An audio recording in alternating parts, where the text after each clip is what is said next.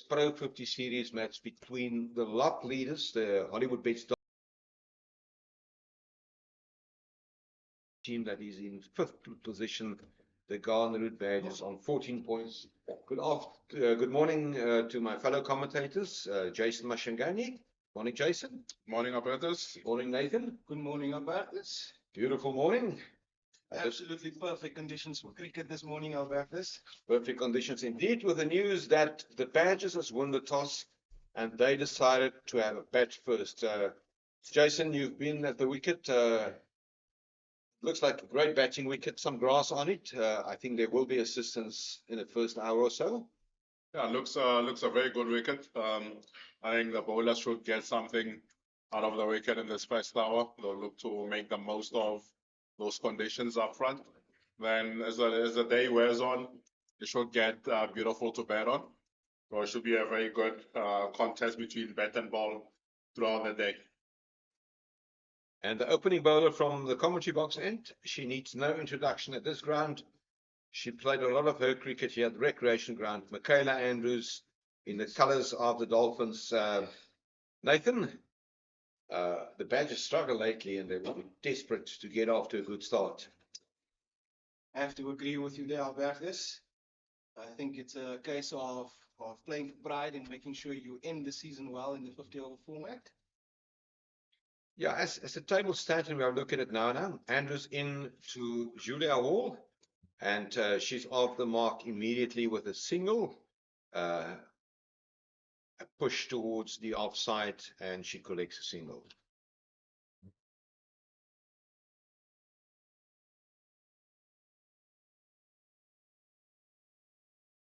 If we look at the lock standings, it's actually not a lot in this match. Currently, the Titans at 21. They will be here in Oudtshoorn next week. So the Badgers, theoretically, they can still end third. But I mean, there's a lot of other things that need to happen. But I think we can also say pretty confidently that they will not finish last in the Pro50 series. They are 14, Northwest on 4. Andrews in to Dunga. Only a second match for the Garnerwood Badgers. She came over as a lone player from Eastern Province. She played against Northwest last week up in Potchefstroom. And she is obviously a left-hand batter. And she would like to settle in and support Julia Hall. Oh, that's a full delivery. Through to the keeper. And no run added to the total. Yeah, as you can see there, if they pitches it up, there is some assistance for the bowler. So I think that will be counting good for Michaela Andrews there, just to get the ball more up. Yeah, Alonso Dunga. She's on strike. Nice one on the bat defensively to the offside, and there will be no addition to the total.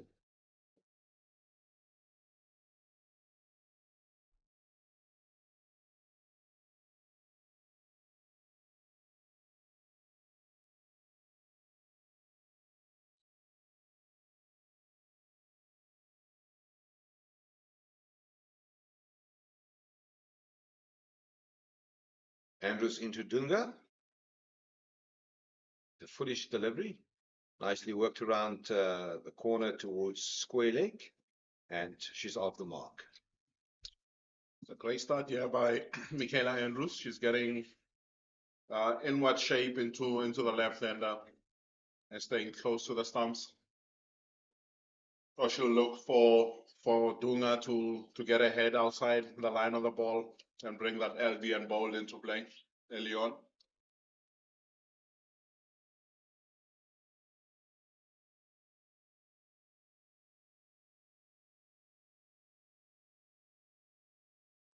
Fine, ladies, very fine.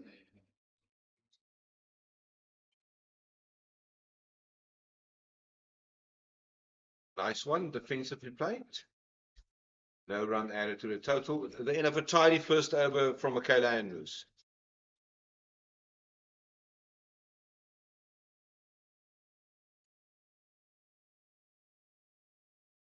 And the match earlier this season down at Kingsmead in Durban, the Badgers won by 8 wickets, courtesy of a brilliant 151 partnership between Julia Hall and Isel Solier. And that was quite an upset in this competition. So when we spoke to the captain of the Dolphins, Alexandra Candler, this morning at the toss, she was pretty determined to turn things around here in Oudtshoorn. Also one of her favorite hunting grounds. Julia Hall made 105 not out in that specific match up in Durban. And we've got a new bowler. Looks like Zintle Mali, and she will operate from the Vrede Street end of the ground. Mali, previously, she played for Northwest, and now also in the colours of the Hollywoodbets Dolphins.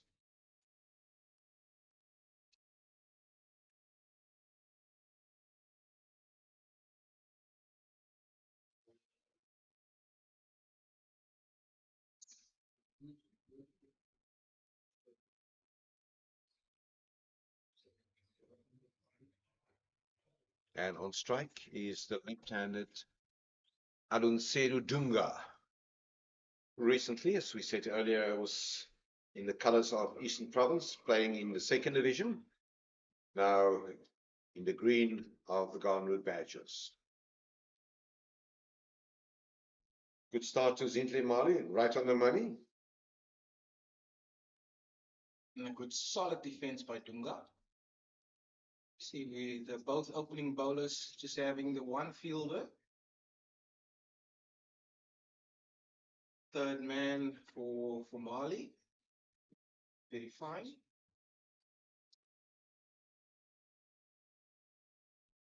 Now the fielders just moved across to fine leg.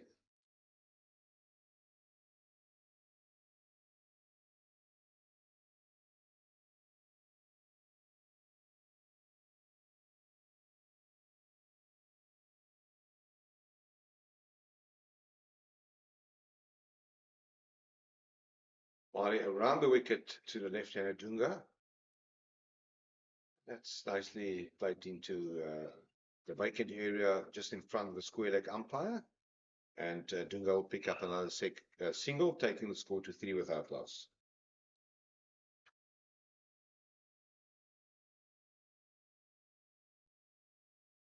As you see with those fill settings that they've had over the first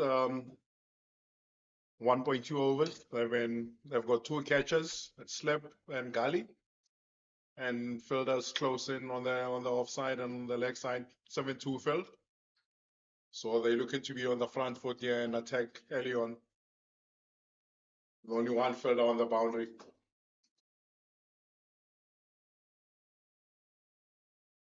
Oh, into the gap, down to third man. Work for Michaela Hangus.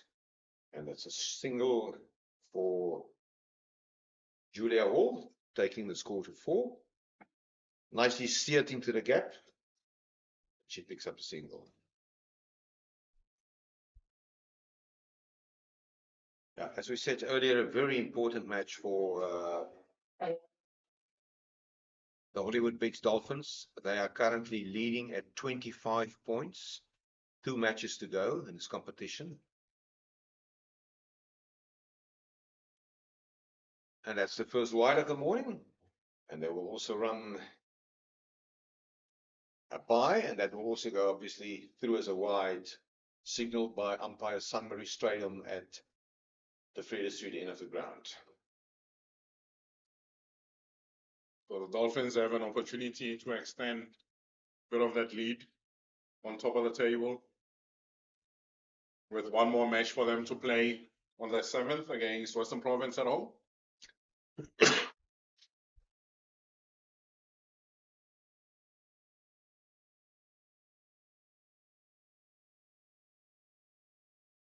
Well, that's a beautiful shot, just wide of backward point, and well placed by Julia Hall, and she will collect a couple. The one thing, if we look at the performances of the Badgers in 2026, they really struggle to get their batting lineup together in terms of a commanding first inning score. The best was last weekend in Potchefstroom, where they managed to score 190, but that was chased down by the Northwest Dragons.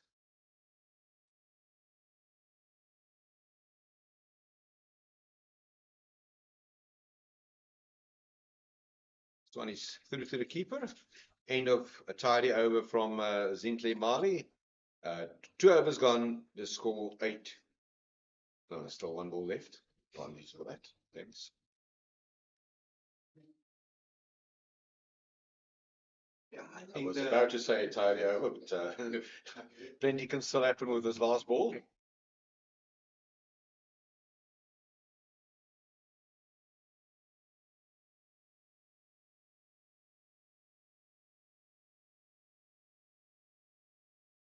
Over pitch, hit towards extra cover. It was on the circle, no run added to the total. It's indeed the end of the second over, the score 8 without loss.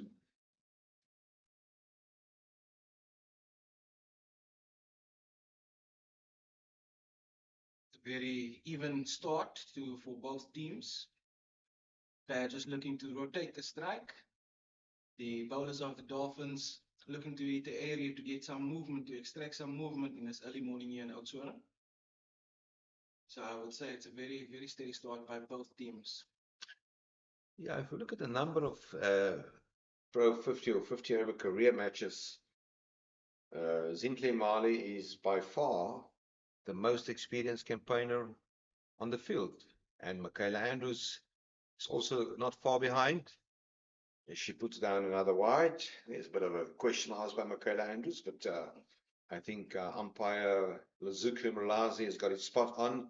Zintle Mali has played 94 matches in this format, and Michaela Andrews 82. And I think I'm very correct in saying that the majority of those 82 matches was played for the Garnroot Badgers, or Southwestern Districts as they were previously known.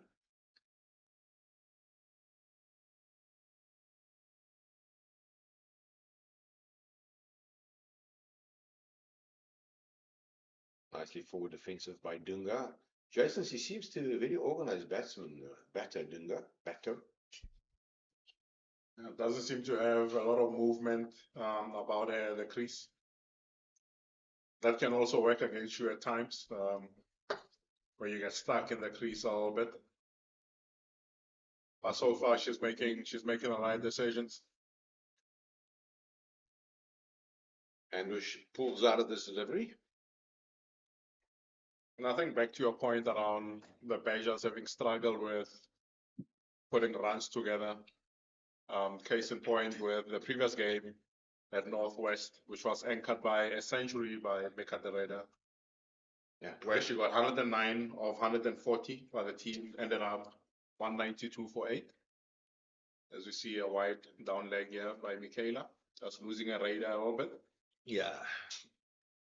Mika Derrida, we all know that she was part of the Protea Women's setup, and then she was left out, courtesy or to the expense of Karabo Mesu comes in. And that was definitely one of the greatest individual performances ever from a Badgers woman, where she scored a high percentage and majority of the runs, but it still wasn't enough. I think it boils down to the type of partnerships that they're able to build as the top order.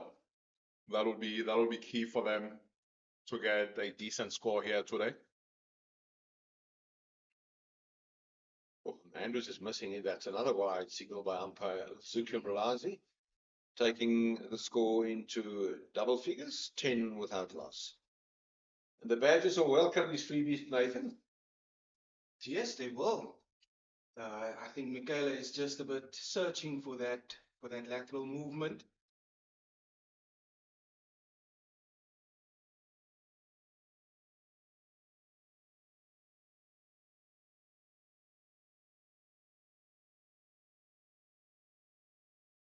Oh, that one came back.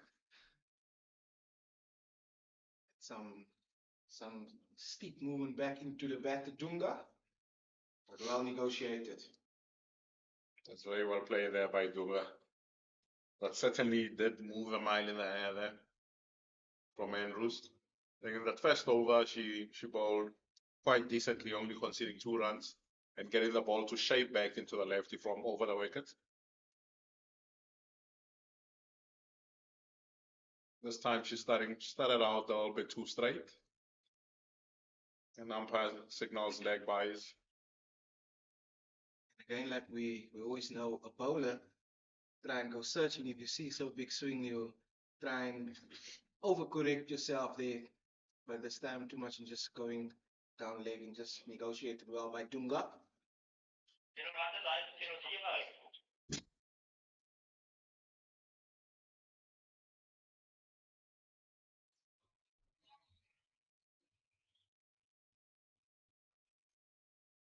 Nicely forward defensive by Julia Hall.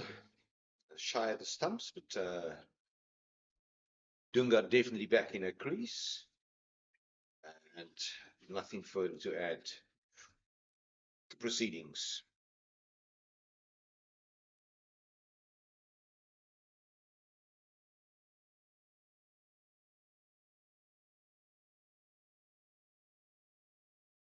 Number 15 on her back, Michaela Andrews into Dunga.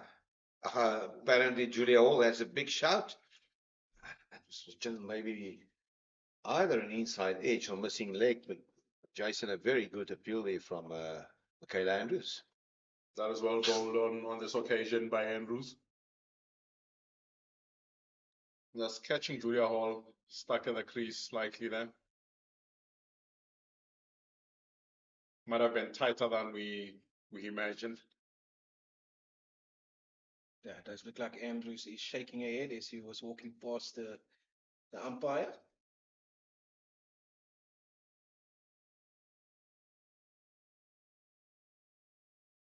It's a nice, well-executed shot. And Julia Hall will pick up a couple. It's obviously a very dry conditions here in Oudtshoorn, but we had some rain over the weekend. We can definitely see the difference in the color of the outfield compared with last week. And also a little bit firmer. So another over gone. It's now 3 overs gone, 14 without loss.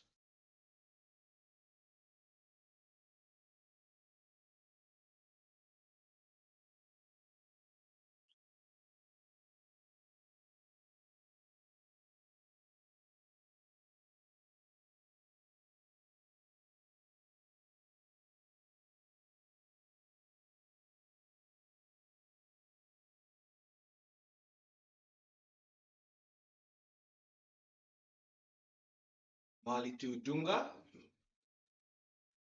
Start of the 4th over.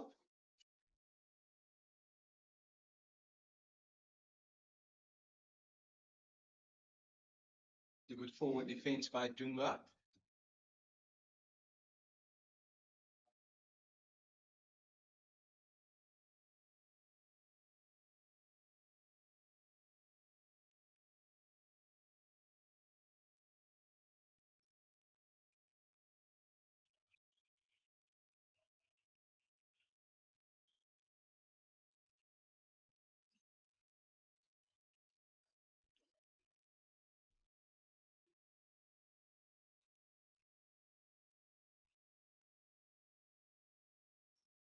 The start to the over by Mali here. Just angling it into Dunga's stumps. Giving no width at all.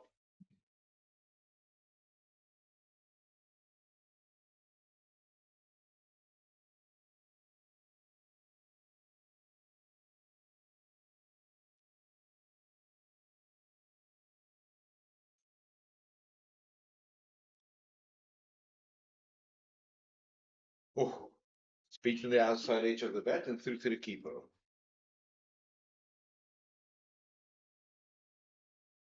You'd think Nathan, with the Badgers having struggled with the bat, to put together consistent partnerships. I think with this game and the next game, this Hollywoodbets Pro50 series, they'll just look to bat and build partnerships rather than look to attack the power play. I totally agree with you there, Jason. For now, I think the Badgers would be looking to end the season high. Some ball there. Just to regain some confidence from where they started the season and obviously where we currently are now. They will not be happy with their season.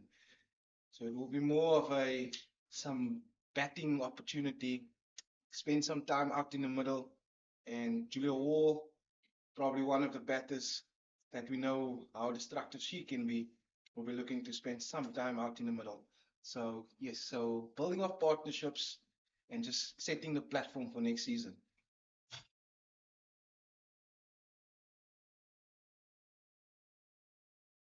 Yeah, I think it'll be important to get a collective performance rather than the individual performances that have come through for the team. As you mentioned, Julia Hall, she's had a decent season. She started the season very well. And the previous match, we had Mega Tereda put a hand up with a magnificent century against the Northwest Dragons. So the individual performances are there, but it's been difficult for them to pull them together as a collective. Yeah, just not enough of that this season. That's the end of the fourth over. Garden Route Badgers, 14 for no loss after 4 overs. Good start, very steady start from both teams. I don't believe there's any team that will feel that they have the upper hand at this stage. So very early days. Yeah, like you say, Jason, it's all about individual performances, but just not putting enough of that performance together on the weekend. I will look to turn that around against the log leaders here today on their homepage.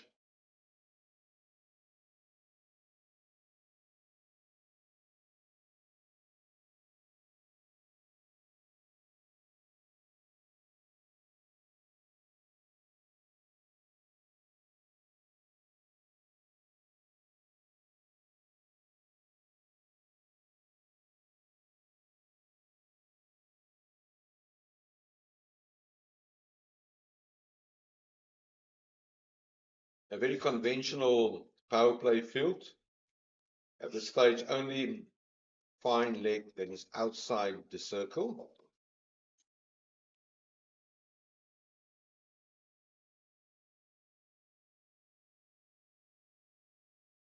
And Michaela Andrews is struggling with a run-up. It's the third time she pulled out.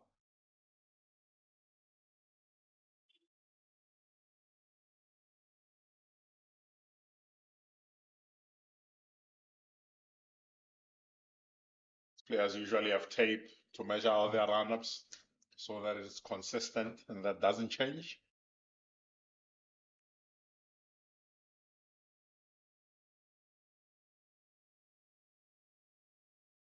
And she starts the over out well.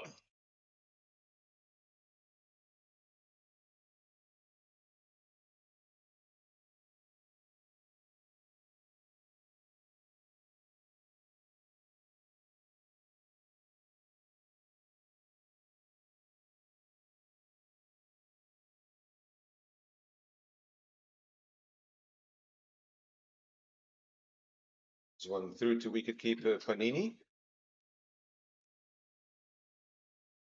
And once again, no run added to total. Quiet morning here. Both sides looking to throw a punch at each other.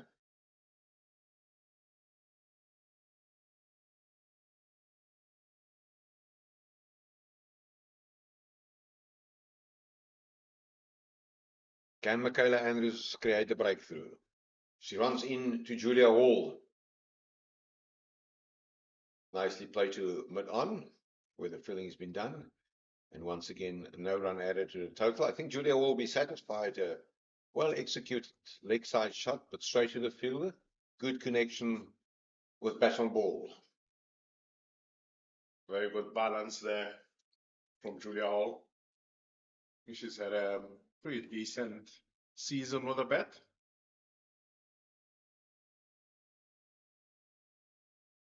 Oh, that's a well-executed shot.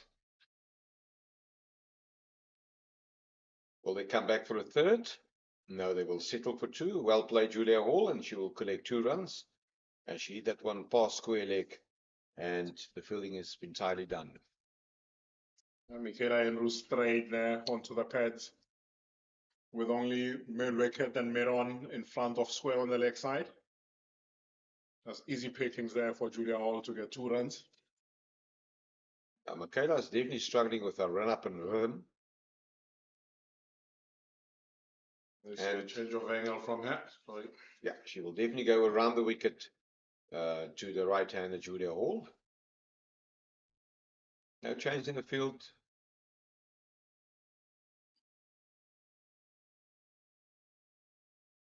Well negotiated by Hall. Down to fine leg, and that's another single.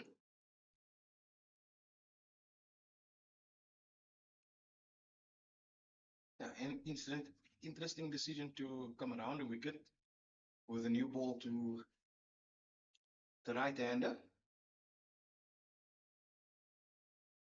Let's take out LBW out of the equation.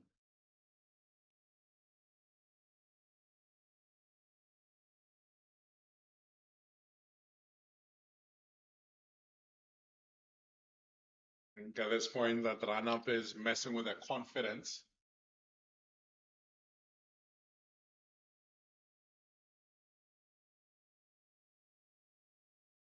Oh, swing and a miss. Through to keeper Panini. End of the over. So it is the end of the 5th over, 17 without loss. I think the Badgers will be quite happy. The way that they started this innings.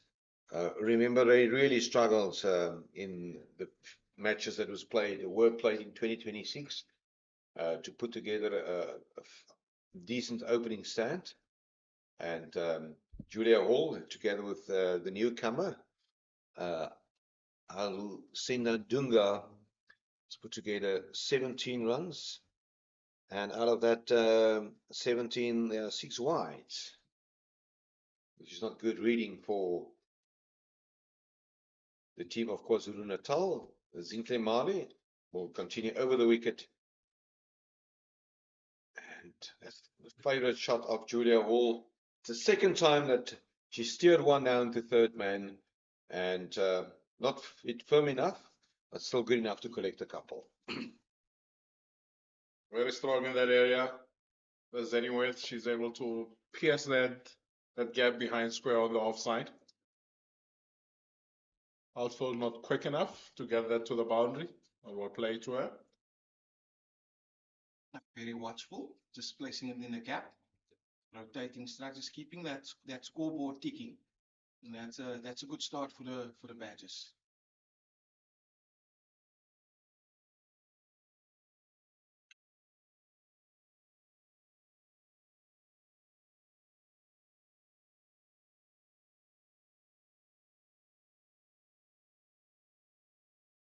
Beating on the inside there, ball by Mali.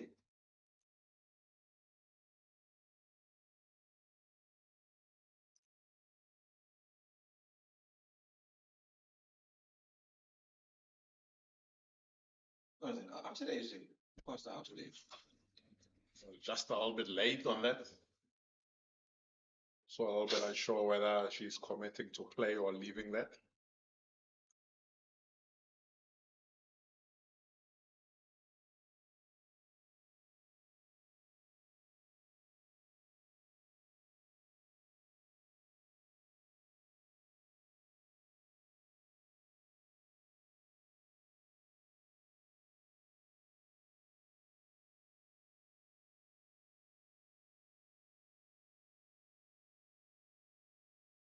Inside edge there from Julia Hall. Not enough room for her to access that favorite cut shot of hers.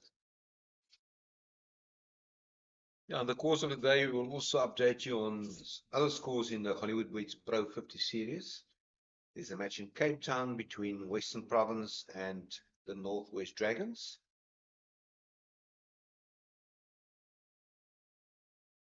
That one is hit to cover, point.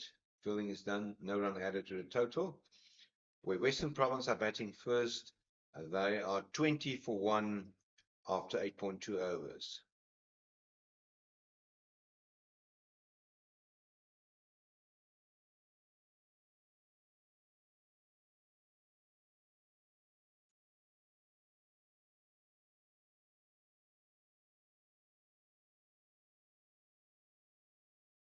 Over the top. That's a well executed shot by Julia Hall. The shot of the morning and also the first boundary. Well played, Julia Hall. Over pitch by Zintle Mali. And Julia Hall seems to be very good in that area. And she put up a nice boundary. You can also say that's the first bad ball of the morning, and well negotiated by Julia Hall, putting it away to the boundary.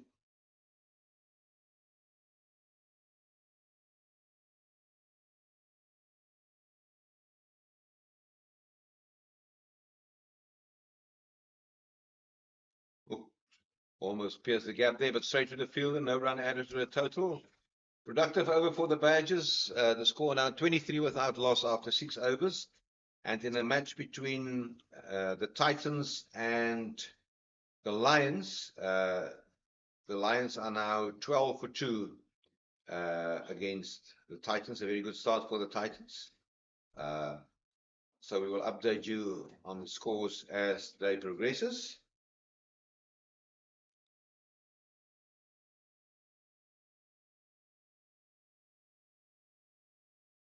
It's a very important day in this Hollywoodbets Pro50 series, especially in the top 4, where it's congested in terms of points accumulated at this point. There should be a lot of movement on that log by the end of the day today.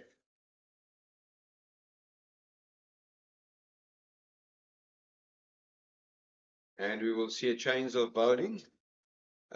Is Michaela Andrews. She will be replaced by Nobulumko Banetti. Thanks for that, Jason. So Banetti will continue. Andrews really struggled with a stride and a rhythm. And Banetti will get an opportunity to create the first breakthrough of the morning. At the toss, Alexandra Candler said that they would like to have a bowl first. And if you look at that wicket, you can see there's a nice grass cover on that wicket. But I must also say that the Badgers, they were very, very defensive, batting with a lot of responsibility, not playing any loose shots. Very determined start. Banetti running in. Oh, over pitch. That one beat the outside edge of the bat as it threw to the keeper, Panini.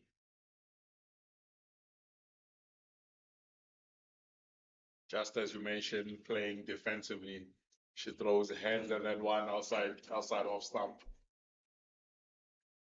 I think for the Badgers, this approach should serve them well.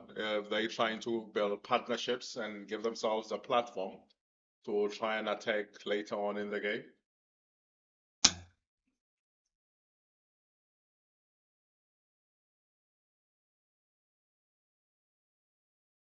At this point in time, they're betting at 3.5 to the over with no wickets lost. I think if I'm in the betting camp, I'll be happy with that. Yeah, I think the Badgers will be very happy with the start. Good platform being laid.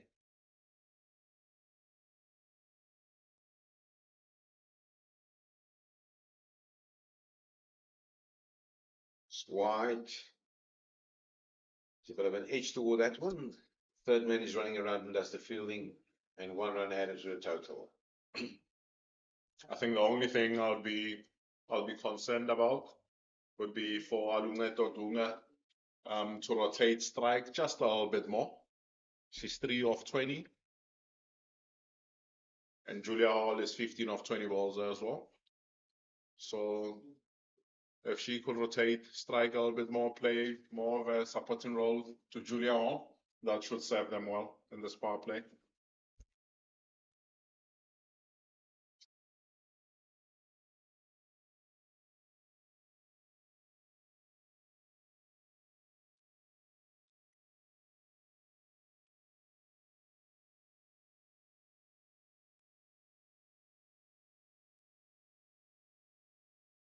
Dead ball signal by umpire Mrolazi.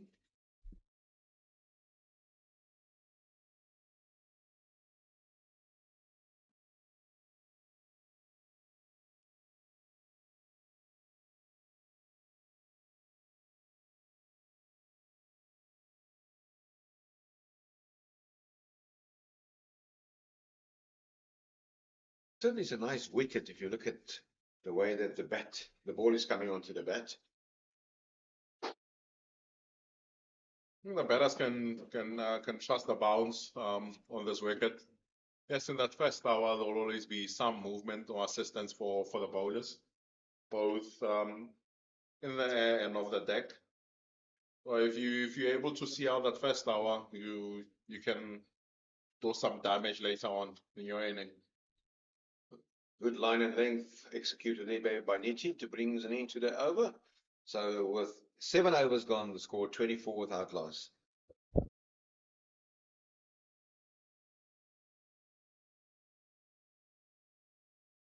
Yeah, it is. Yeah, it's confirmed exactly the same as for the men. Two balls are used, one from each end, obviously.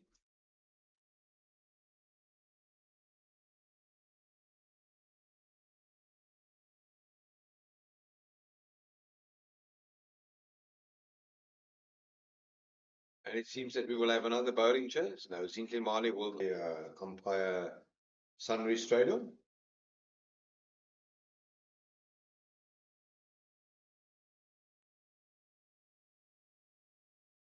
Dunga has started off this over very well. Her intent has been much better. Like we've seen in this first 3 balls, her movements, she's moving just a little bit more. She looks a little bit more assured with those movements.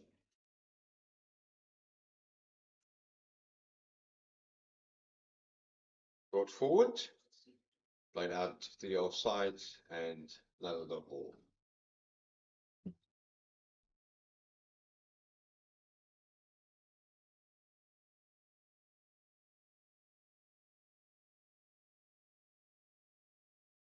Now, Dunga has played 50 matches in this format. And I can also confidently say that 29 of those 30 were for Eastern Province. And she's got a half century, which she scored against Boland last season as a top scorer. And that's another wide signal by umpire Sunbury Strader.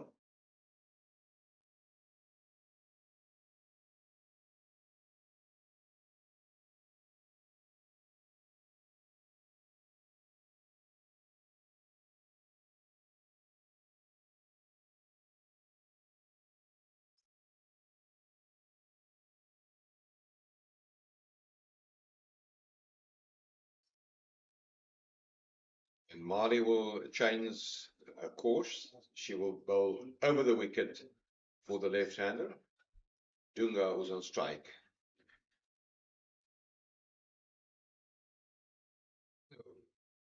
Nicely executed, straight to the fielder. No run added to the total. Throwing her hands at that one, just not getting through the field.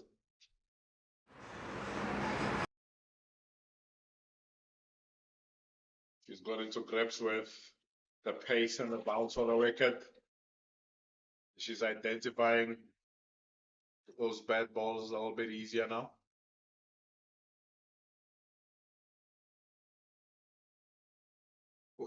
Well bowled, Zintle Mali, just dropping short of the wicketkeeper Panini.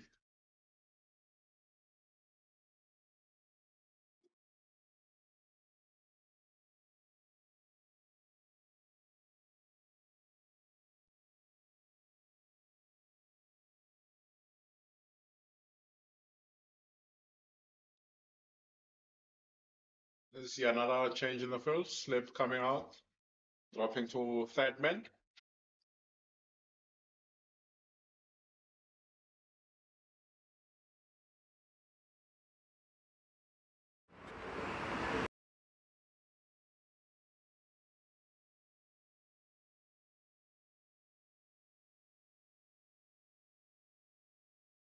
Yeah, Dunga is definitely starting to grow in confidence.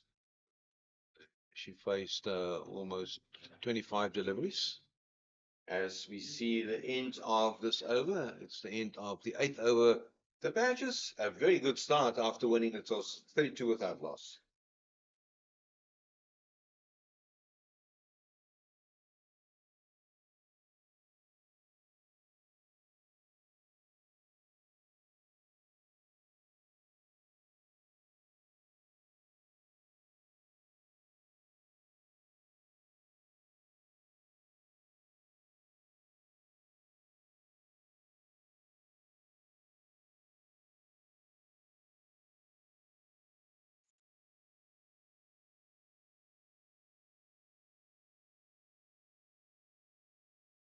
So Benetti will continue. She only conceded, if I'm not mistaken, 1 run in the opening over. And she will bowl to Julia Halls on strike on 15. Nicely forward defensive. Vanetti hitting good areas here. Asking the batter to make the play. We are all looking very comfortable out there in the middle.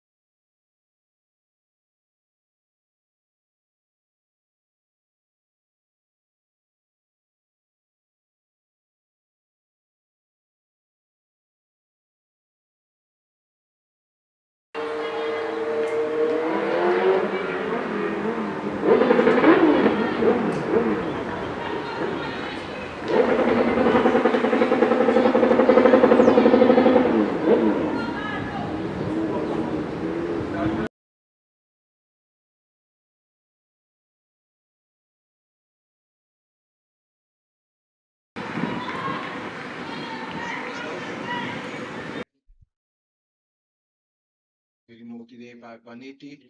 Yeah, overstepping there. And now the question is, will Julia Hall have the ability to capitalize on this free hit?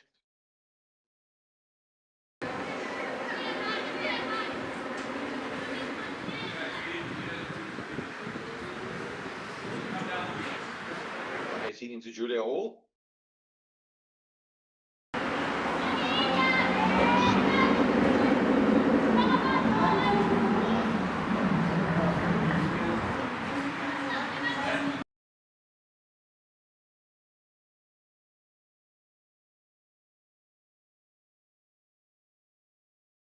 Quite interesting to see those angles taken up by fine leg. Totally different from what we saw in the opening bowlers. When Michaela Andrews and Mali were in operation, fine leg and third man, when they were in place, they were very fine. Now with Vanetti bowling fine leg and third man as well, they really wide. Good comeback there from Vanetti. Dunga plays at 1 out defensively towards the offside. And no run added to the total. I think the Badgers, we said it earlier, they will be very satisfied up to now how they progressed with this innings. 34 without loss. They really struggled against Western Province. They struggled against the Lions, and they also struggled last week against the Dragons.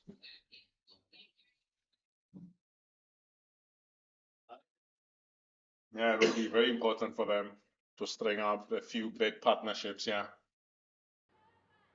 Make sure that their top order is spending enough time at the crease together.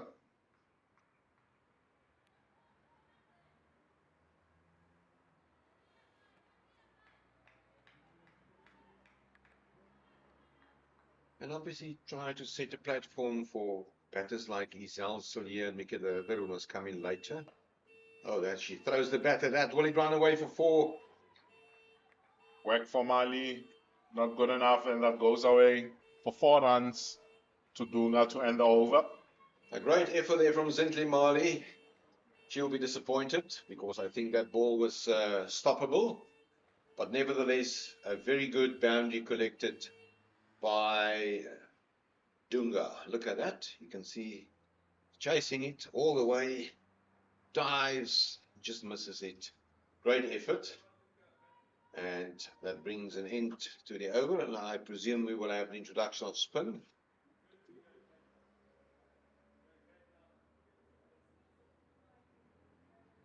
Yeah, it's Jay De Figueiredo, who has been introduced into the attack.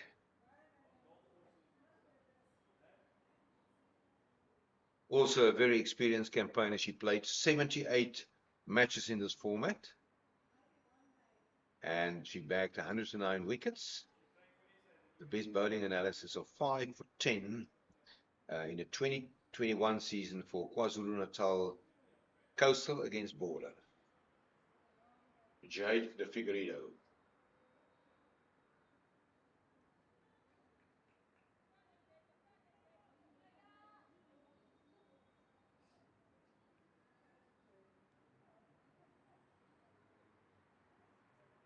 Left arm spin.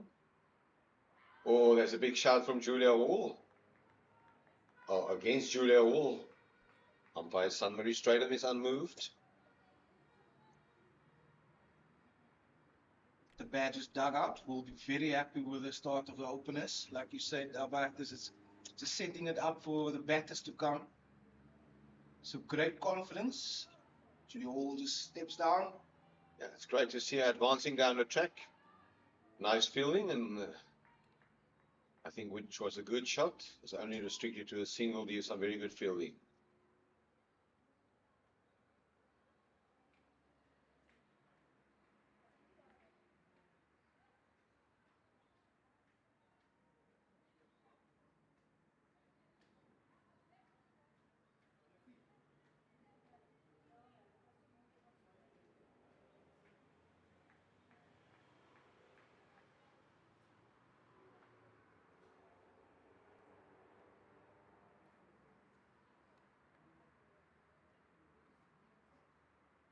So the Figueiredo will go around the wicket for the left-hander.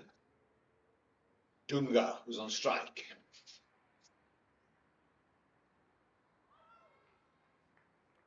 See the body language from the Figueiredo. She'll be quite happy. She started out well, giving it a bit of air, bowling it slowly to give it a chance to spin. And this one there's an outside edge by the look of things. Down to third man. And another single added to the total.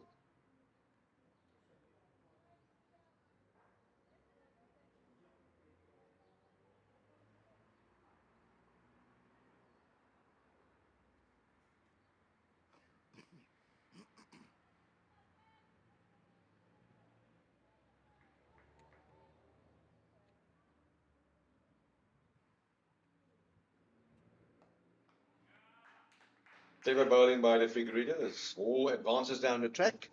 Well spotted by the bowler. And it's only a single playing forward. Dot ball. Apologies for that.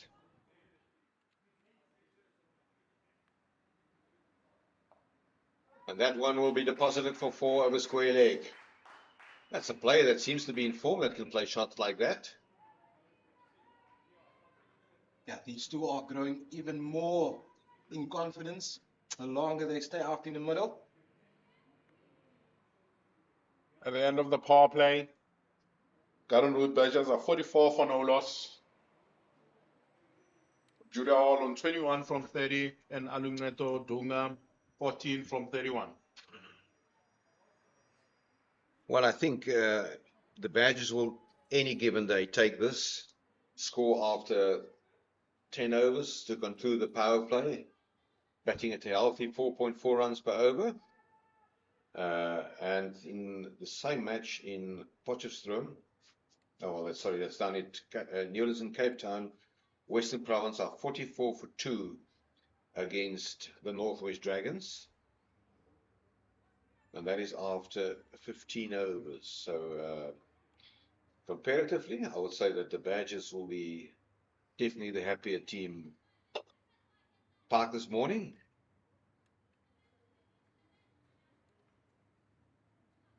No changes to the field with Banetti to Dunga.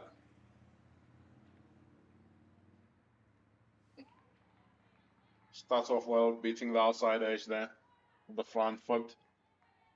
Yeah, and the Lions are in some sort of trouble. They're up against the Titans. They are now 24 for 3.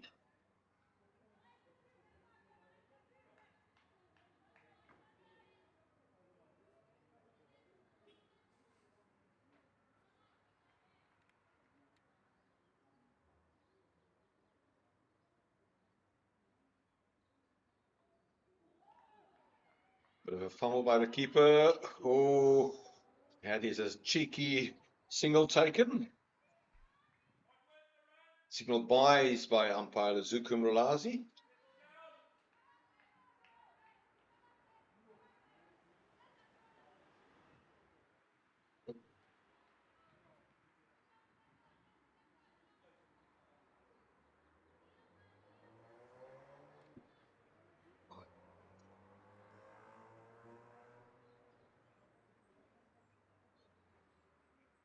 One has to ask, is there not necessary to take a risk like that at this stage? Badgers will definitely be on top at this stage.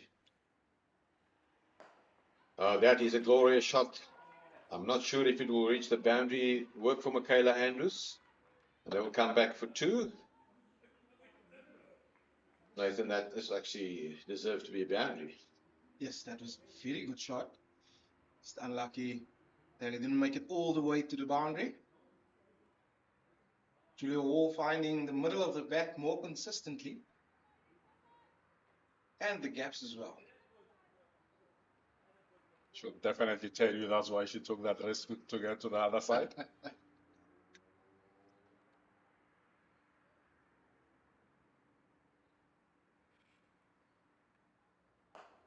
Oh, even better. This one will run away for 4. Straight drive for 4. Well executed by Julia Hall.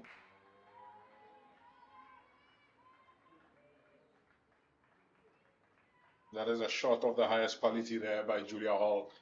And it also brought up the 50 partnership. Banetti missing a length just slightly fuller on this occasion. And Julia Hall climbs into that and heads it towards the side screen for 4 runs. Badgers are 51 for no loss after 10.4.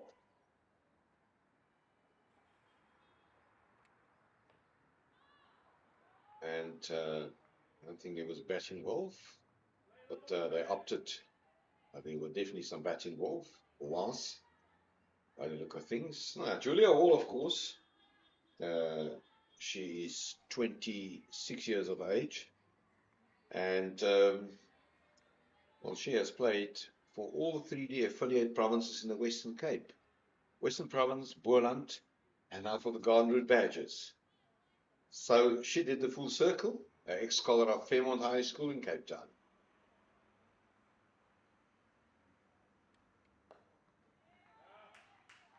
Definitely her best season here with the Badgers.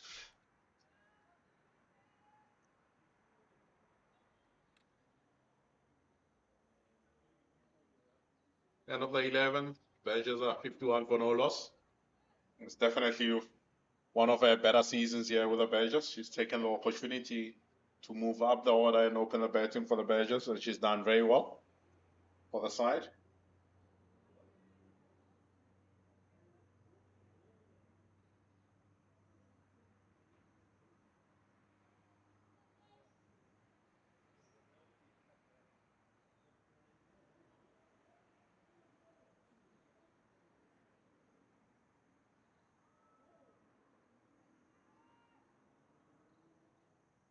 As you see, this season, she scored 260 runs at 37, and with a high score of 105 not out.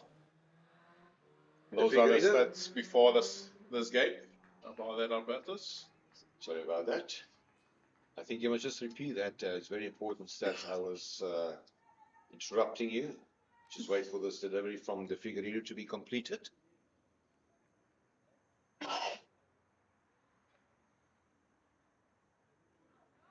She will feel that she missed out on an opportunity there. Yeah, they're saying Julia Hall in the 8 innings or 8 matches that she's played, she scored 260 runs at 37.14 with a highest score of 105 not out. Yeah, very good batting performances this season from Julia Hall. And high score coming against today's opponents, if I remember correctly. That is 100% correct, and it was at Kingsmead in Durban. She scored 1 century and 2 50s this season at a decent strike rate as well at 73.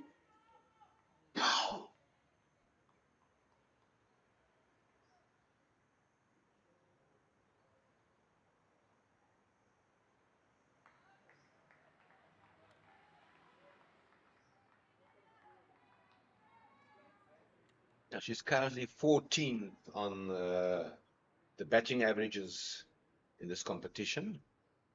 Jason has given us the figures. And Dunga, I think she's doing a very good job in supporting Julia Hall. Made an over from the Figueiredo to end the 12th.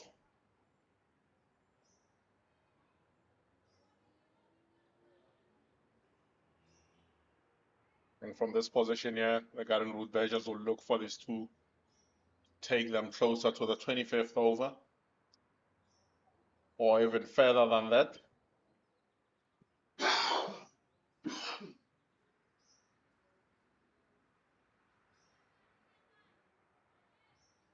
Well, in all honesty, apart from a few deliveries moving laterally at the start of the innings, these two haven't been troubled at all. They've looked relatively comfortable, and their decision making has been spot on this far.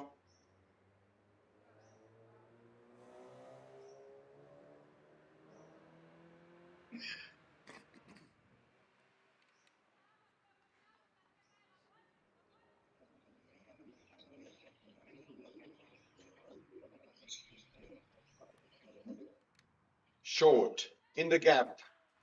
Will that one reach the boundary? Yes, she pierced the gap on the offside. 4 runs for Julia Hall.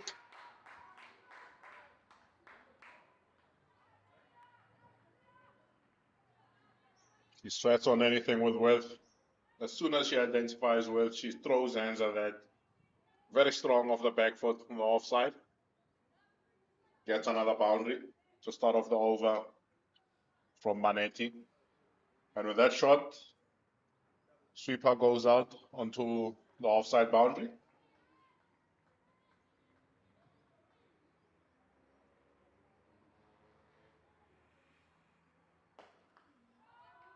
Work for Michaela Andrews.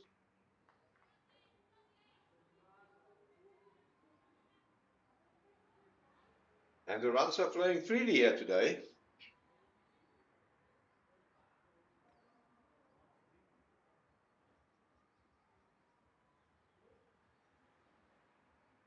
Definitely going very well for the Badgers at this stage. Finding the gaps, rotating the strike. These two looking very comfortably here.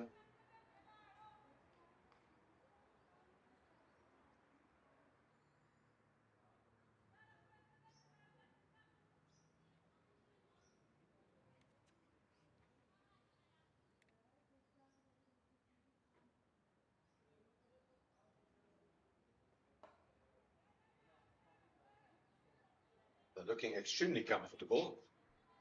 And I must also give compliments to Dunga, the junior partner in this partnership.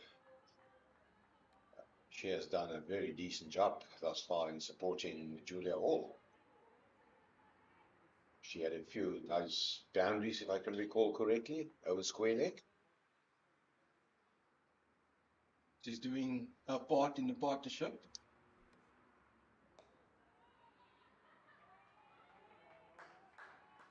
Very good single there. Let's keep ticking the scoreboard over.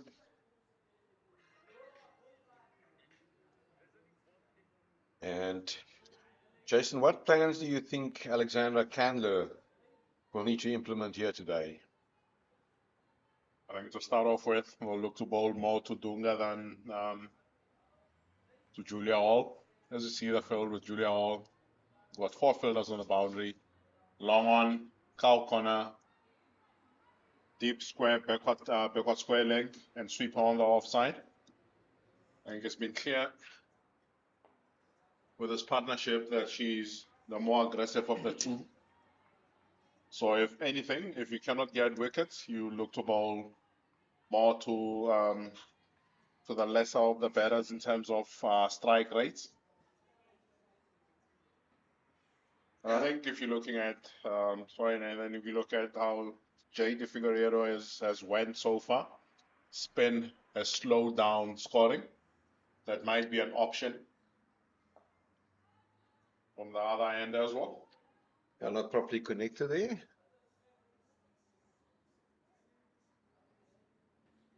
Still a very healthy run rate of 4.4 per over.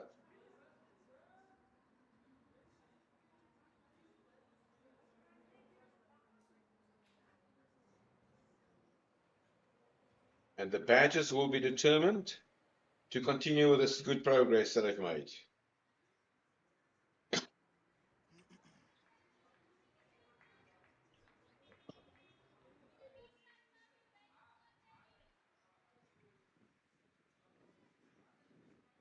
A very good decision to win the toss and bat first this morning. After 13 overs, 57 for no loss. Opener is doing very well. Julia Hall looking very comfortable out there in the middle with some excellent support by Dunga.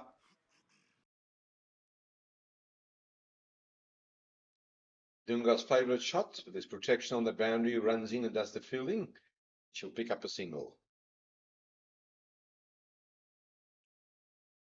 I think these two batters have done the hard yards in that first 10 overs by being watchful.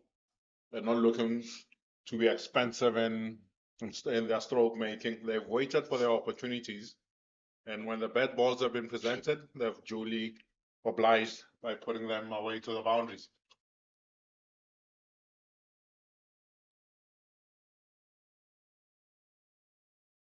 Oh, that's a very well executed reverse sweep by Julia Hall, but they will only pick up a single. And whilst that single has been scored, Western Province, they are in a little bit of spot of bother against the Northwest Dragons. They had 54 for 4 down at Newlands in Cape Town.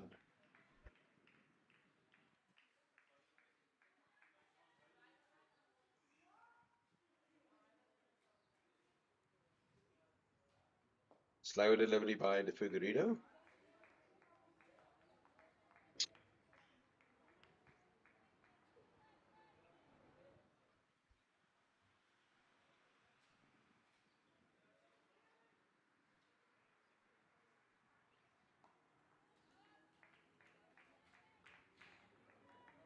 And the score 59 for no loss. Julia Hall on 33 and Alusini Dunga on 16.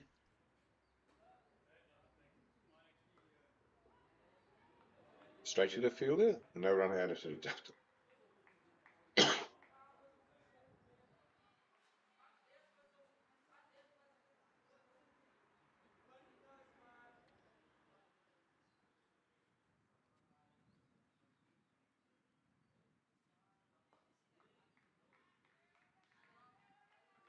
And that's the end of the 14th over.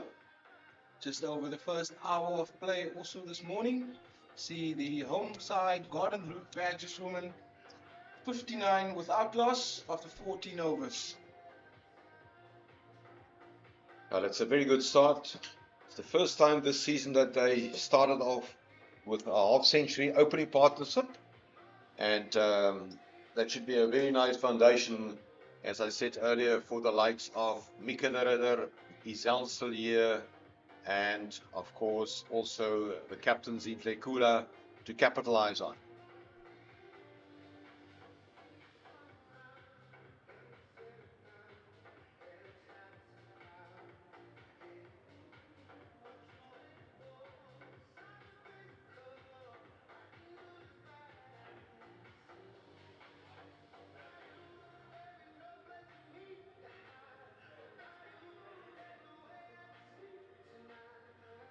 See a change in bowling with Sashni Naidu coming into the attack.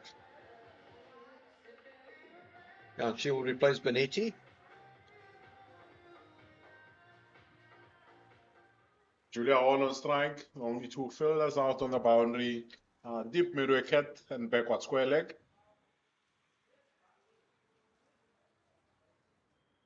Oh, very wide. Got away with that one.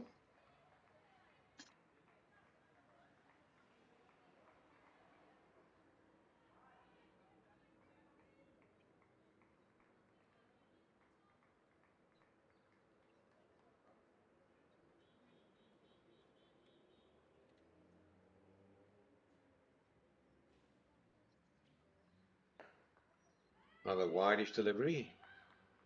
She had a throw at that. That's a dive from Dunga. She'll be fine. It's 1 run added to the total.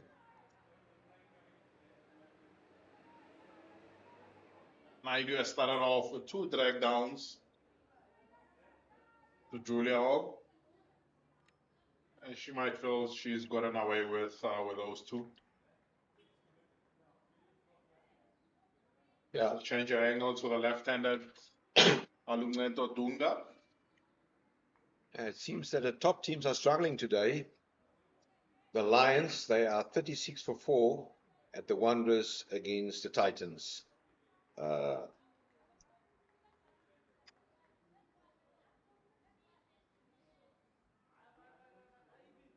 you watch Naidu.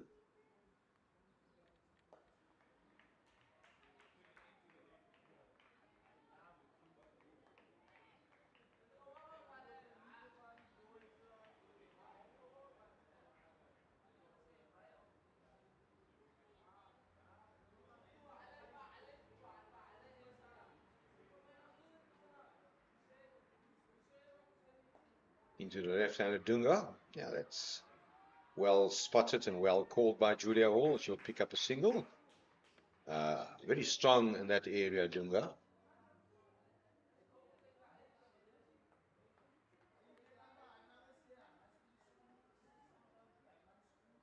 All on 34 of 41 deliveries, and Dunga 17 of 48 deliveries.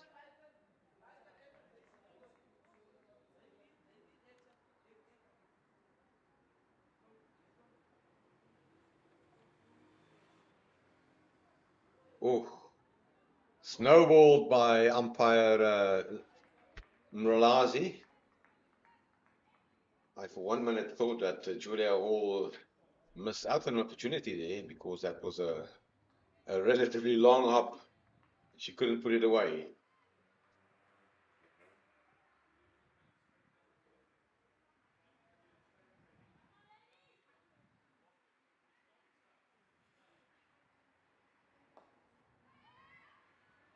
And remember, it was a free hit no ball and only 1 run to the damage of the bowling figures of Naidu.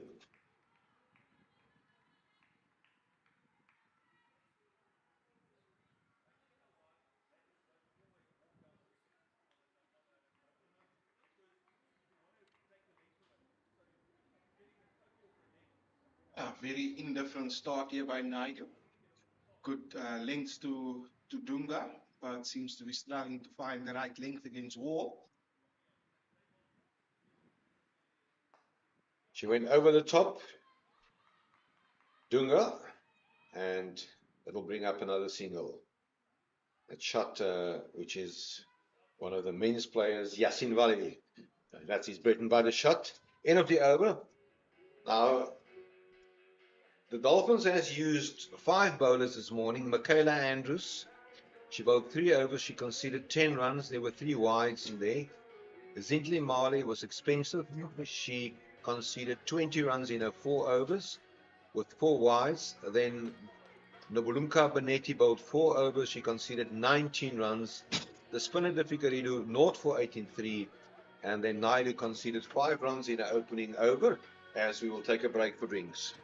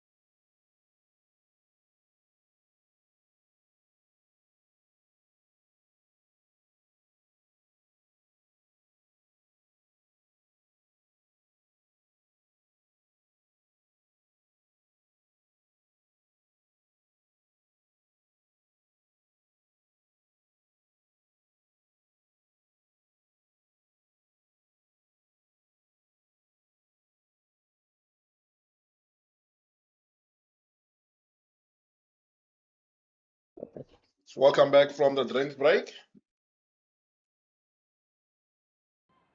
The Garden Route Badgers looking to continue their good work so far. Yeah, looking to carry on from where they were just before the drinks break. Good start to the morning. I would say that first session goes to the Badgers.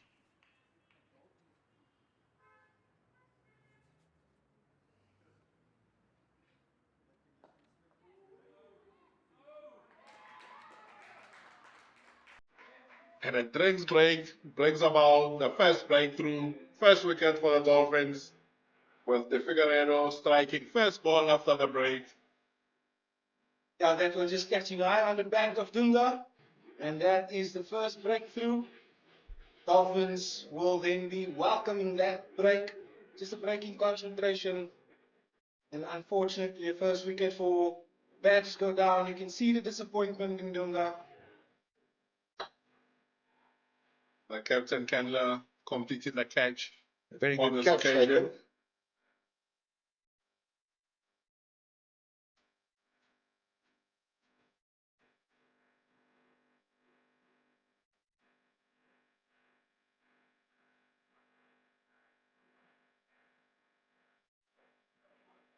Yeah, wicket for the Figueiredo.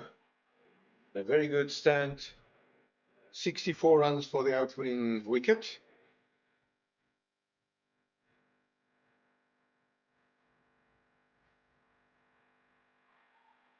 And Dunga the pass for 18.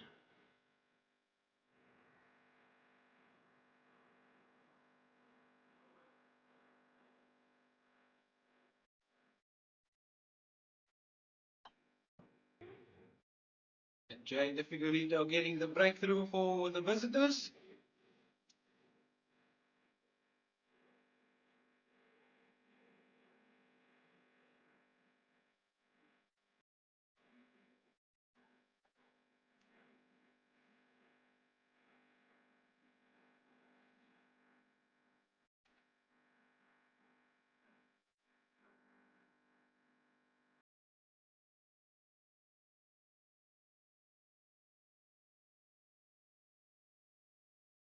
And in comes Zizipho Ndabuka, like Dunga, also a lone player from Eastern Province.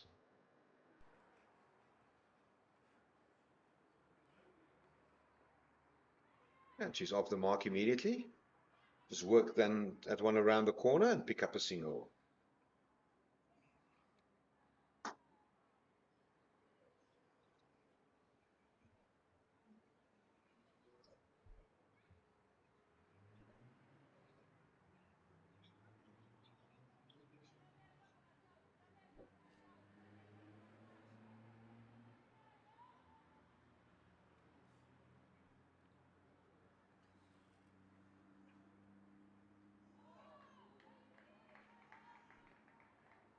Just beating the outside edge there of Julia Hall's bat.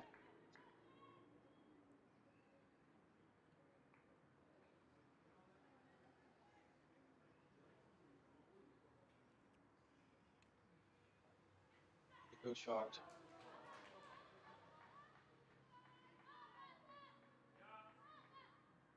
And a couple there for Julia Hall. We said earlier she's very strong in that area.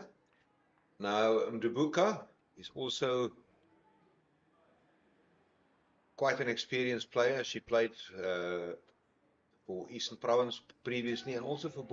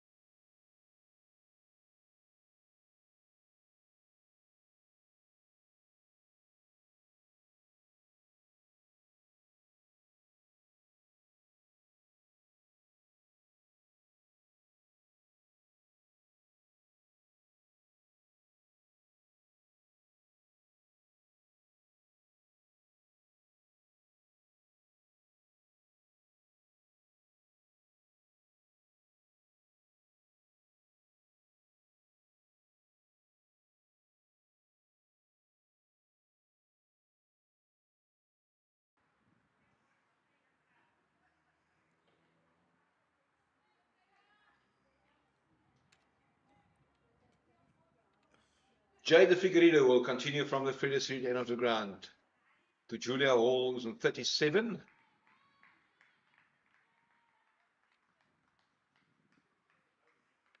Yeah, it's been a very good start after the drinks break by Jade de Figueiredo.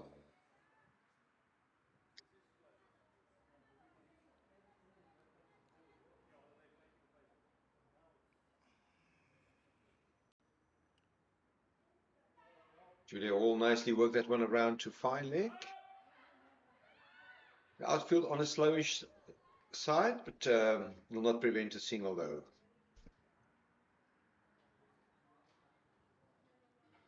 Garden with badges. 67 for 1 after 16 overs. Julia Hall looks set. And look, be 68 for 1. Apologies for that. Julia Hall will be looking to get a big one here this afternoon. Yeah, I should be hoping that she'll find another willing partner here in Zizipom Debuka to build another good partnership. As we saw, that first partnership of 64 between Hall and Dunga set a nice platform for the Garden Route Badgers to work from. Yeah, and as a result of that dislocated finger, Naidu will be withdrawn from the bowling attack. And in comes the captain, Alexandra Candler.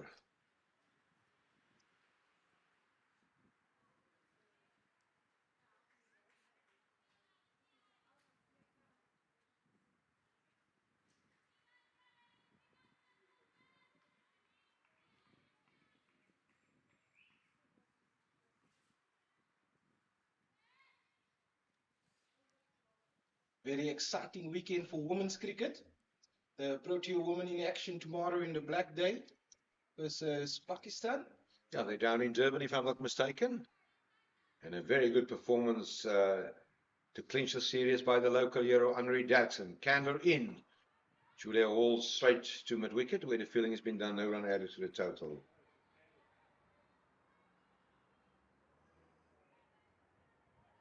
Proteas women have been clinical against Pakistan, winning both the T20 and the one-day series.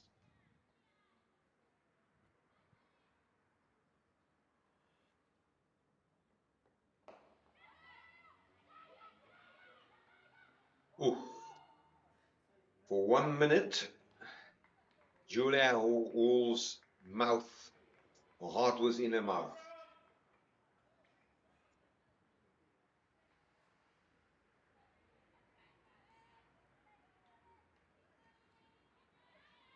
Yeah, like you say, Jason has been very clinical by the Protea women. Just do think that in their last game, the extras let him down a bit. Alexandra Candle to Hall. Oh, sorry, to Ndubuka. For defense. And I believe the Proteas women bowled 24 wides in that match. Yeah, I'm sure they'll be putting in some work to get those disciplines right with Coach Mandla there.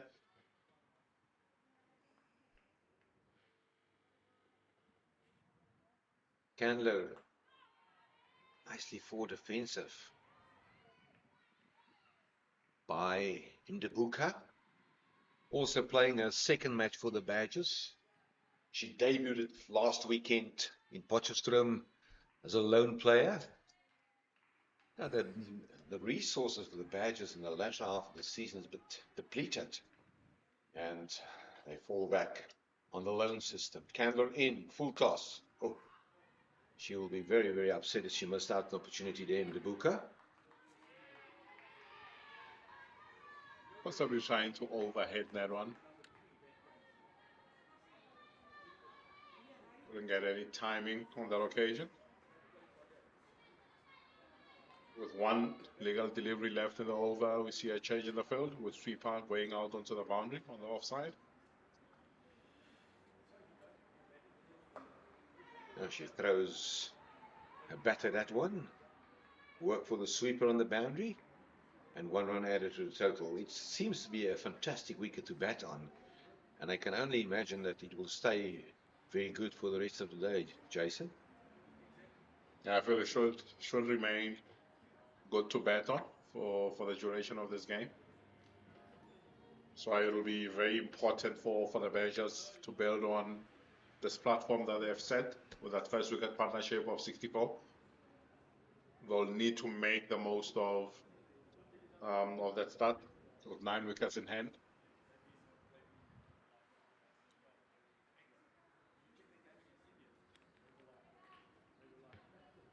Trying the figurative to continue from Freire Street end. We're calling to Ndubuka. So it's still early days, gentlemen. Oh, opportunity there for a run out. Safely back home. Yeah, Jason will take us through that. I assume that was a chance offered there by Mdebuka. Debuka trying to go over the top there from the Figueiredo. Hits it straight back to the bowler. Gets hand to it, but couldn't hold on.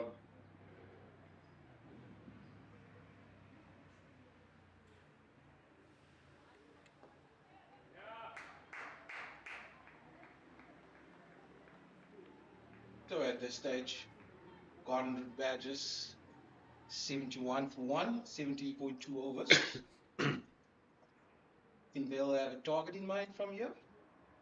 Oh, that's, oh no, straight to the fielder. Well executed shot.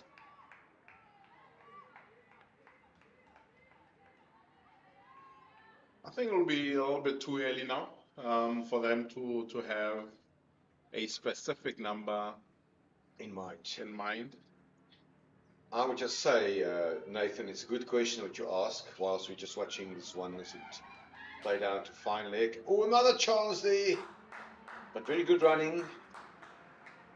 Over the years, I've learned that 250 will be a very defendable target here. And the Badgers always has been a very good team. It's one of their strong points to defend targets. Yes, they lost here against the Lions a season ago, where Henri Daxon scored one of the most brilliant hundreds ever here by a female cricketer on this ground. But the Lions got over the line with a 1-wicket victory.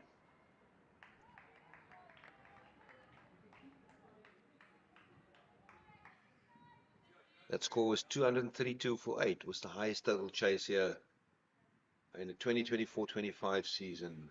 Thanks, Jason. A little bit of improvisation. It will only be a single.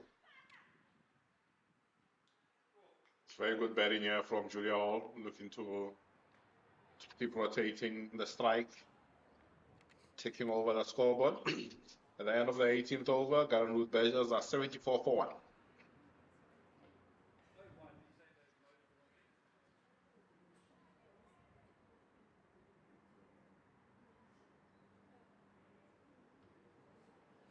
As you mentioned, that highest score ever chased there by the Lions last season of 232 for 8 to win the game. And for the Garden Badgers, first prize would be get past that score first. Then from then on, whatever you're getting would be a bonus. Well, the key will be here for Julia Hall to bat as deep as possible for Badgers to get close to that, round about that totals.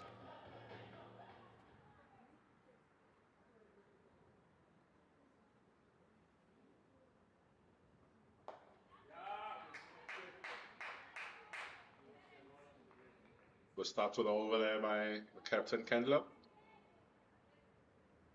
And you're quite right, Julia Hall needs to bat deep into this inning. But most importantly, partnerships for the Garden Route Badgers.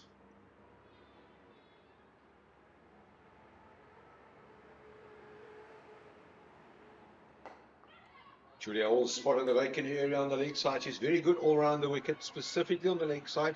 The filling has been done by Benetti and 1 run added to the total. Just added to that, over the years, 54 matches has been played here, and 29 times out of that 54, the Badgers has won those matches. They lost 25, and also A little bit of a smaller percentage. 34 times the team batting first has won here, and 29 times the team batting second.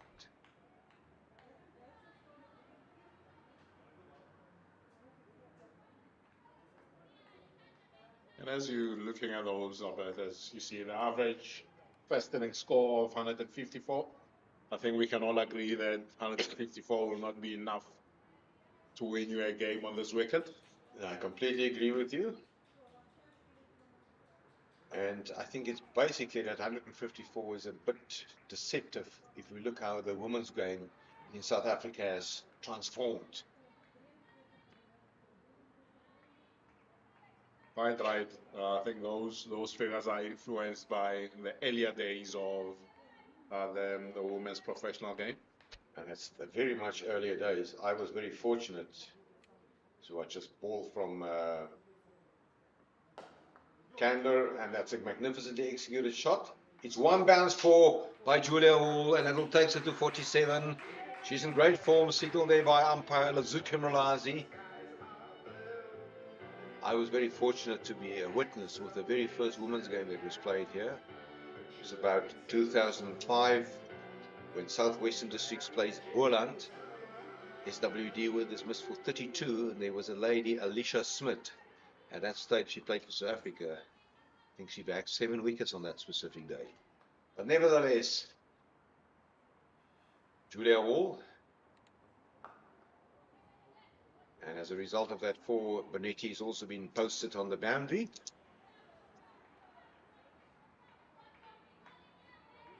Yeah, the women's cricket is much more competitive nowadays between all the unions.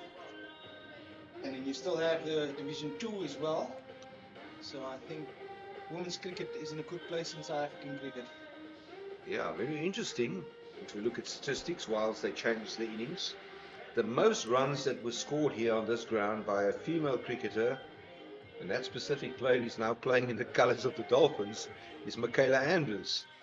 She scored 128 runs here at an average of 35.52. Also, the highest score comes from her. That was SWD against Kai in 2018-2019. There was also a lady here that's a very great player currently playing for South Africa, Tasman Brits, who scored hundreds here, including 126 from 112 balls 2 seasons ago against the Dolphins. De Figueiredo continues from the Freire Street end of the ground.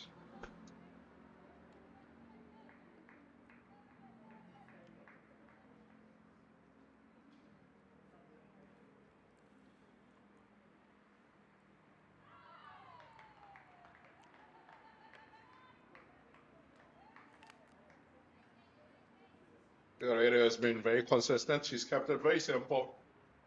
Kept it straight at the stumps. It's not giving away any width. And asking the batters to make the play from there. And she throws one outside off for good measure. And Debuka lets that through for a dot ball.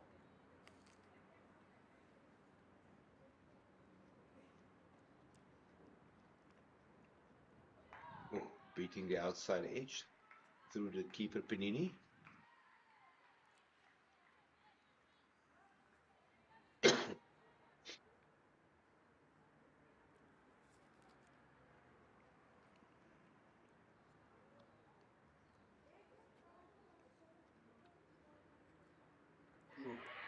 And that is a wicket for De Figueiredo. Great delivery. She's building the pressure, and Ndebuka has been clean bowled. And the second wicket went down with the score on 80.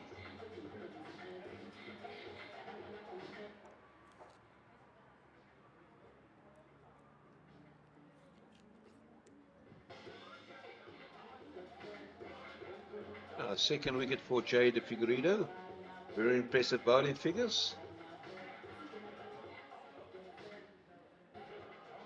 As we've been mentioning on the broadcast, that Jay De Figueiredo has been keeping it very simple, bringing the stumps into play and asking the batters to make a play from there. As she beats That will come on the outside there. Spin bowler to end the inning 4 of 12.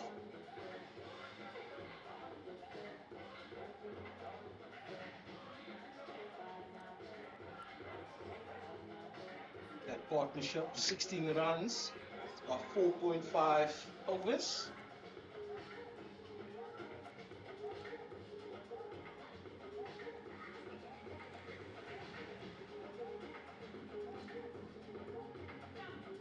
Yeah, the Figueiredo will definitely be the bowler from the Dolphins, on which the Badgers will keep an eye on. And in comes Izal Solier.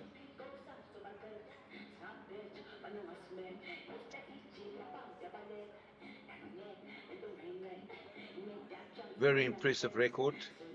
This is her 15th season on this level. She scored over 2,650 runs with a highest score of 126 for Northwest against Western Province in Cape Town, 314 half centuries. So she's definitely the premier batsman in this Badgers batting lineup.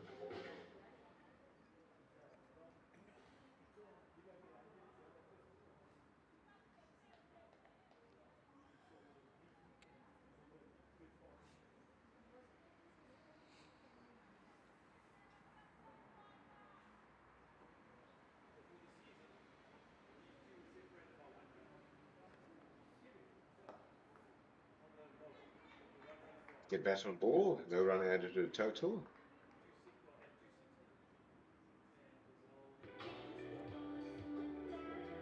Maiden wicket by the Figueiredo to end the 20th over. The Garden Route Badgers 80 for 2.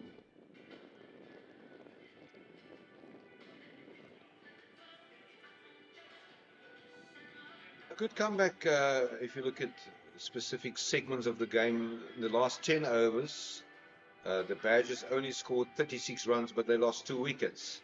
And that is courtesy of some very good bowling by Jade de Figueiredo.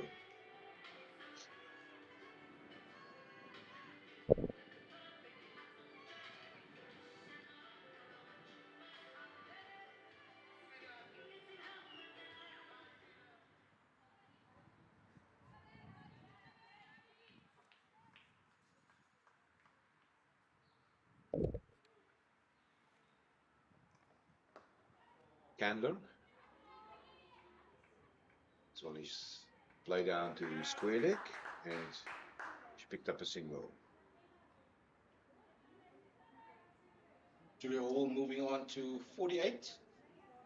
It's two away from another half century.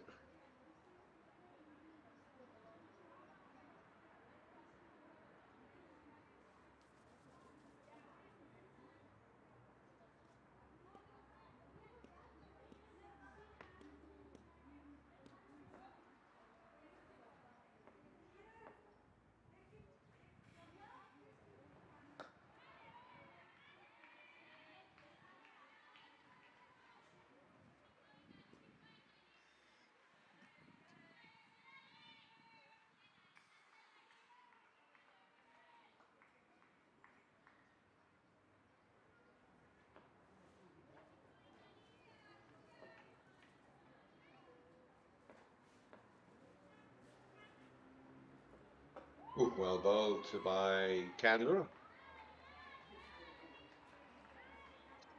Very good slow ball there by Kendler, dipping the last second there towards Osier.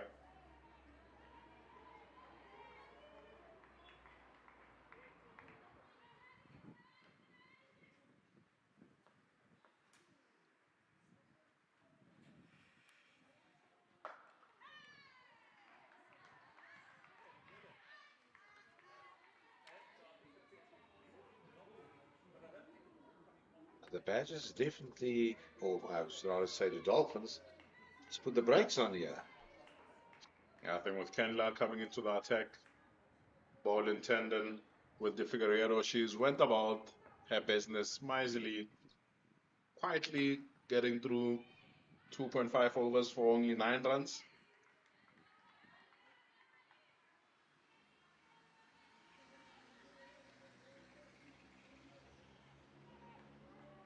also how they've managed their overs.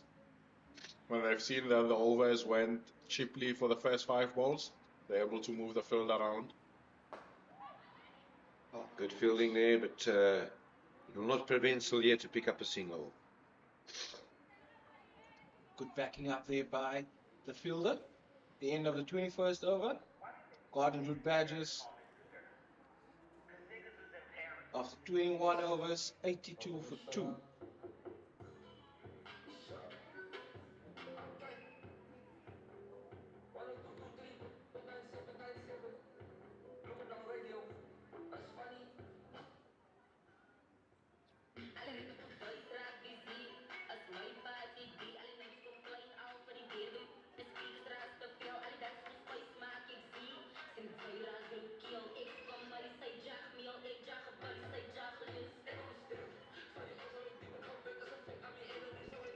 So the Figueiredo to continue to Isal Cillier.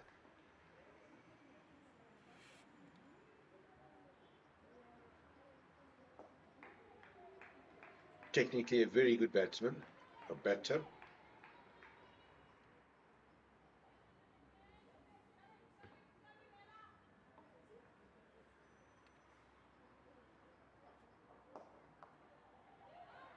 Now risky single, yeah.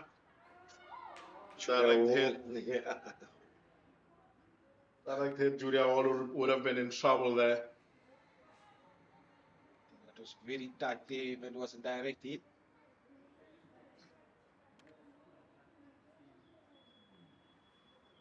There's been a couple of occasions where the Garden Route Badgers women have taken on very tight singles when there's been absolutely no need for them to take that risk.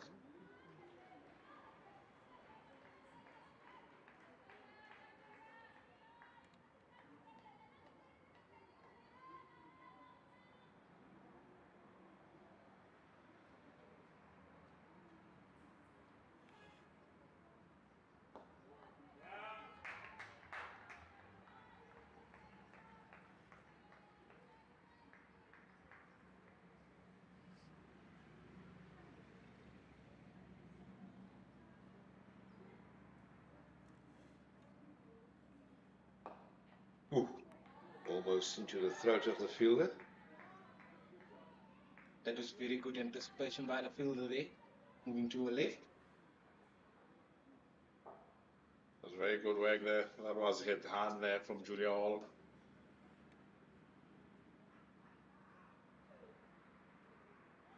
Lazy shot by Julia Hall.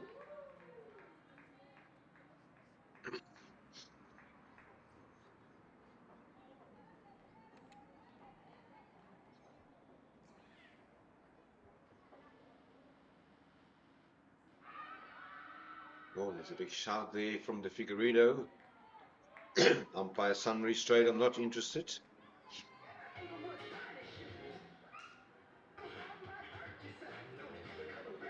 I think on that occasion she's definitely pitching outside the line of leg stump.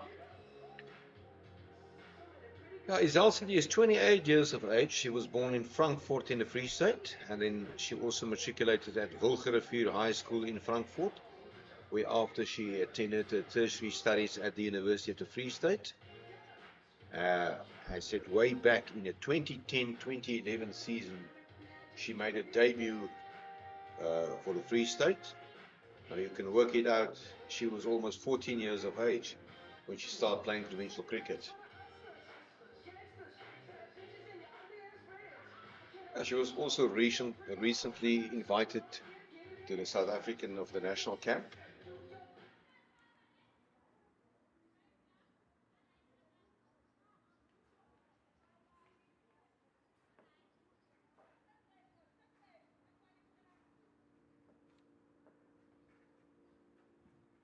Bali back into the attack to see here. Starts over the dot ball. Not a good shot by Cillier. It was almost an outside edge to that one.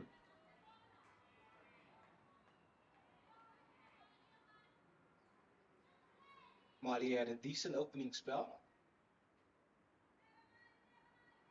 Yeah, she started off well in that first 3 overs, then lost a little bit in the last over of her first spell, where she considered a couple of boundaries.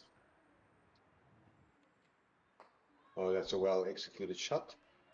But it will only be, now they will come back. Solier's fresh.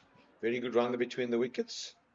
As that one was played towards the leg side, and 2 runs added for Solier's. That's great betting there from those two, Julia Hall and Cillian, into the pocket. Run the first one hard, give themselves a great opportunity to complete the second.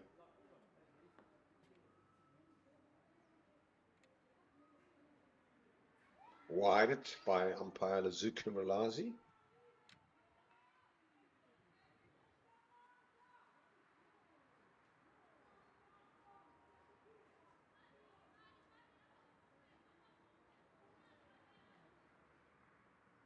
Wide number 8 for the Dolphins. Busy with 23rd over.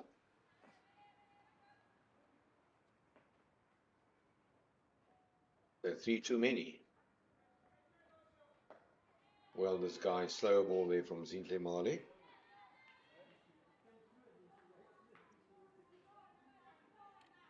And what the Dolphins has also achieved and got right is to move the run rate down to less than 4 per over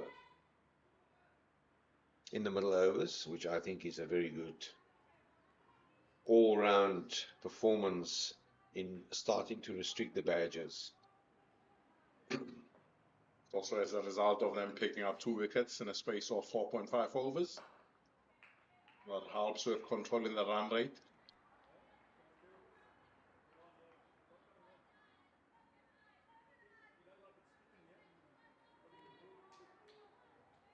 The words they whisper in the ear of the bowler Zinhle Mali from a captain Alexandra Candler.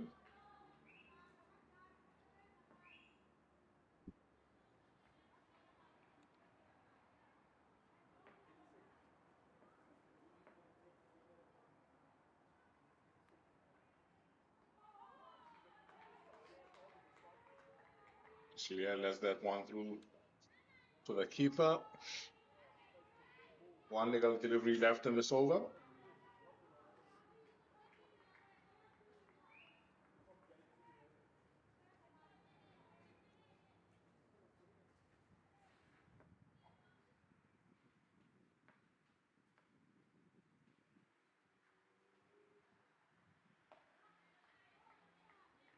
Very good ball there by Mali. Very good end to the over as well. Gardens with Badgers won at 86 for 2 of 23 overs. Just stalling a bit at this stage.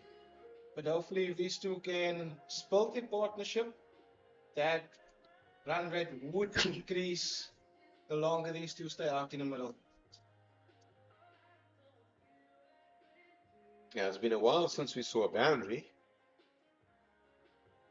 And the bowler that you will see in action from the Freda Street end of the ground, Jada Figueiredo, she definitely played part in this effort to restrict the run rate.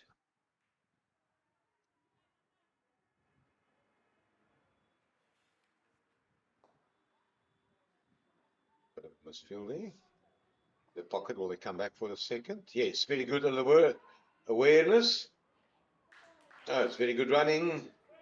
And that's 50 as well for Julia Hall. Very good innings. 50 of 65 deliveries. Yeah, she batted for 108 minutes. And in that 50, there's also 5 boundary fours. But it was sloppy fielding there from the Dolphins. There was a run-out opportunity there. There's been a few opportunities presented to them. But the throws into the keeper have let them down so far. Yeah, they look very sharp this morning during the warm-ups. And that will be, I suppose, another couple. Will Julia all come back? No, she will not come back.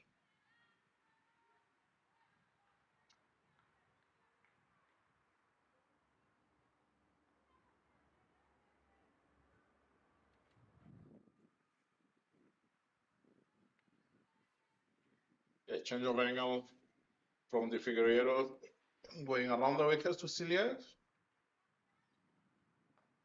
Good bowling from De Figueiredo. Well, after this over, De Figueiredo will have 2 more to go. And I can tell you that she's done a sterling job thus far. Only conceding 20 runs. And of course, pick up the only 2 wickets that went down. Now, she's been the pick of the bowlers for the Dolphins.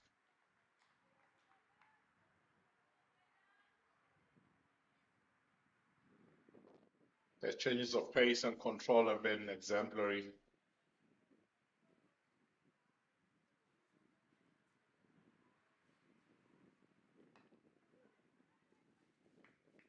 It was a juicy full toss. Almost hit into the throat of the captain at mid-off. It bounced just short of the captain, Alexandra Kandun. When you bowl this well, even the bad balls get you opportunities.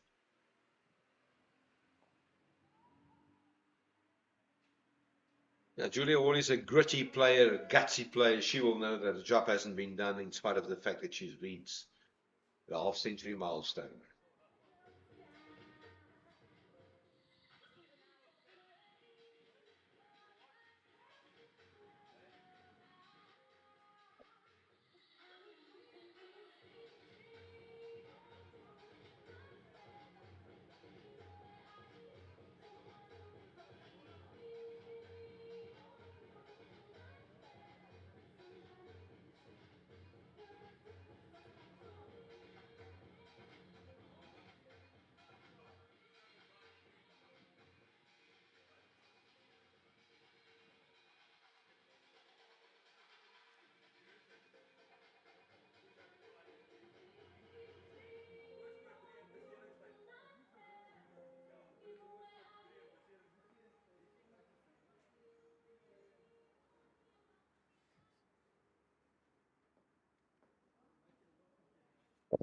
Zintle Mali.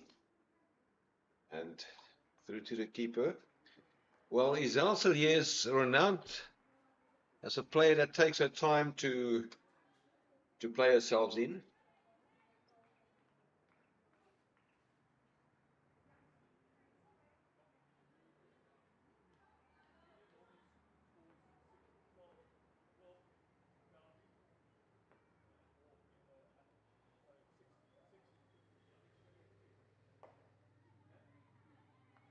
Yes, single. Oh, and that is the end of Julia Hall. No, it's not. I thought that was an opportunity. We would like to have a look at that. And I think our production team will be able to give us a side on replay. You can see it's a throw from Candler. Difficult to say from there. The wicketkeeper doesn't seem to be too unhappy by the look of things, Nathan. Yeah, I don't think she had a clear view of the batter behind her. That looked very tight. For us here in the commentary box, it looked more than just very tight. It looked very, very tight. Julia Hall was definitely a little bit late out of the blocks there.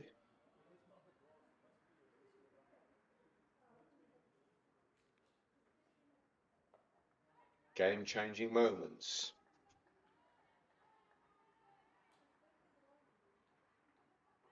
There's always an opportunity when you're running off a misfield. I think the general rule is that you don't run off a misfield in the inning. Now, Jason, you're a coach. That's something which you definitely will coach younger players.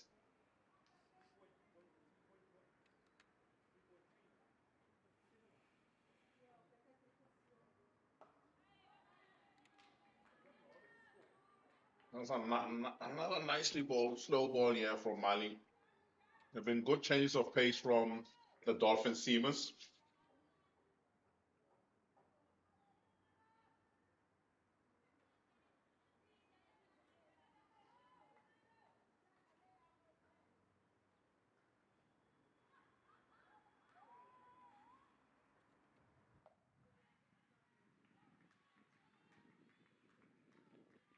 Another missed opportunity here by Julia Hall to head that through the offside field.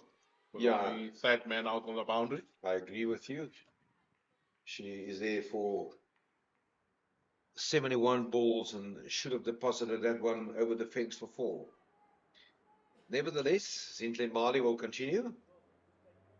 As the Badgers approaching the next milestone, that will be the 100.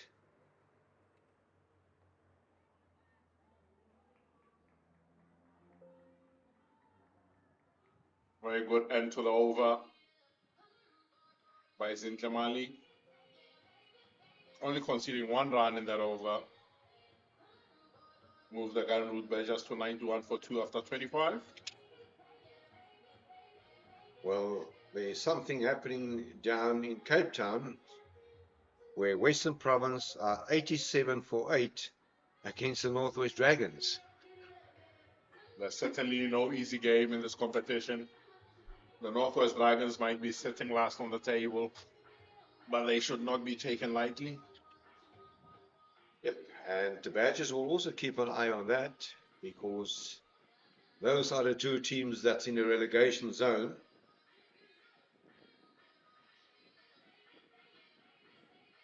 And up in Johannesburg,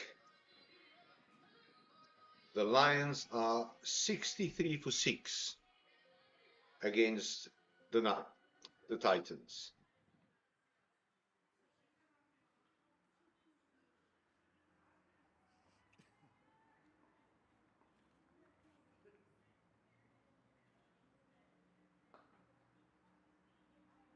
Oh, that's not clean fielding. It will only be a single for Izalsel here.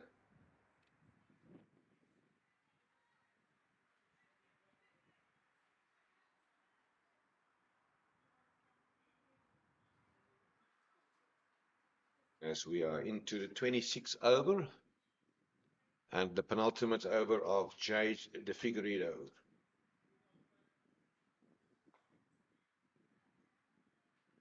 Well, what a great effort, but good awareness from Julia Hall to pick up a single there.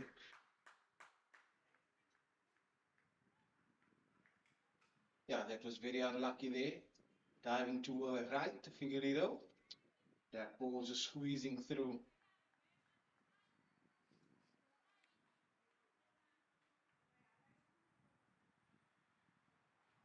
Still only the 2 fielders out on the boundary, leg side boundary.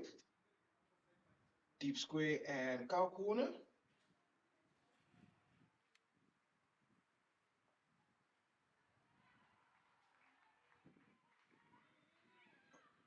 And they opted to not take the single, the couple there, the second run.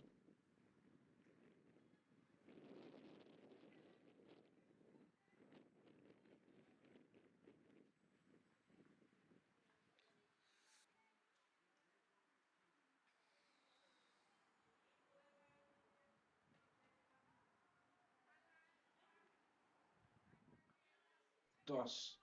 Reverse sweep there again by Julia Hall, but not getting all of that.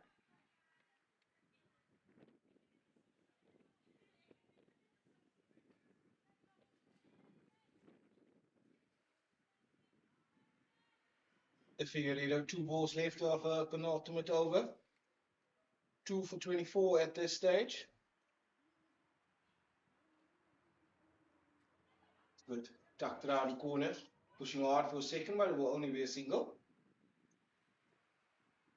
Garden with Badgers. 95 for 2.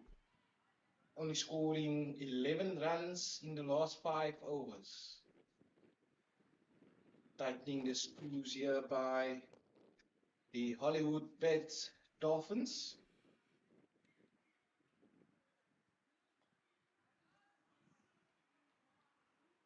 That's a very good over by Jade de Figueiredo. Garden with Badgers, 95 for 2 after 26 overs. Yeah, 7 overs has been bowled since we last saw a boundary here. That one was hit in the 19th over by Julia Hall from the bowling of Alexandra Candler. And it seems that Benetti will continue.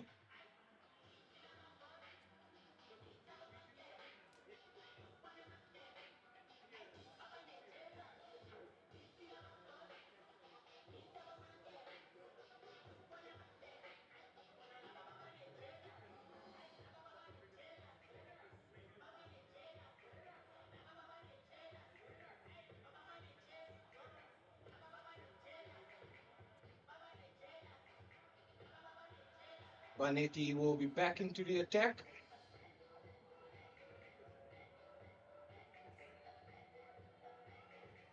We'll be bowling from the commentary box end.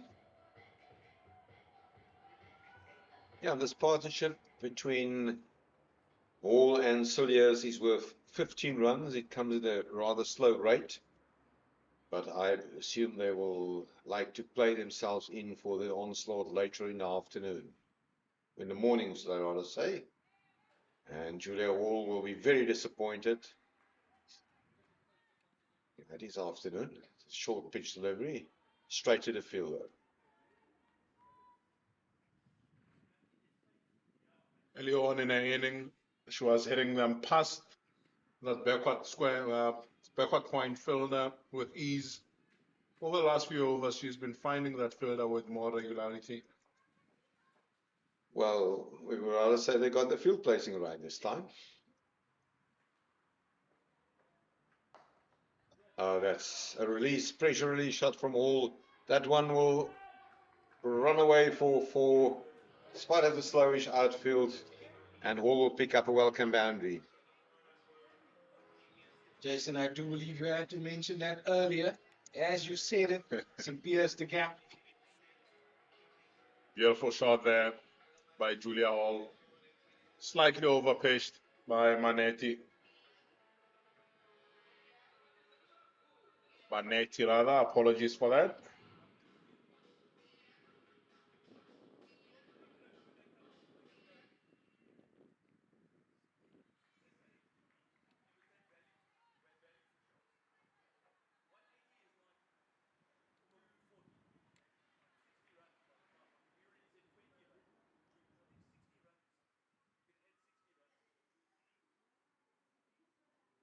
That one will run away for another welcome for pitch outside leg, well executed by Julia Hall, and 4 more, and that should be also, that's the 100 up for the Badgers.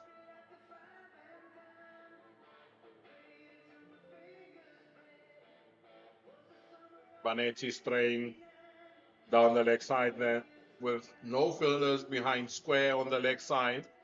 Yeah. Easy pickings there for Julia Hall. Yeah, that's proper easy pickings by Julia Hall.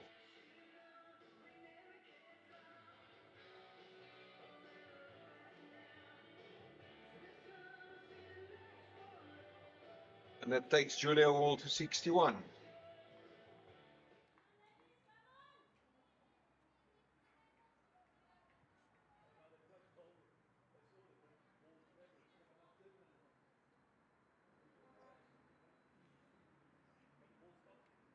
Short. Oh, in the gap. And that can be, it will not be 3 consecutive boundaries, but they will take at least a couple there, and a very good over thus far for the Badgers, courtesy of the bat of Julia Hall. A great over here by the Gardenwood Badgers. 4 balls gone in this over, 10 runs already scored.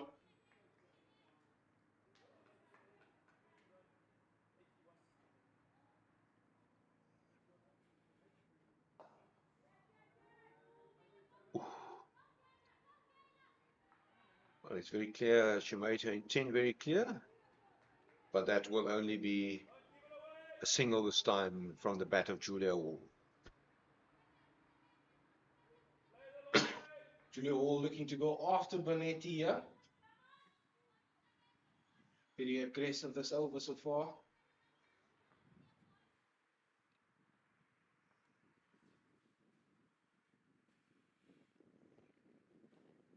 That's a very good delivery to Isel Cilliers.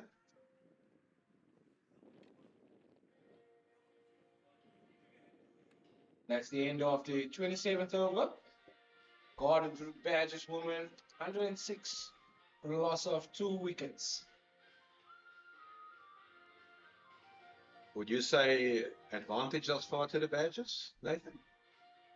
I would say it's dead straight in the middle at this stage. Badgers do have wickets in hand. So my money would be in that. I'll sit on the fence with this one for now.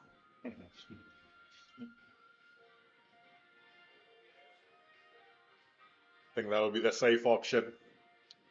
But I would also say that if I was the coach or the captain of the Badgers, I would be pretty satisfied. We won the toss this morning. We 106 for 2. We really struggled. And I'm speaking on behalf of myself. I was the captain. Just watch this ball from the Figueiredo. And Julia Wall will collect a couple there. Good running between the wickets from Julia Wall. She will be quite exhausted this morning or tonight, making a few sprints down the wicket. Well, she hasn't run a half marathon this morning, though, so like one of our colleagues. But nevertheless. Yeah, fielding change after that shot. Mid-wicket out to 45 on the leg side. That area has been very productive for Julia Hall against the Figueiredo.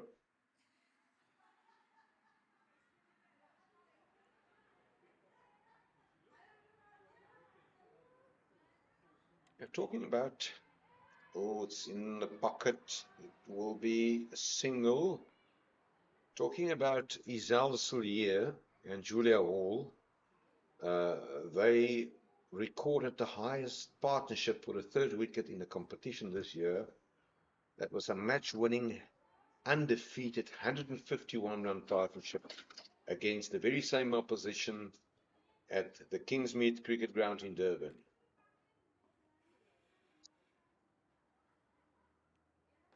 Short, straight to the fielder.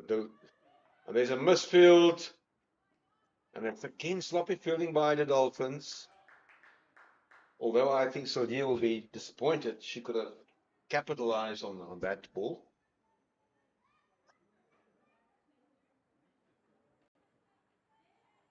Figueiredo won't be happy with her colleagues there. It's a last over. Been doing very well so far.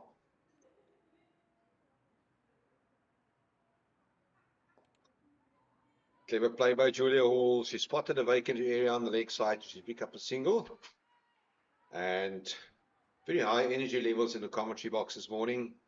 Great excitement for this game here at the recreation ground.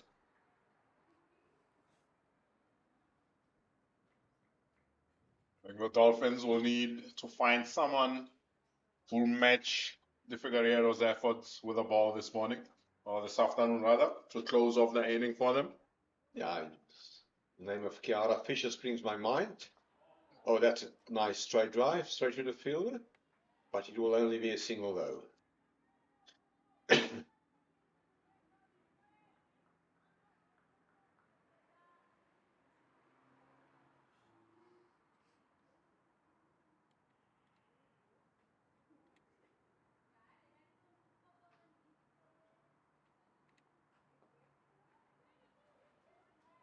Very good awareness from Julia Hall, Nathan.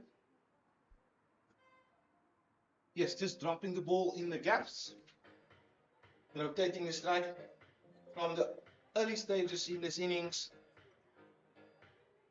And good backing up by her batting partners as well. That is the end of the 28th over.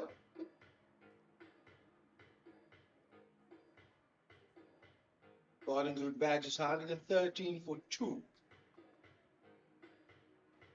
That over sees the end of J.D. Figueiredo's bowling spell for this inning. She's bowled 10 overs, 2 for 32, with 2 maidens. She's done an excellent job for a captain, picking up the only 2 wickets that have fallen thus far in this inning. We'll need someone to follow up that effort from the Freire Street end here. There's a discussion going on there. The captain, Alexandra Candler.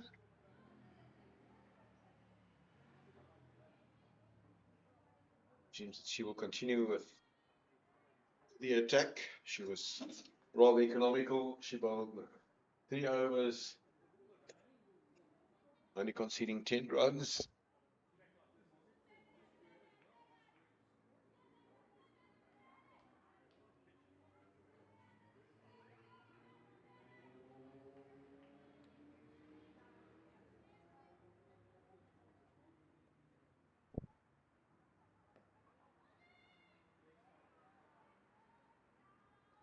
Chandler gets away with one there, straying down the leg side.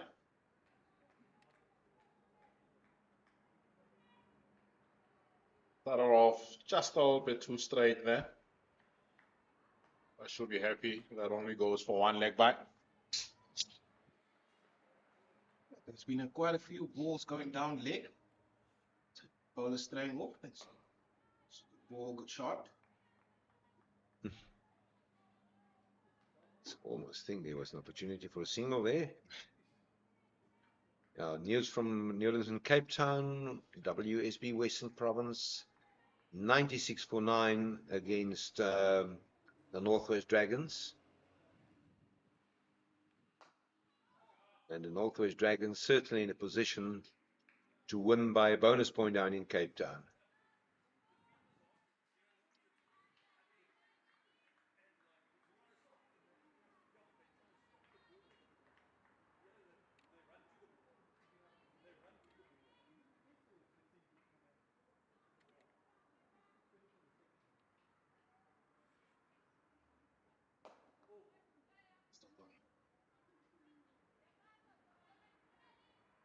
Airborne to long on. But By safe. Julia Hall. Safe. Well controlled.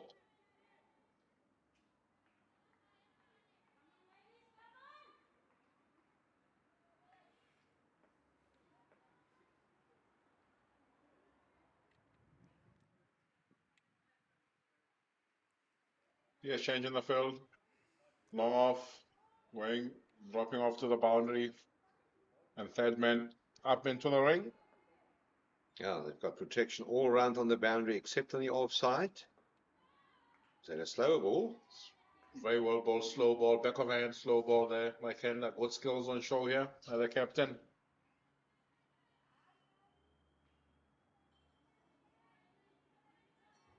Pretty good bowling to a field placings. Not giving anything away to the Garden Badgers batters.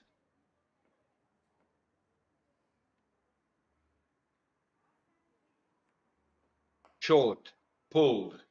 But there's protection out there and it will only be a single. And once again, Salia might feel that she missed out an opportunity to score a boundary there.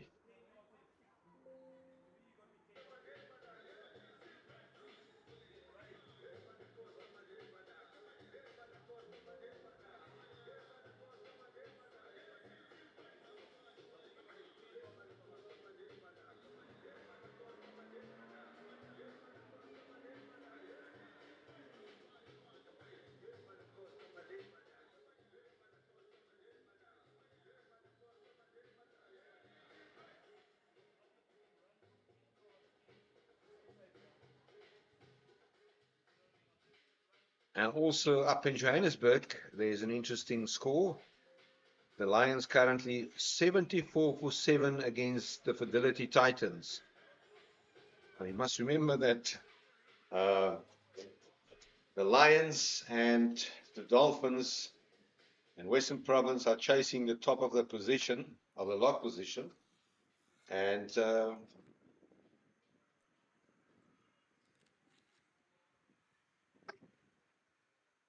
bowling chains here.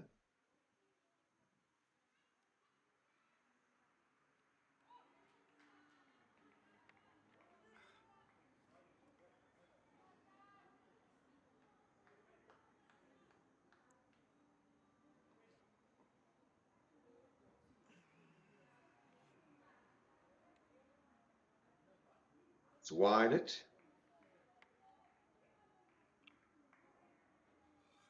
And it's Courtney Gundan.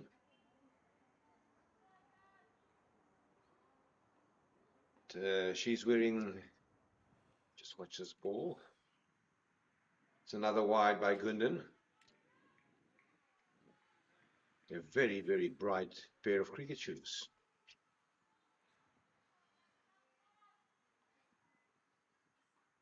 Gundan in to Celia.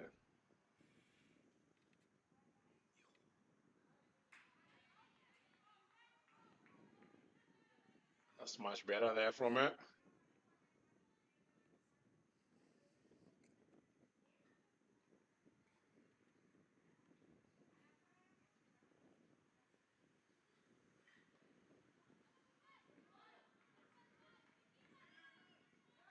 It's piercing the gap there by Celia. Coming through for a couple of runs. It's a little bit too wide. Especially with the field set. 3 fielders out on the boundary on the leg side. So yeah, straight to the fielder.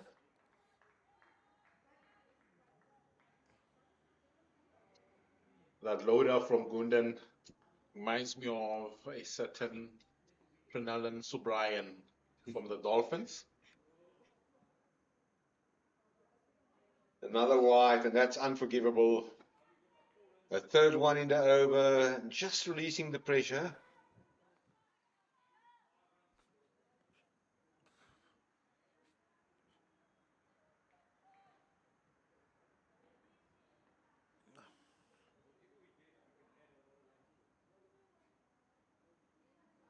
Maybe not today, we're talking about the shoes, but some of our commentators also wearing that orange shoes regularly. Just look in my archives to find the guilty party, and that will be a single.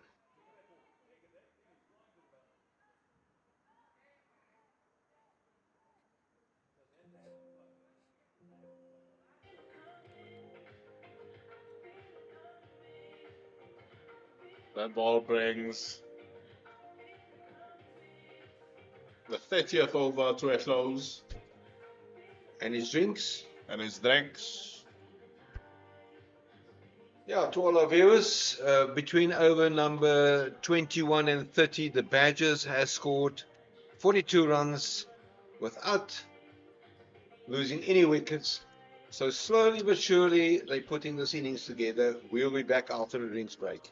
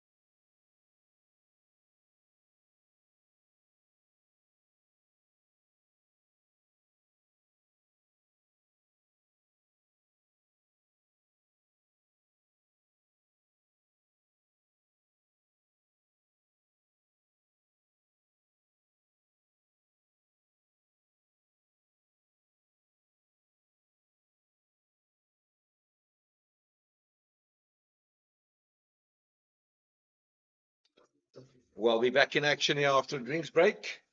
20 more overs to go in this Garden Badgers batting innings. Remember, they won the toss and they opted to have a bat first. A very good opening partnership of 64 runs between Dunga and Julia Hall. And then there were 2 wickets by De Figueiredo. She bowled exceptionally well. She bowled 10 overs, 2 for 32. And the captain, Alexandra Candler, will continue from the commentary box end. Isel Cilliers is on 70. And, pardon, I'll just correct that. Julia Hall is on 70 and Isel Cilliers is on 60 now as the score moves to 124 for 2. There is a methodology that you can double the score after 30 overs. So I would say it's maybe not a far-fetched target that the Badgers can achieve at least 250 here, which will be a very, very competitive total. Especially where they are at this stage. These two can bat a little bit longer. I'm sure 250, 260 would be on the cards. And you can also see the body language of the visitors from KwaZulu-Natal. Bit sloppy in the field. And we spoke about the evolution and the transformation of the women's game. And one of the areas, both you, Nathan, and Jason will agree with me, which has improved dramatically the past 2 years with the quality of fielding. Most definitely. Our teams spend time out on the field working on their skills.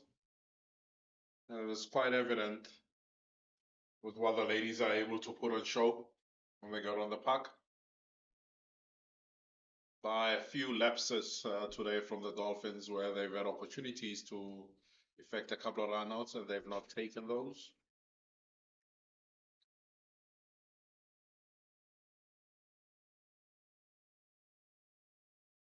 Sidian knocks this to long on for 1.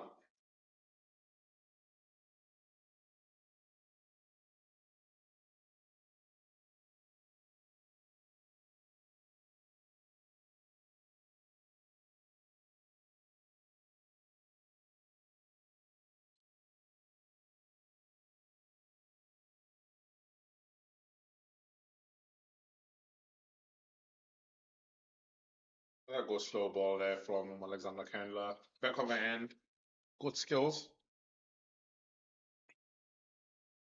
I think at this point in time, the Gunroot Badgers would feel they've got all their advantage with 8 wickets in hand and 19.2 overs left.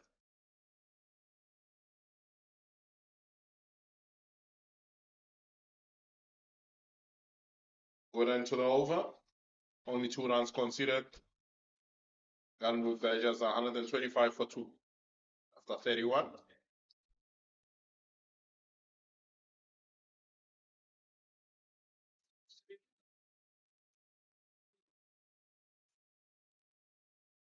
Pardon me, that's 126 for 2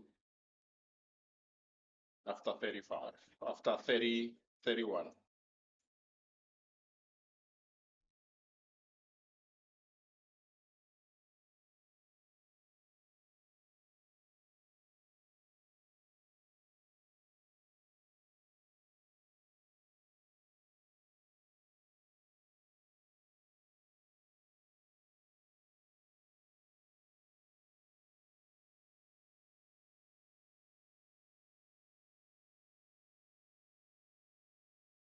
Zelsilia on strike, start of the 32nd over.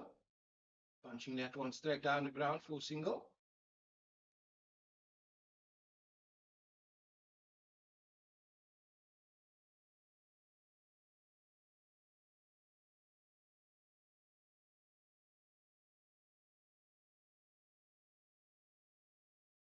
And where the run rate dropped down below 4 between the overs of 20 to 25. Another single here by Julia Wall on the leg side. The run rate now back up to over 4 to the over.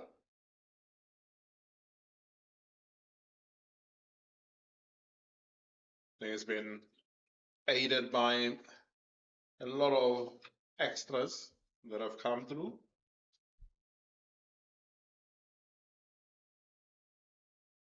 And some good batting between Julia Hall and Sia.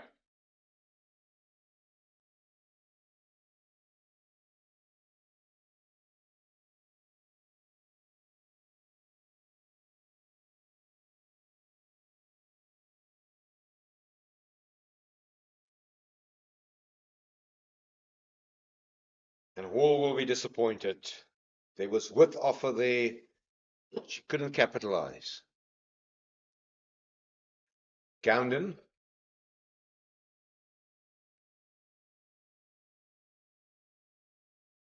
Oh, there's a big shout there. Umpire Sunbury Stradum is unmoved.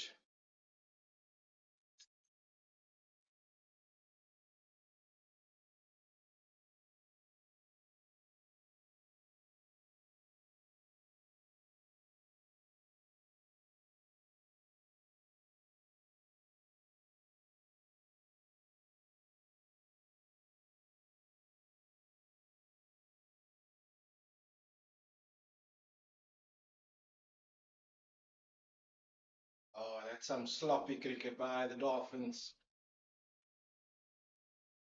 I just once again alluded on a point that I tried to make earlier. I mean, as this game for female has evolved, the one aspect that improved significantly was fielding, and as you correctly say, very sloppy.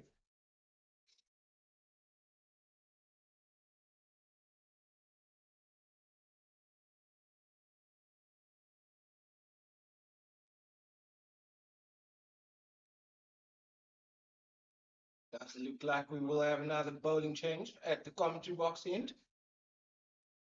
Kayla Andrews. Yeah, she bowled 3 overs earlier, only conceded 10 runs, and she will continue from what I believe is her favorite end, the commentary box end of the ground.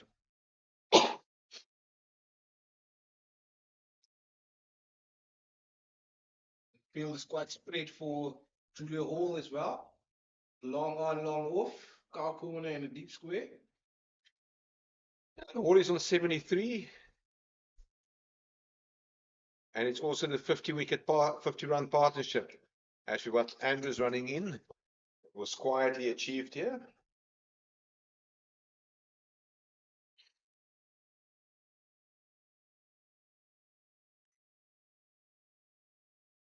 And just to go back to your question of earlier, Albertus, I think the scales have tipped in the favor of the Badgers at this stage. Still 18 overs, just over 18 overs to go. Well bowled, Michaela Andrews.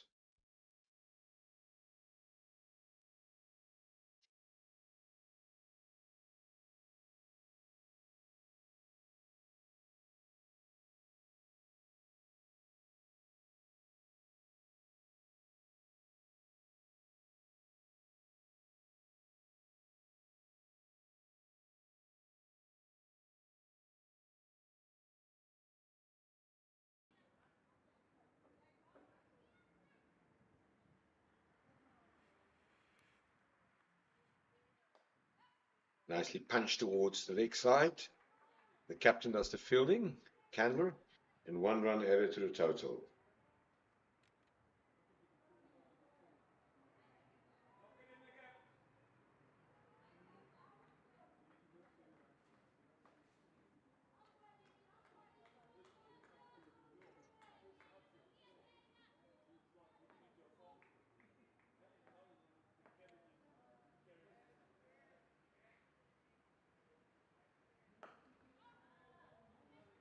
Sound, healthy sound from the bat.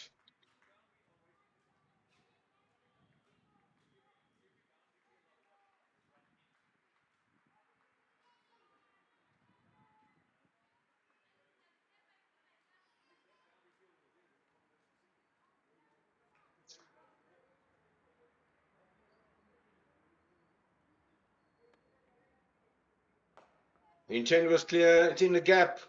Will it run away for 4? No, Benetti does well to stop that ball, but it will not prevent a couple.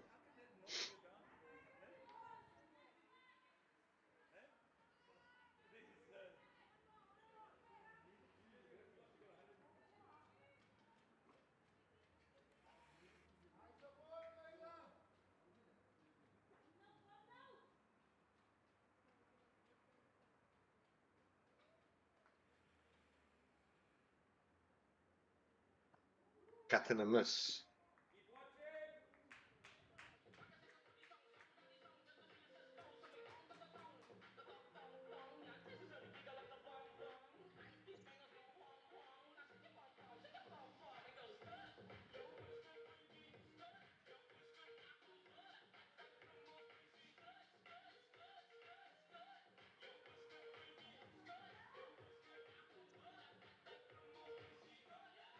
So the score now 132 for 2. And at some stage the Badgers will need to accelerate. We spoke about at least 250 to make it competitive. Jason, you referred to the biggest total that was chased down there as 232, which the Lions achieved. 250 is a lot of runs that I can tell you to chase. I think especially with a slow outfield. Celia knocks this down to long on. I like the approach from the Badgers. It's low risk cricket, and we can expect an onslaught later.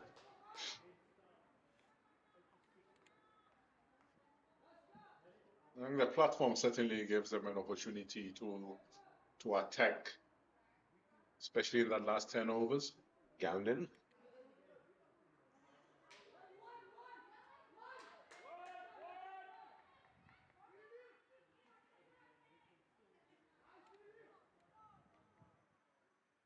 Some bat onto that reverse sweep by Julia Hall.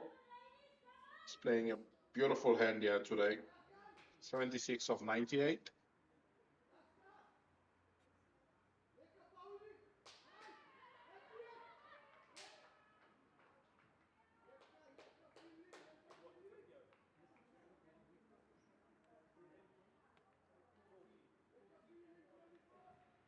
The Badgers thus far in the season, in the 8 completed matches, the batters have scored 3 centuries.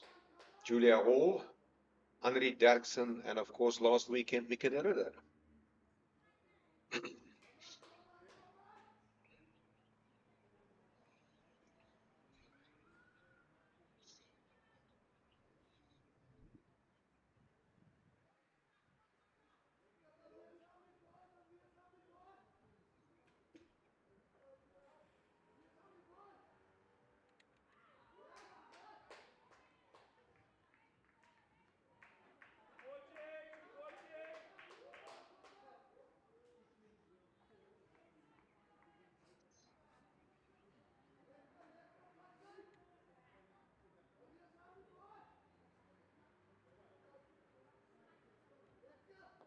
Down in Cape Town, Western Province. Oh, there's an opportunity here.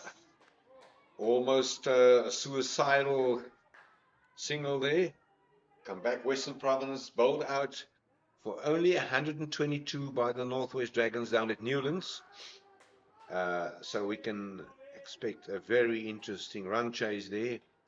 And then also up in Johannesburg, the Lions are 93 for 9 in their match against the Dolphins.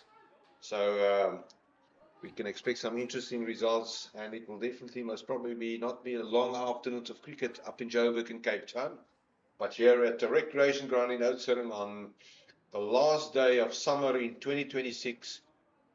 Watch this ball from Gounden, worked towards the leg side for one. Yeah, it's definitely the last day of summer. You can also feel it. Tomorrow will be the start of the autumn, the southern hemisphere, and up north they will start with spring. You know that geography? Was never my strongest point. But nevertheless, We're here at Oudtshoorn with the news that the Badgers, who has won the toss, are on a very healthy 137 for 2 after 33 overs, with Julia Hall on 78 and Isel Solier on 22. Solier has already scored 3 half centuries this season, so there's an opportunity for her to capitalize and move to a potential milestone as we watch the former local hero Michaela Andrews steaming in from the commentary box end.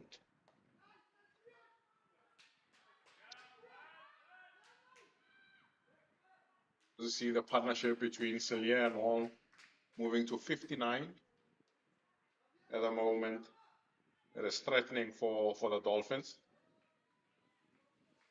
Yeah, and the telling point of the partnership is that they're rotating the strike more and more often now, getting at singles.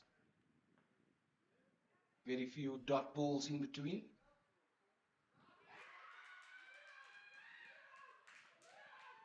And that is an important wicket for Andrews as she gets the premier batsman Solier. That's a great delivery from Michaela Andrews, and Solier departs. Solier doesn't seem to be happy.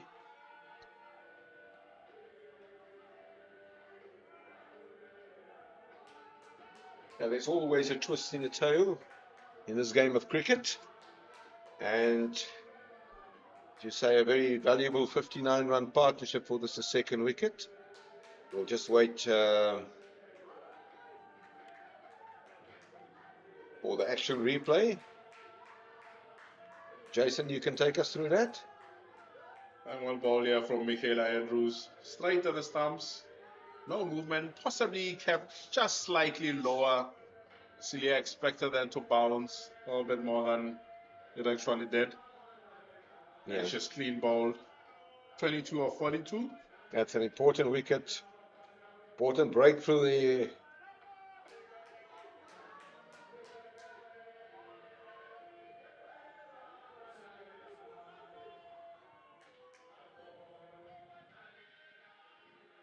Celia gone for 22 of 42 deliveries. Partnership was 59.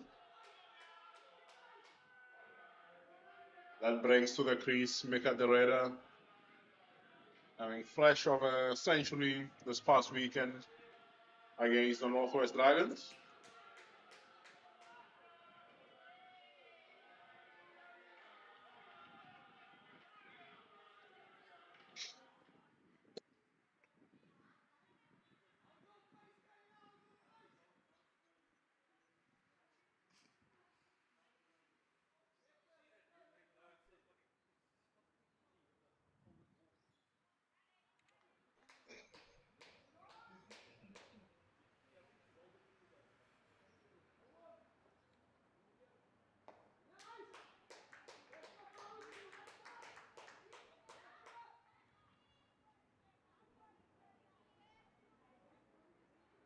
Good start by Andrews to the new batter. Yeah, the figures of Michaela Andrews start getting shape. She only conceded 10 runs in her opening 3 overs, although there were unfortunately some wides. She's a good bowler and she can always come back and bounce back. Her batting will also be critical.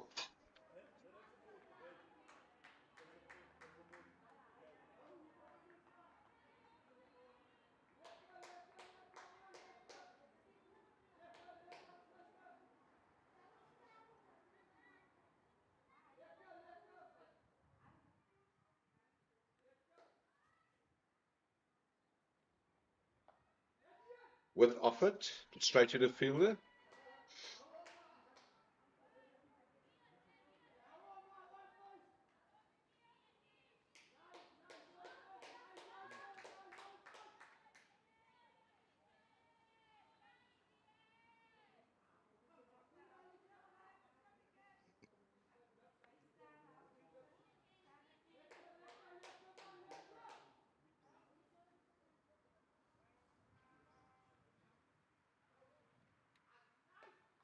Nice line and length that Andrews bowled there.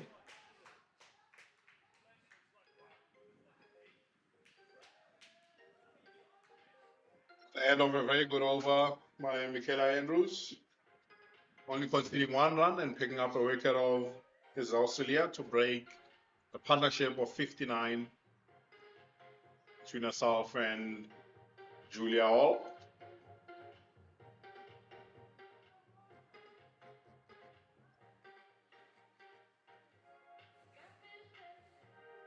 Yeah, Gordon Root Badges woman. 139 for 3 after 35 overs.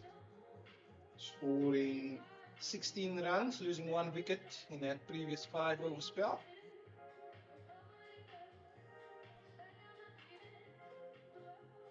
As much as the Garden Route Badgers have done well to get themselves to 139 for 3, they've had 2 good partnerships of 64 and one of 59.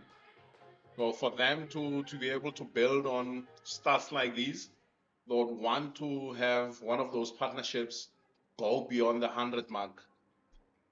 It's very true.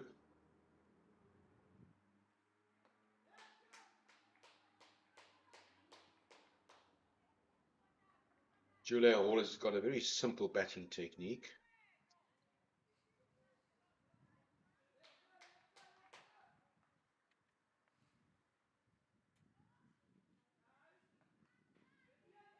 Straight to the fielder. Yeah, there were some scoring opportunities with full tosses and short pitch deliveries where you can feel that the Badgers missed out on opportunities to capitalize and to turn that into boundaries. Yeah, there was quite a few bad deliveries, bad balls from the Dolphins ladies. That was not capitalized. Simple example, that previous one. Full toss, straight to the fielder.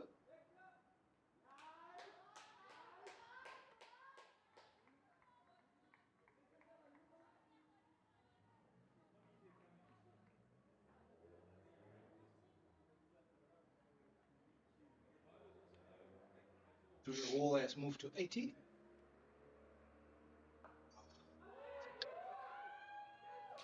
Yeah, that is a good execution by Mika de Ridder.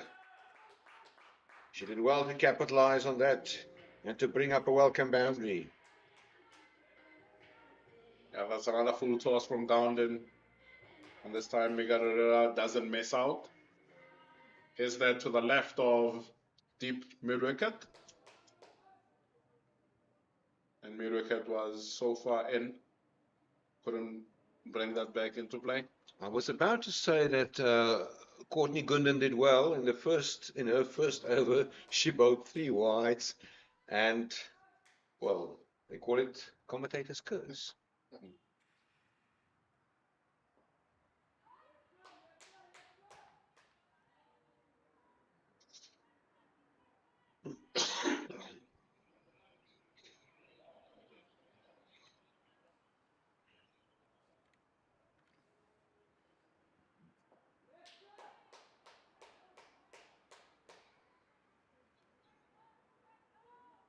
And that's the end of the over.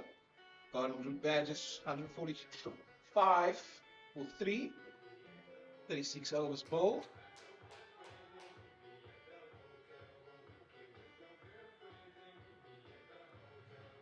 A little bit of a tug and war between these two teams this morning. Just as the Badgers looks to get away, the Dolphins brings them back closer to them. Yeah, that is definitely going to be the case. And from a Badgers perspective, one feel that Hall and the Ridder should stay there for at least another 8 overs until over number 42.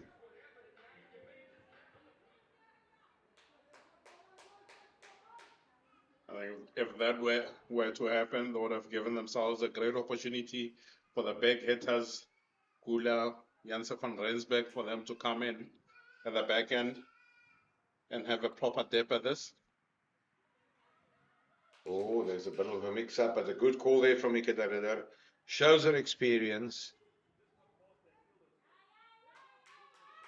Michaela gets away with one there. With 45 in the ring on the leg side, Julia Hall finds that fielder.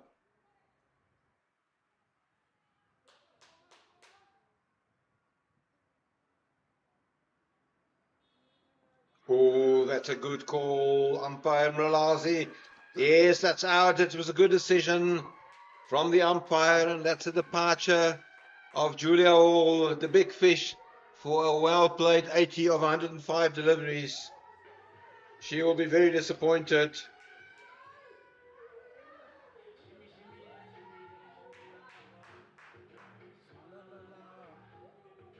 Very well bowled here from Michaela Andrews.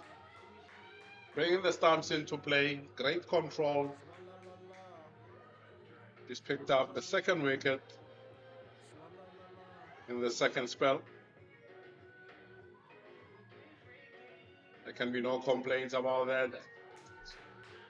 Yeah, Mr. Lazuka Mralazi, certainly one of the best promising and upcoming umpires in the province. He made a good call there. It took a bit of time, but he was spot on. And that's a departure of Hall. And Kayla Andrews picked up her second wicket.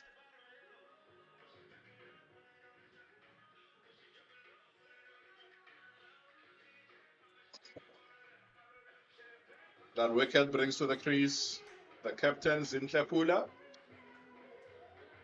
The Dolphins will be happy now. They've got two batters, two relatively new batters, with Mikarela having faced only 8 balls thus far.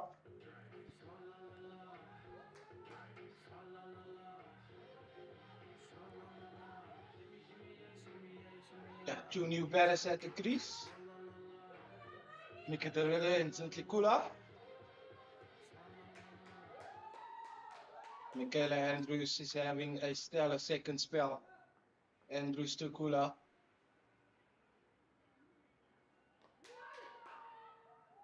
That's a good first ball by Michaela Andrews. The 33-year-old Zintle Kula. She hails from Mthatha in the Eastern Cape, where she was educated at Almar College. She made a debut way back in the 2011-12 season for Easterns.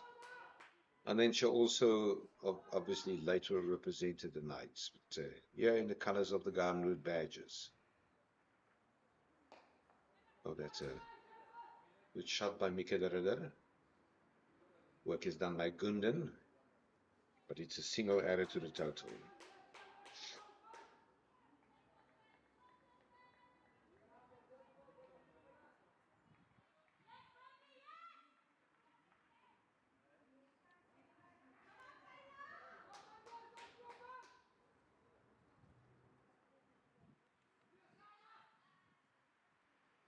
Well bowled, Michaela Andrews.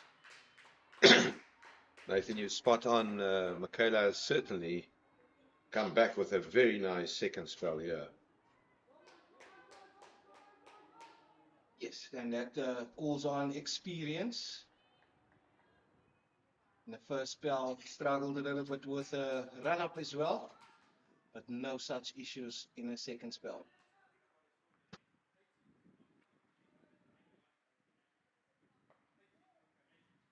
We'll pick up a single.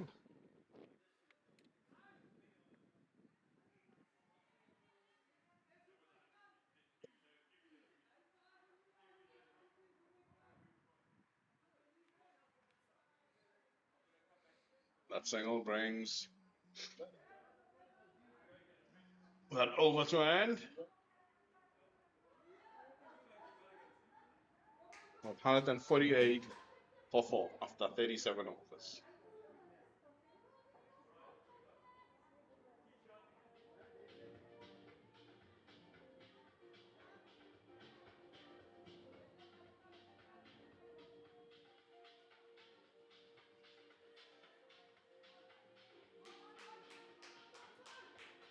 Confirm, I am correct if I say that we have not seen Naidu back onto the field. Yes, that is correct. She has not been able to take the field since that injury earlier in the game. Yeah, what we believe is a dislocated finger.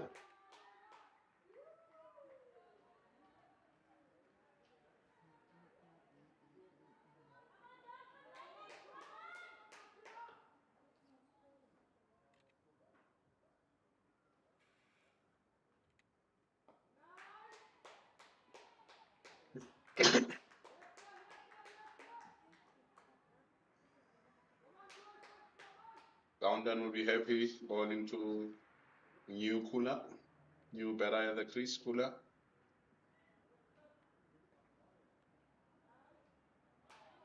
Kula missed out on an opportunity. Short pitch delivery. Yeah, also with no one on the offside boundary. So you would see that as a missed opportunity to get some runs.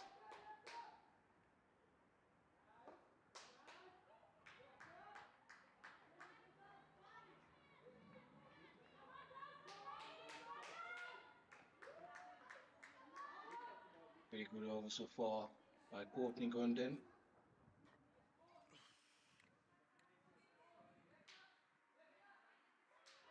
Well bowled. But it will not prevent a single. We'll just keep an eye on the umpire. Yeah, they were bat involved, or was bat involved.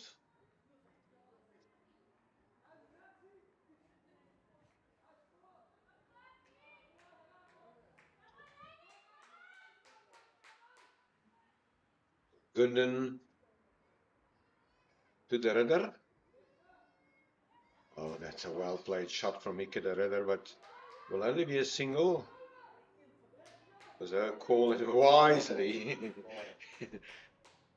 Once again, shows her experience.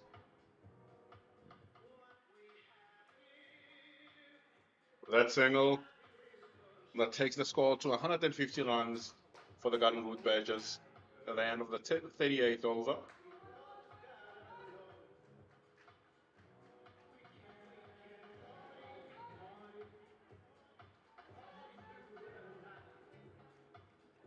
Will it be time for them to reassess Nathan and probably though that 250 that we spoke about earlier might be a bridge too far at this point? Yeah, I would have to agree. I think important part is now just to make sure that they don't lose too much wickets for going further, and then they can always relook at their target. But I believe around 220, 230 should be minimum for the home team. Yeah, I just made a bit of a calculation. Well played shot from the Ridder. That there's 12 overs, or there are 12 overs left, and should they bat at 8 runs and over, they will end up at 246. But 8 runs and over is a bit of a steep quest here for the Badgers. Yeah, I think 8 runs and over is a little bit much, especially considering that they've only been able to go at 4s at most throughout the inning. And compliments must go to Michaela Andrews. Really bowled exceptionally well in her second spell. She picked up 2 wickets, 2 important wickets, and she's been right on the money. Jason, I mean, you saw her last year, Nathan. You haven't seen a lot of her. Jason always had a privilege to be at the ground. Her bowling has certainly improved a lot. You can clearly see that she's gotten rid of those injuries, those niggles that have been hampering her over the last couple of seasons. Clearly see she's bowling with much more freedom now. She can trust her body a little bit more. She was a very, very promising young cricketer, played for the SA Schools girls team, I think 3 out of 4 years. Well, nice straight bat presented by the Ridder, but will not harm the total.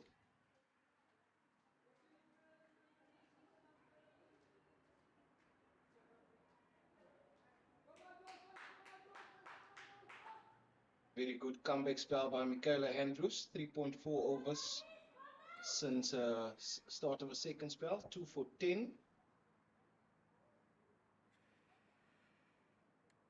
Oh, good improvisation. That will run away for 4. The fast outfield down there will ensure that 4 runs. That is a great shot there by Mikadoreda, realizing there's no fielder posted behind square on the outside. And she takes that off her stumps. And she has 4 runs for that. And she's done brilliantly with that. The way she waited for Michaela first to be in a delivery stride, so no chance for the bowler to react to the movement of the batter. Yeah, definitely not a premeditated shot.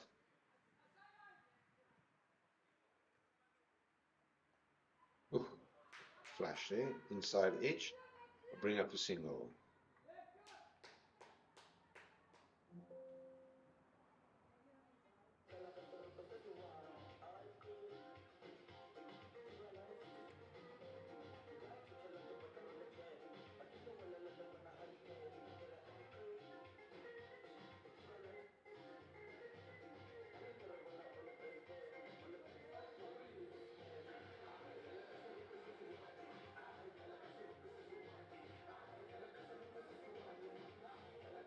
End of the over, and if I'm not mistaken, there were 7 runs from that Michaela Andrews over. And Courtney Gunden will continue from the Freda Street end of the ground. She conceded 22 runs in her 5 overs. Score now 157 for 4.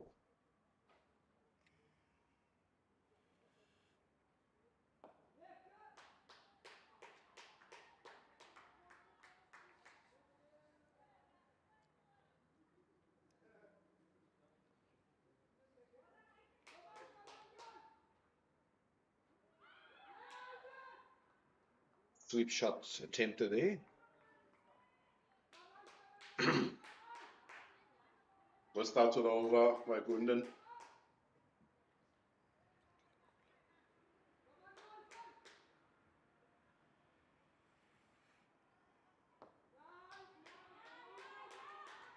Three dot balls in a row. I think at this point in time, would aim for about 3 to 4 dot balls per over.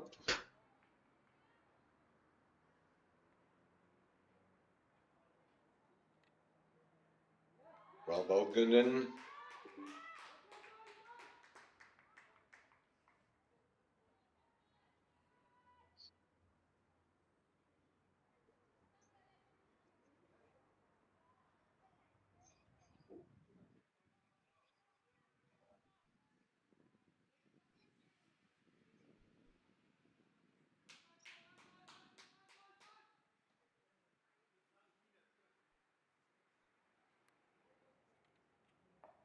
Wicket another one bounce into the hands of the fielder. It will not prevent a single.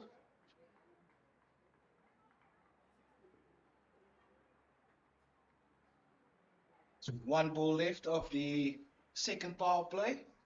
2 balls left, apologies, of the second power play.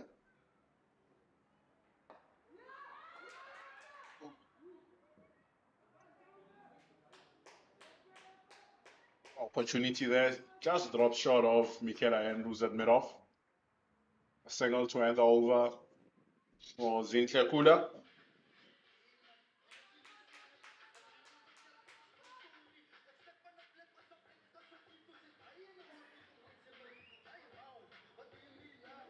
Yeah, this will really be a mouth-watering afternoon, because if we look at the other results down in Cape Town and up in Johannesburg, the Dolphins will have the opportunity to stretch their lead on the leaderboard and to secure a final that I believe will in any way be played at Kingsmead in Durban.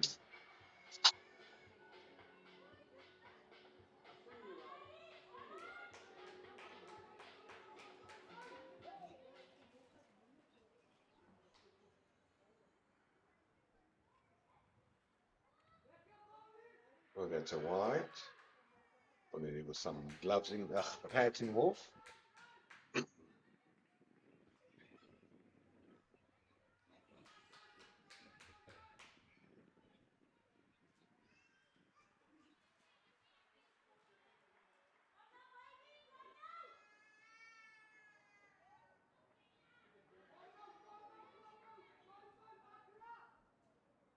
Michaela Andrews busy with the 8th over.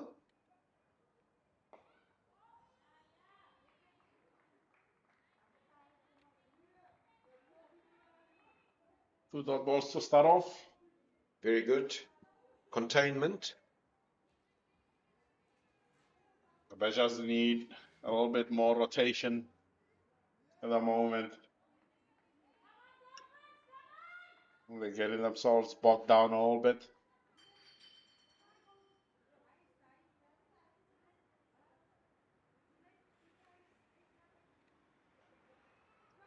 Will that be in the gap? No, it will not be. Slowish outfield, but tidy fielding. And it's 1 run added to the total. Taking the score to 159 for 4.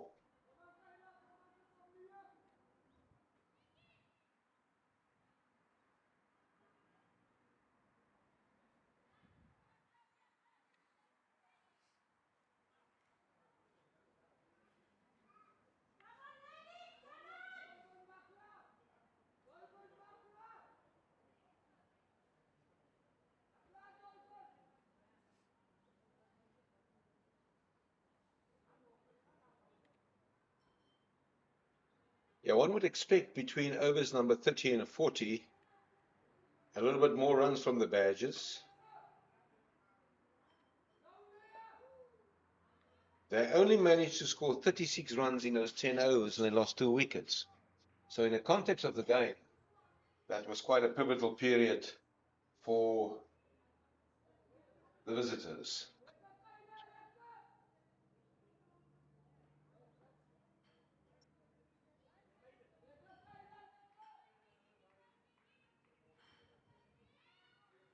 And the Dolphins have done well in that period.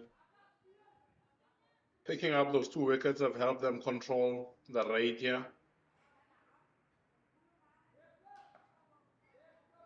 He certainly has done exceptionally well to keep down the run rate.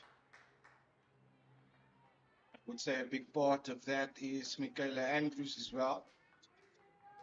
7.5 overs, 2 for 26, so only conceding 16 runs and taking 2 wickets in the last 4.5 overs. Yeah, she's definitely done her part here. And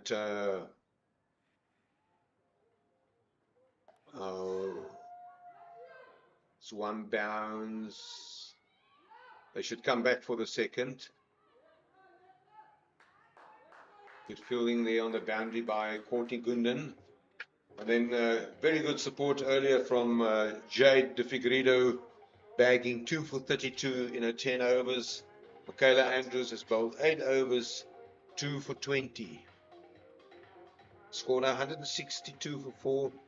The partnership is 17 runs, De Ridder on 15 and Kula on 6.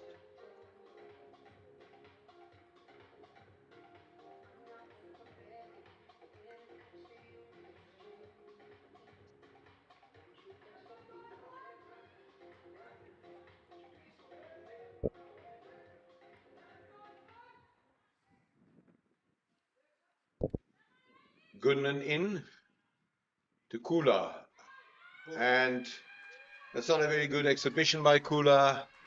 She's bowled, and that's the first wicket for Gundan. Disappointment for Kula.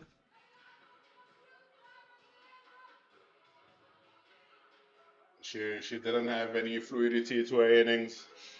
She struggled to get going, and she's clean bowled by Gundan. 6 from 14. Holly went back to 1 that was just a touch fuller than what she might have thought. And that is a welcome breakthrough for the Dolphins. Well deserved. They've been building this pressure. They've been piling this pressure on. Bowling in very good partnership between Michaela Andrews and Courtney Gundan. Well deserved wicket. The Gallenwood Badgers are 162 for 5 after 41.1. Yeah, and at Johannesburg, the Lions today has been dismissed for 95 against the Titans. Also a low scoring performance, similar to what Western Province has been done today. They've been dismissed for 122 against the Northwest Dragons up at Newlands. And in comes Nicolene Janse van Rensburg. Well, she's certainly a batter that can move forward with the score.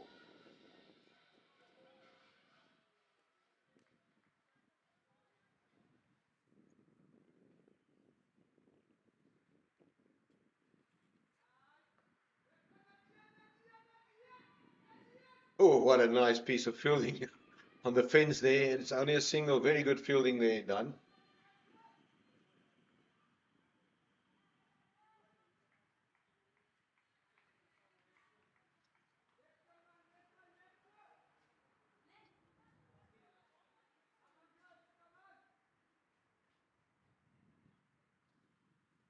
Gunden to the Ridder within 15. And the Ridder will move to 19. No, it's another brilliant piece of fielding.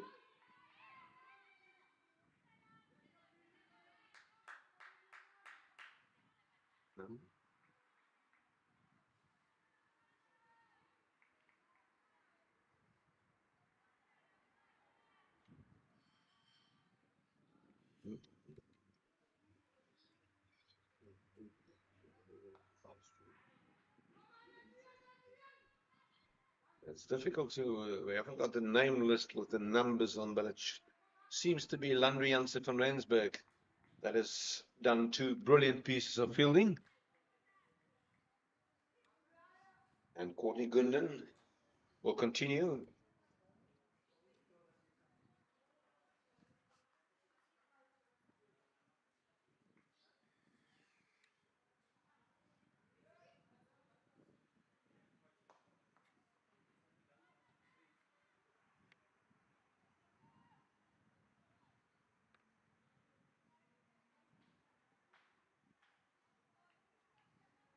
Now, certainly boundaries has also started drying up here.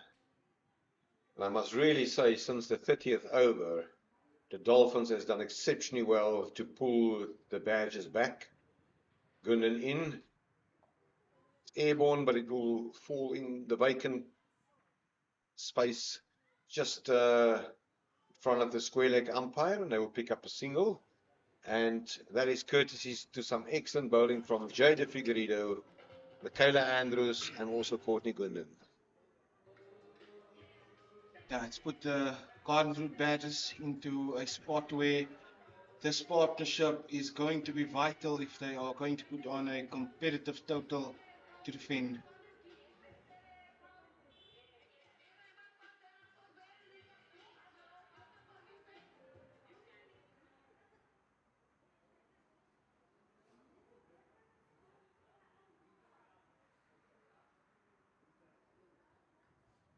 Nobulumko Banetti back into the attack to replace Michaela Andrews.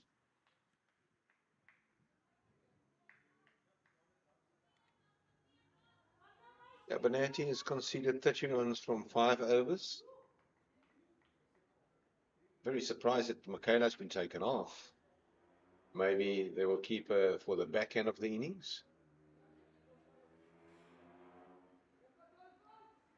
Oh, there was an edge, definitely. It's been put down by the wicketkeeper Pinini. That's not good cricket. Yeah, just grabbing onto that one.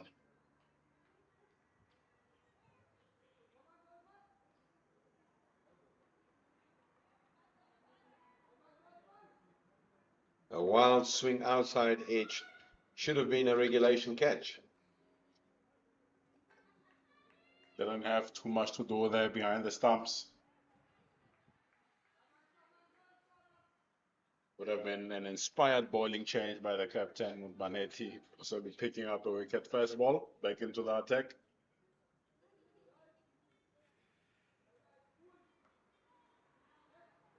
That's a risky single.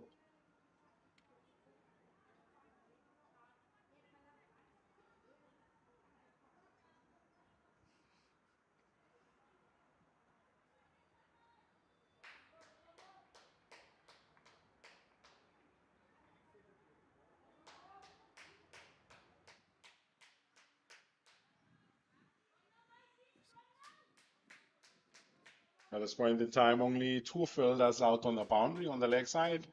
That's deep mid wicket and fine leg.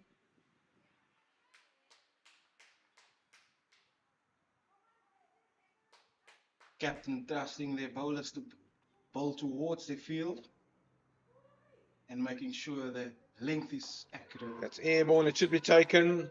It's taken. That's a vital wicket. The departure of Mickey Ritter. Catch taken by Michaela Andrews. And a well-deserved wicket for Bonetti. Fortunately for the keeper, Panini, it was not an expensive drop catch.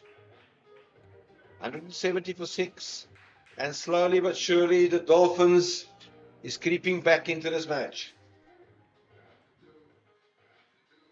Should I say crawling themselves back into this match? I think at this point in time, I'm leaning towards more they're in control of this match at this point in time. Gun Route Badgers at one stage were 138 for 2. Now they're 168, or rather 170 runs for the loss of 6 wickets.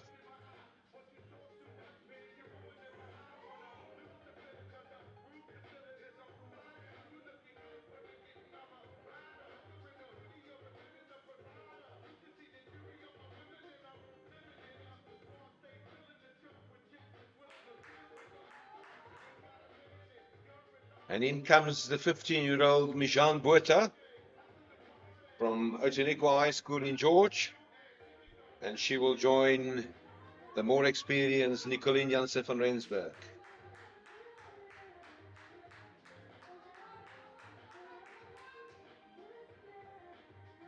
Yeah, Mijan Botha is certainly one of the great prospects here in the province, together with José Camphor and Tichet France.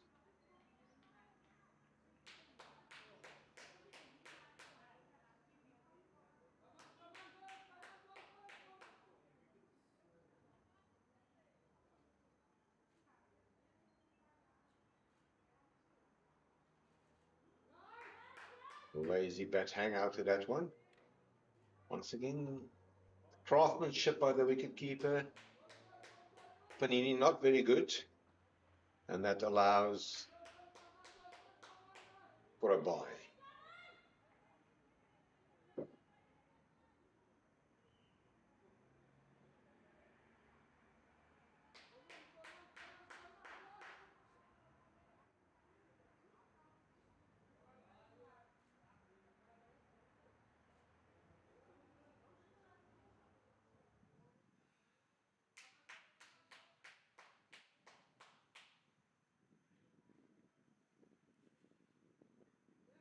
Wided by umpire Mrulazi.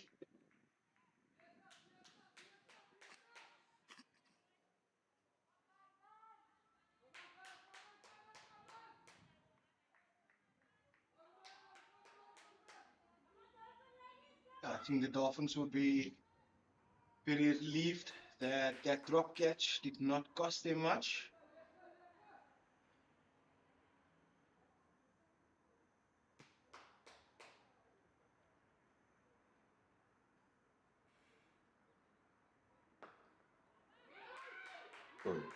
Very good fielding from my own bowling by Bonetti.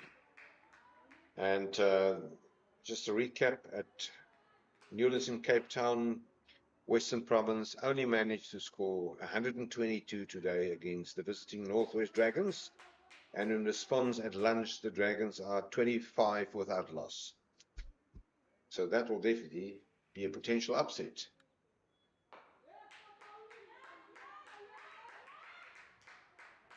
Yeah, definitely good start by the Dragons in their chase. Here at Oudtshoorn, after winning the toss, the Badgers 172 for 6. There was a very good partnership of 64 runs for the first wicket between Julia Hall and Dunga, and then there was also one of 69 for the third wicket between Isal Solier and Julia Hall. Slowly but surely, the Dolphins has clawed themselves back into this match, and I think we can safely say that If the Badgers can score 220 here, they can give themselves a pat on the back, because it will be tough from here to aim at 250, what we earlier said would be a very competitive total. I would say 220 is par here. Just unfortunately, Badgers losing too much wickets since the 34th over. That one just stuck down. Van Rensburg does the fielding.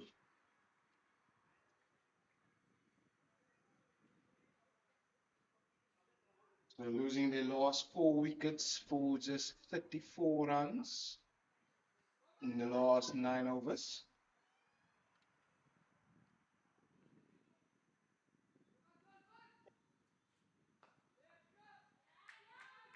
Back to the bowler.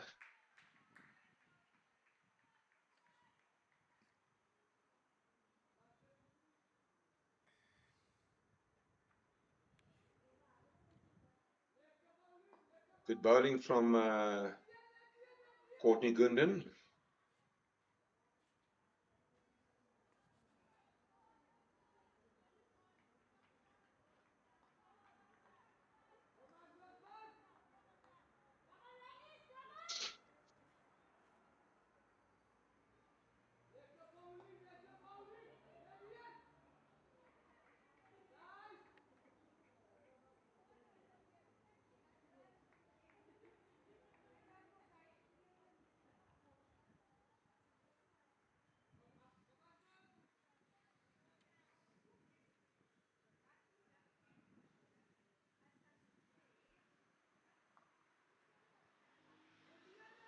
To the gap.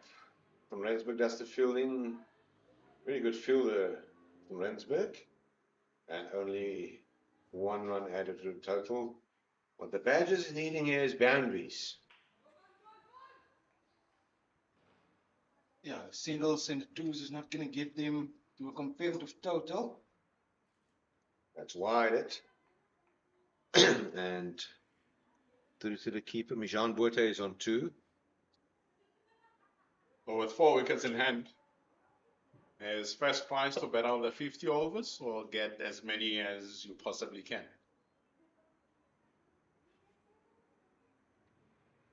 Those are some of the questions they'll be asking themselves. How do they get themselves to a target that is competitive? They wait and look to see where they are by over number 47, look to attack the last 3, or do they put their foot down on the pedal right now and risk losing those 4 wickets before they even get to the 200 run mark? Be interesting to know what the team is thinking. Run a ball from here will get them only to 213. I think that would be below par, as we've discussed. That's a good question you're asking there, Jason. I think probably look till the 46th, 47th over. Just eliminate the risk of being bowled out. Panetti to Jans van Rensburg. Into the gap. Courtney Gundan does the fielding. And very important also, and we mustn't forget that it is a slowish outfield, which to me is a bit of an equalizer.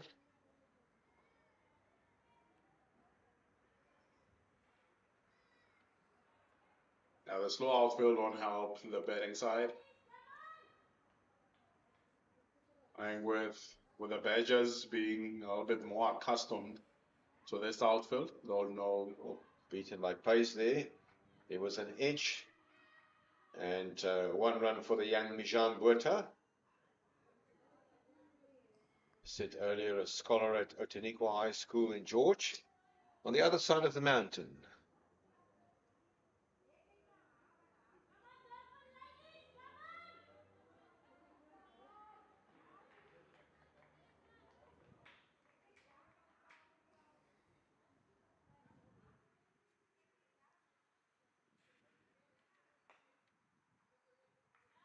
Great intent showed by Van Rensburg, but straight to a fielder.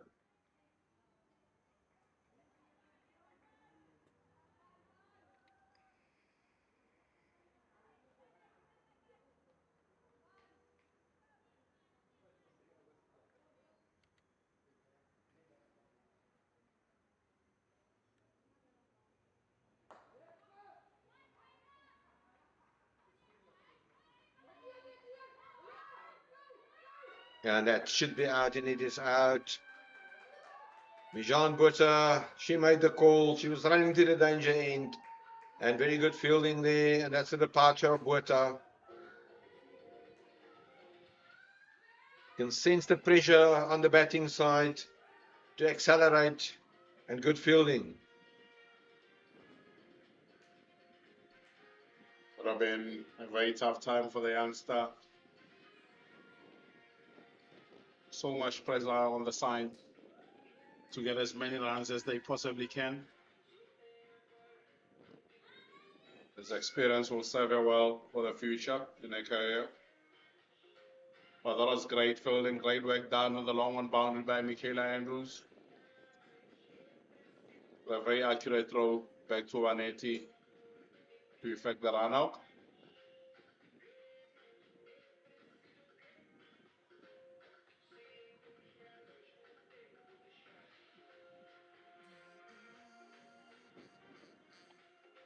And in comes Kayakaze Mate. Now, if there's one batter in the lower order that can light up a bit of fire here, it is KK Mate.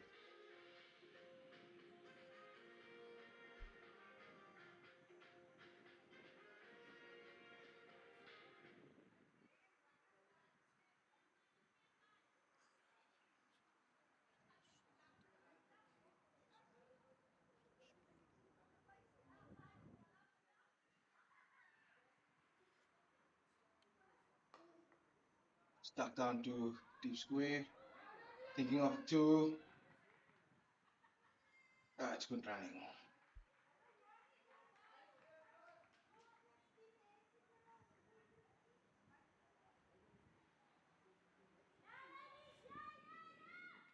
Badge just losing another wicket. 182 for 7. Last ball of the 45th over.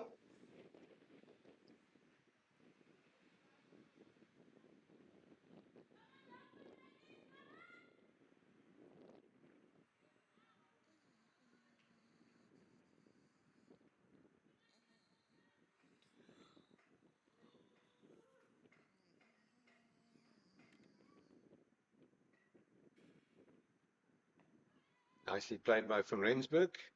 She'll pick up a single.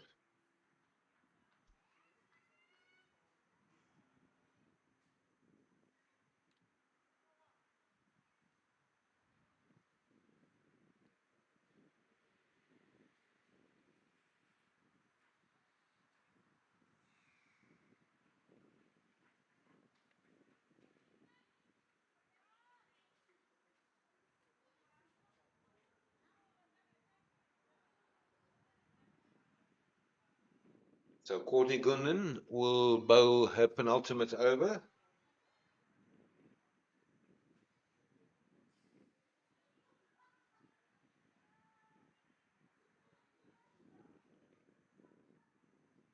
From the Freda Street end of the ground. And on strike is Van Rensburg, who is on 10. She faced 15 balls for that 10 runs. The score now 183 for 7. And we've got 5 more overs to go. That will be at least a single. Van Rensburg does the fielding. 1 run added to the total.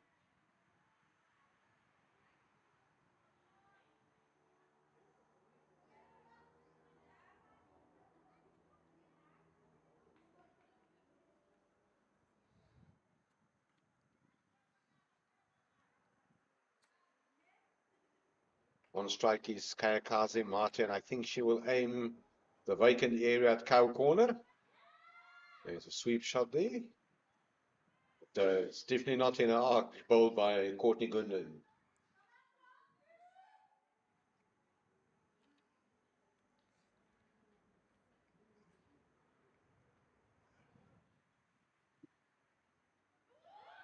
There's a sweep. And again a dot ball.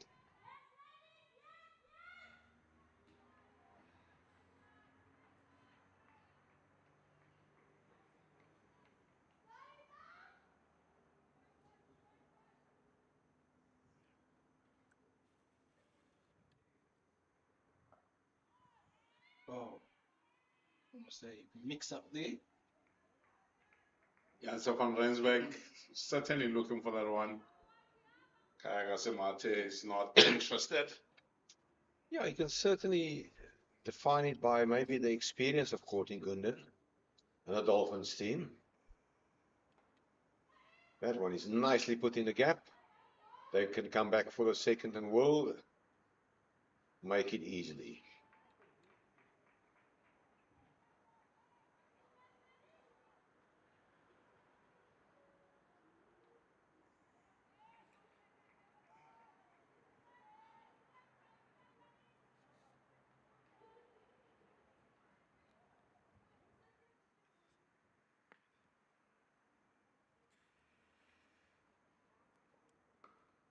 In the gap, this will be another couple. 2 easy runs, which will be very helpful for the Badgers.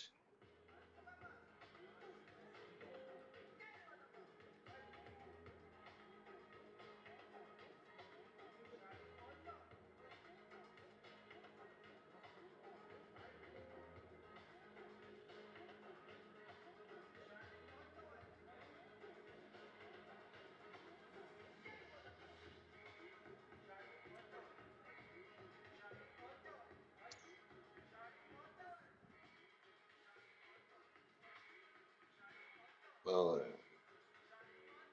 I'm not sure if the pictures are deceptive, but she looks as if she run out of some steam there. But nevertheless, 2 very well-placed shots to earn 4 valuable runs. And Banetti will continue from the commentary box end with her 8th over.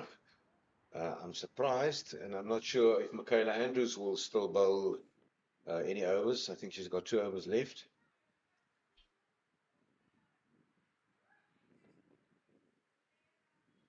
Nicolien Jansen van Rensburg is an aggressive batter.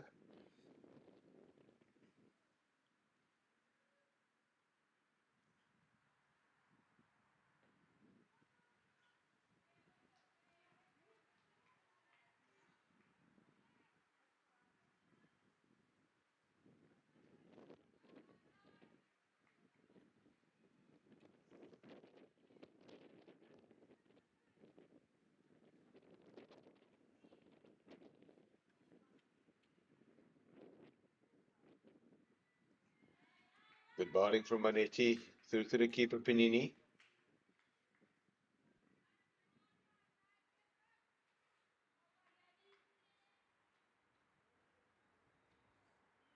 I know the Dolphins have bowled well. There have been a lot of plays and misses from the Garden Route Badgers where they've just needed to get bat on ball to rotate strike. 3 very good dot balls from Banetti.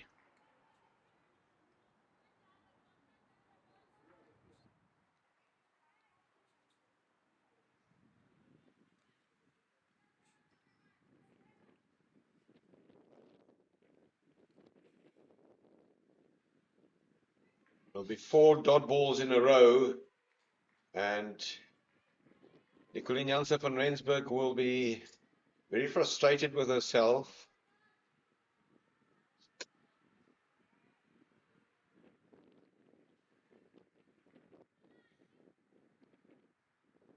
Maybe just trying to hit that ball too hard. She'll pick up a single. Kayagase Mate put on skates. It's a good backing up by Mate there. Otherwise, that could have been trouble. And Van Rensburg was under pressure in that over. Yeah, facing up to 4 dot balls. Not exactly what the Garden Route Badgers need at this point. But that is well bowled to Banetti.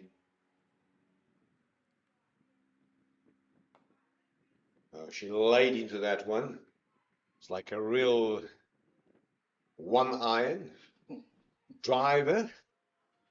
but it's only a single. End of the over, a very good over from Vanetti. Only 2 runs conceded, 190 for 7. 3 more overs to go, and I think we can say that the Badgers should end up at around about 200.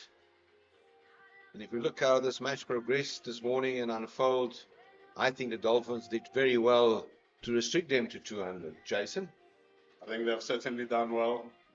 If we look back to when the Badgers lost their third wicket, the score was on 139. And you'd have thought at that point, with Julia Hall at the crease, they would have been able to push on just slightly and get themselves closer to the 250 run mark. But the Dolphins have been so good that whenever the Badgers have threatened to build any partnerships, they've struck. They've managed to find a strike somewhere.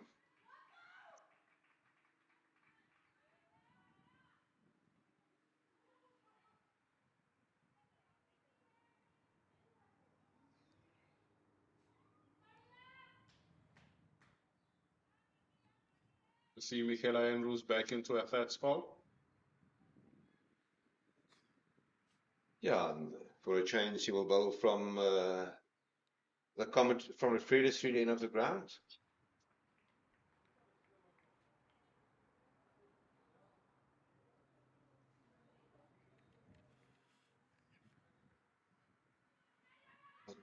That is a very risky single, but it turns out to be a good one for the Badgers. But Jason, singles will not do the job for them here. Yeah, it will definitely not get them to that 220 run mark, but they'll ensure that they keep the strike or they keep the scoreboard ticking. And if there's a bad ball presented to them, pull that away. Then that way they can make something do. But there has to be some proactiveness from the two batters to look to put the bowlers under a little bit of pressure. Because you only have 2.5 overs left. Totally agree with you there, Jason. And if they can keep the scoreboard ticking and get the odd boundary, they should and could be able to get around 215, closer to 220. Still a way off.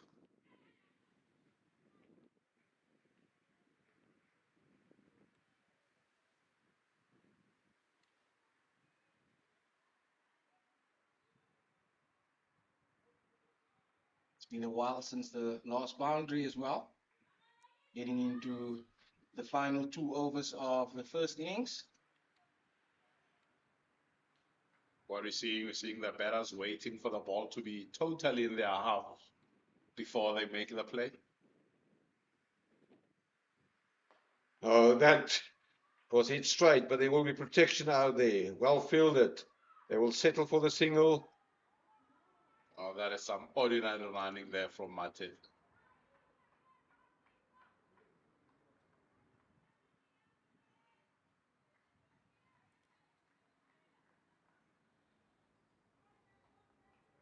Running between the wickets in the latter stages of the innings is vital. In the gap. I don't think the Dolphins will mind singles, taking the score to 196 for 7 with 12 balls left.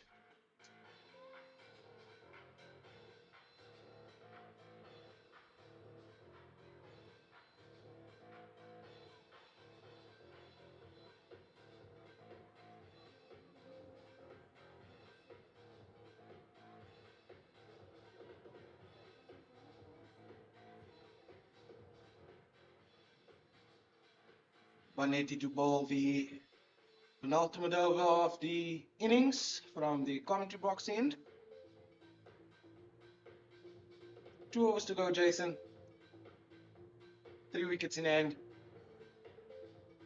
Probably not at risk of being bowled out.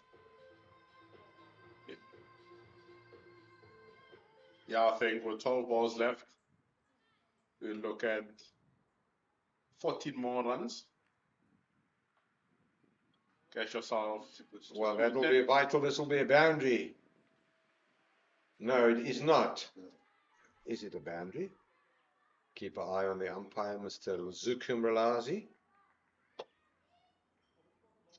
That's some great work there. Behind square on the leg side. Just as it's about to touch the ground, that is beautiful work to keep it down to 2.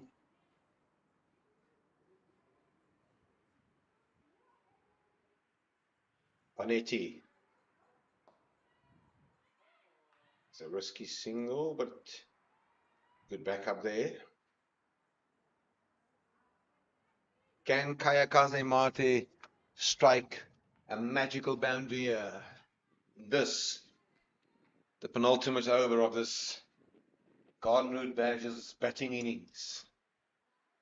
I don't think we can compare 199 here. Just watch this ball from Panetti. It's a swing and a miss with 199 at the JB Marks Open in Potchefstroom. That's what the Badgers scored last weekend. This is a slowish outfield. But we must also give compliments where compliments is due. And I really think that Alexandra Candler and her bowlers did exceptionally well to restrict the Badgers to what seems to be a 240. Well bowled, Panetti. Not what the Badgers want at this stage. Denise Candler has led her troops very well this afternoon.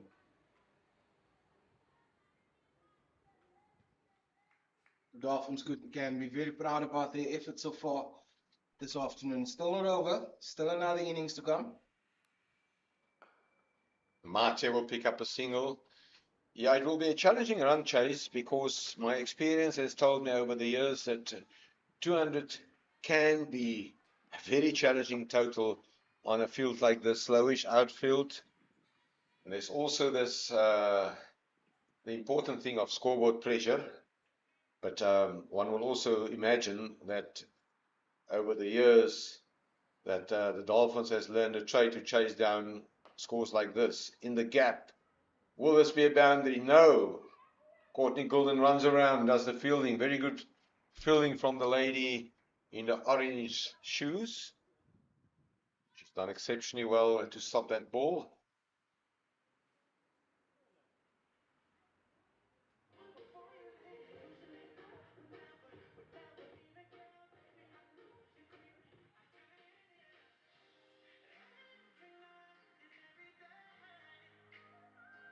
"19 runs thus far from the last 4 overs of this innings. And, well, with a bit of luck and a bit of fortune, they can end up at 210.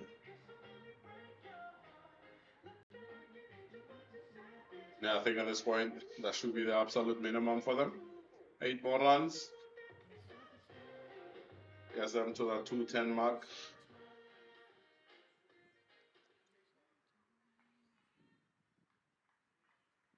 Keep her up to the stumps with Michaela Andrews to bowl the last over of the innings.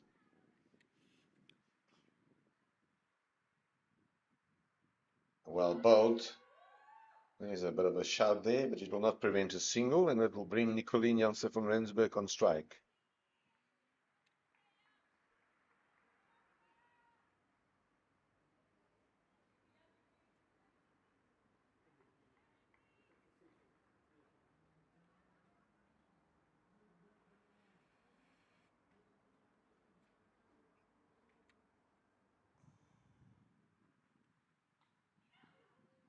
Well, I'm not sure if there was bat involved. We'll come back for a second. No, the dive from Van Rensburg is good. There was definitely some bat involved. 2 more runs.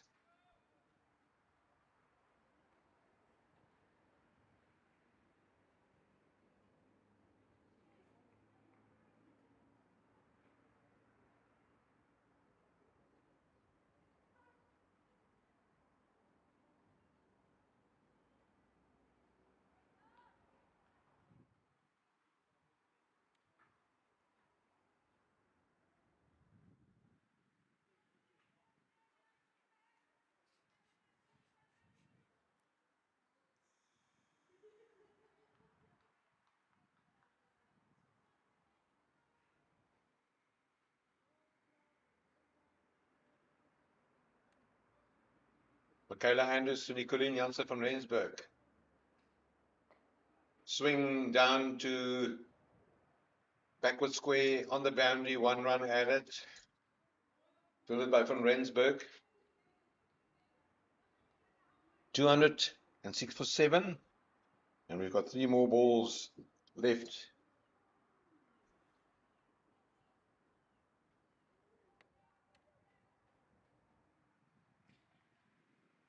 Very good knock earlier today by Julia Hall. Oh, that's in the gap. 1 bounce to the fielder. It's a single. 2 balls left. Michaela Andrews, 2 for 38.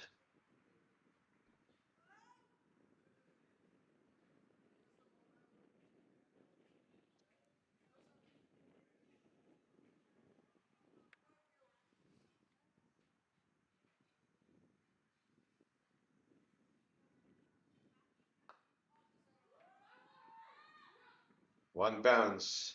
It's a single. We'll take the score. Most probably the target will be 210.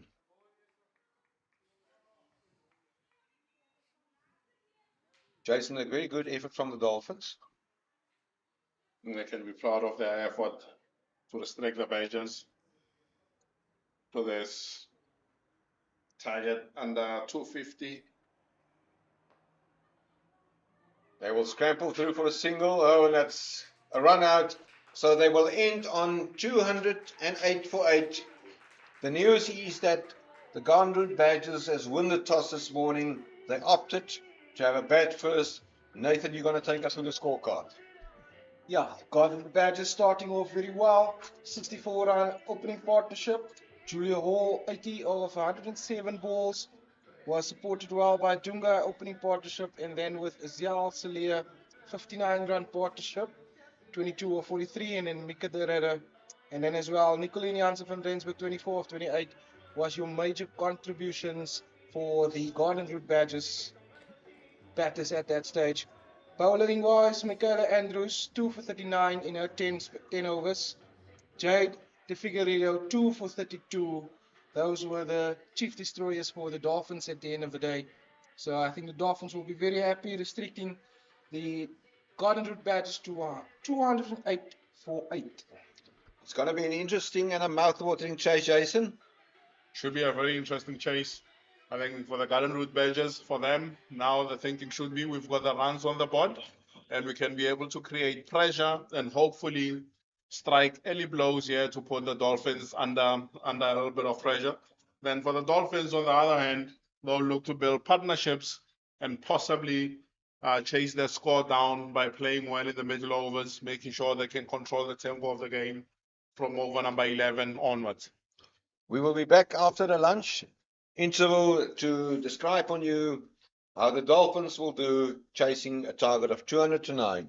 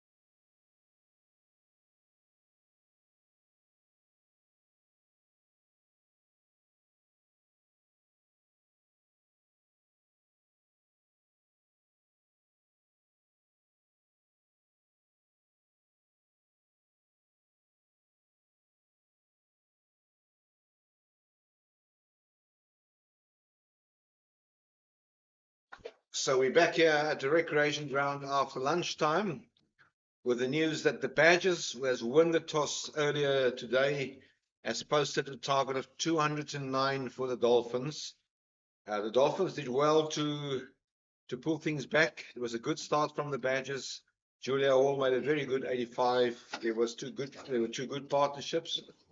The one for the first wicket was 64 between Dunga and Hall, and then there was also a 69 for the third wicket, 59 pardon for the third wicket between Ezel Sillier and Julia Hall. So it's going to be a mouth-watering run chase, that I can tell you. And I've got with me commentators to describe this run chase, Nathan Plaikis and Jason Mashangani. But before I'm going to give over to them, there are also two other matches in this competition on today. The first one is down in Cape Town, where the Northwest Dragons has bowled out Western Province for 122. And in their run chase, the Dragons is set for a bonus point run chase. The score after 18 overs is 43 without loss. Remember, to win by a bonus point, they need to get those runs, which will be a target of 123 within 40 overs. And then the second match is up at Old Edwardians in Johannesburg, where the Lions is taking on the Titans. Well, that is a very interesting contest. They need 89 to win. That is the Titans, and they are currently 31 for 7. So that tells you the pressure to win this game by the Dolphins is immense, because they need to win here today, stay in contention and the top position of the table. So Lucian Swart will bowl the third ball of this innings, and on strike is Courtney Goulden, and the score 1 without loss. Jason? Could be a very interesting run chase here for the Dolphins. I think what's important for the Garden Route Badgers, for them to strike in this power play. Here will Lucian Swart getting away with a full toss there. Toss heads straight to the fielder, the cover region.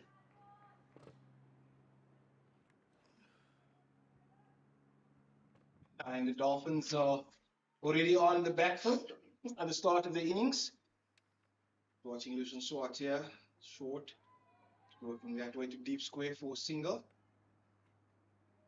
Yeah, it's the 15-year-old Mijan Burto does the fielding, and 1 run added to the total. So this is one more delivery to go from Lucian Swart. Lucian is she's a strike bowler of note, and she will definitely like to see the back of Alexandra Candlin.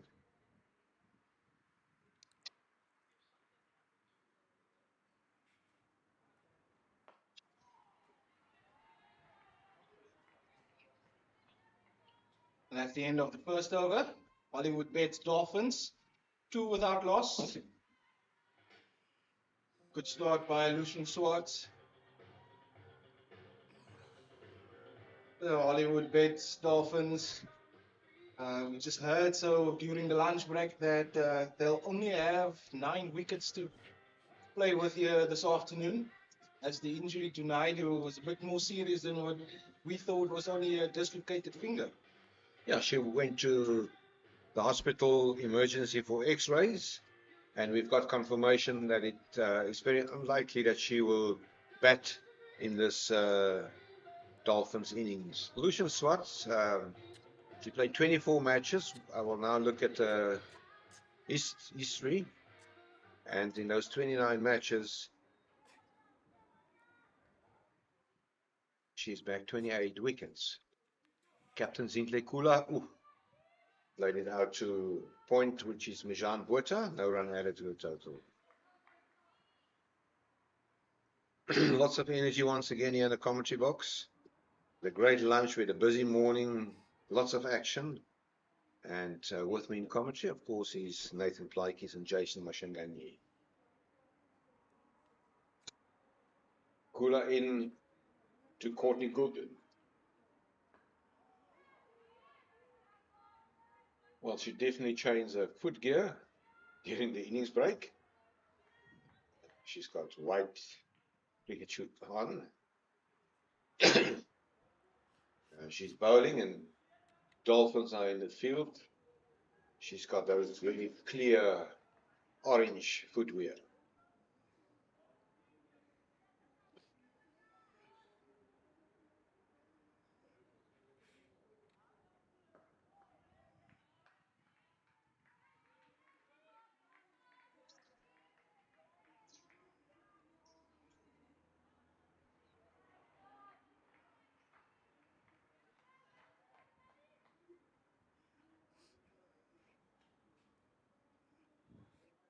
There's a very good start here from the captain. Ula, 3 dot balls. London.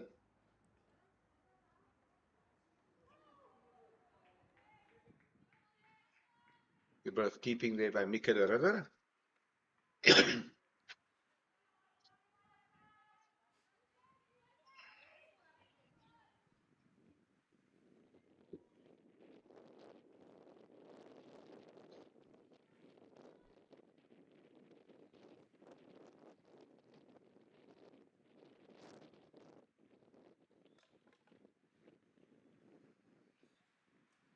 The 33-year-old Kula runs in and forward defensive. The impact of the outfield, which is not as firm as which we will say is ideal. Nathan, what do you think will this have in this run chase?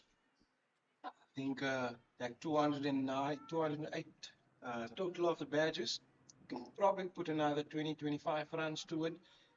Instead of the outfield being a little bit slower. We did here, it's a good wicket. So running between the wickets is going to be vital for the Dolphins. Work for Julia Hall.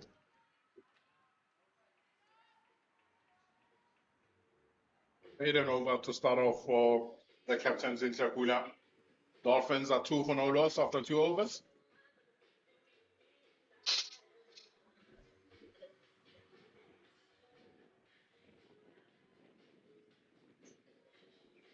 Badges will also have to look to see where they can cut off those twos, just to put more pressure on the Hollywoodbets Dolphins to take more risk.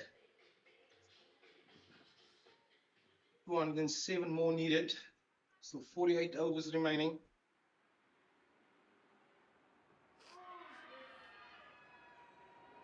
There's a big shout there.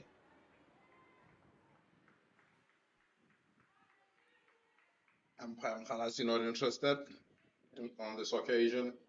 Yeah, speaking about the umpires, I really think that the 2 umpires today, Mr. Luzuku Mrolazi, who was at the commentary box end, and Ms. Sunmarie Stradom, they had their adjudication spot on.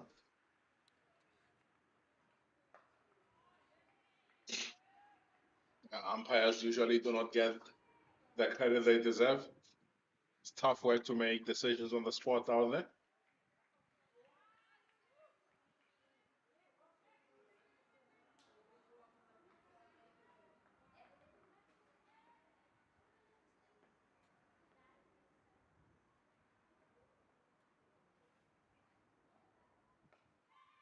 Down to third man, where Lutz will get into the frame, does the fielding, and 1 run added to the total, and that 1 run is to the credit of Alexandra Candler, the captain of the Hollywoodbets Dolphins team.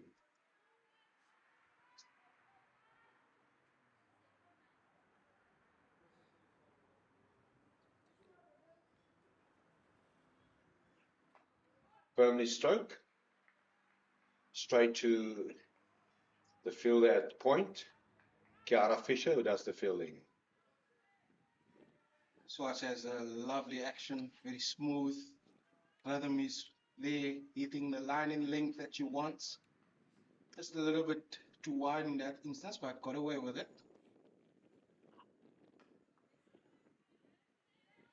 worked for Julia Hall. And Nathan, more importantly, like you, she's also hailing from the Northern Cape.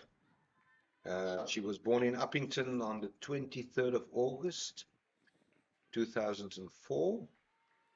And then she matriculated at a well-known school, Carlton van Heeren High School. And she made a provincial debut, which is what she's for the Northern Cape in the 21-22 season. And then with the transition of professional women's cricket in South Africa, she joined the Knights in Bloemfontein at the beginning of the 23-24 season. And then subsequent to their relegation, she has now become a Badger.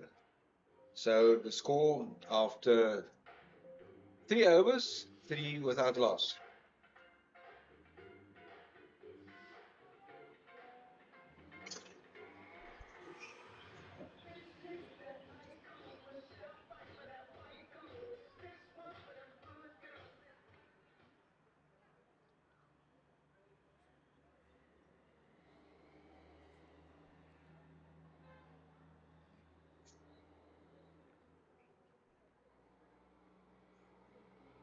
So Lucian Swartz,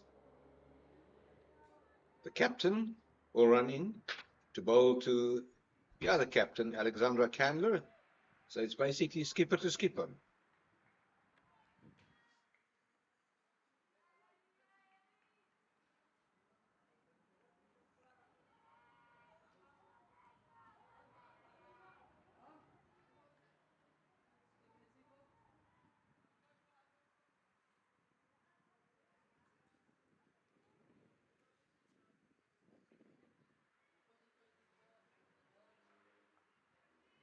Work for Kiara Fisher. I just think that if I look at the way that Jade de Figueiredo bowled, Kiara Fisher can be a key ingredient in the bowling attack with a spin bowling for the Badgers. Yes, definitely the Badgers will look to her to play a similar role to what De Figueiredo played.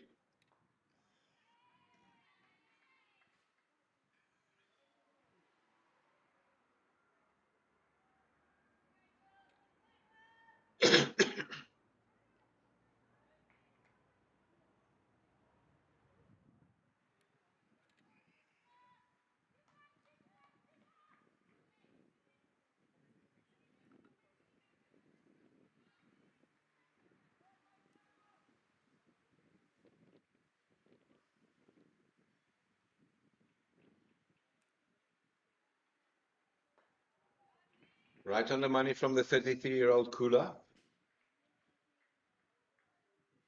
Been a very disciplined start from Gula and Lucian Swartz for the Garden Route Badgers here. Not giving too much away.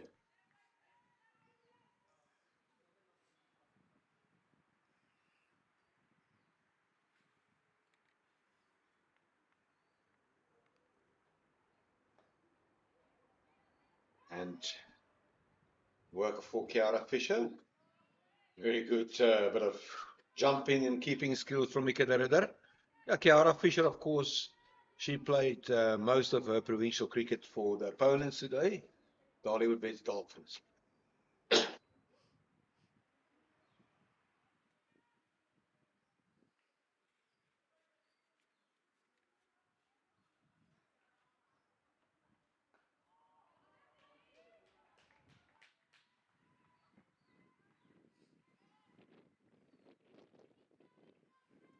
That's the end of another very good over from Kula, only conceding 1 run.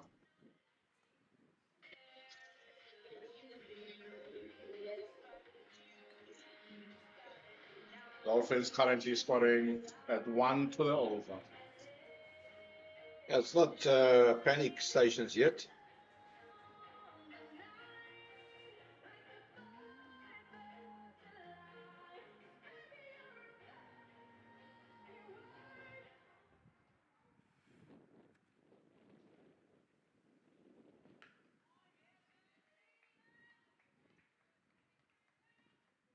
The opening bowlers of the Garden Route Badgers doing a very good job.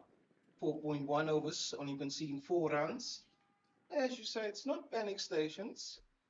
a lot can still happen in the next 6 overs, South Africans. But I do think, like the T20 format, you do need a good launch in the power play. Yeah, to set it up, and that's where the Badgers are doing very well to contain that. Short. And Julia Wall, she has already done a lot of running today. She runs in from the backward square leg boundary, tidy fielding, return it to Mikadaro.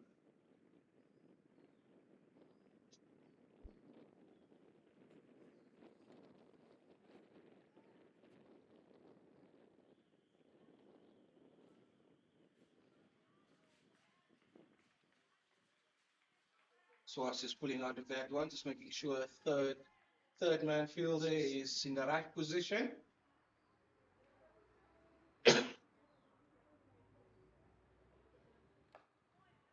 Only one slip in position, Jason. Yeah, Zizipo at first slip. And the two fielders out on the boundary is deep square leg and a little bit wide third man.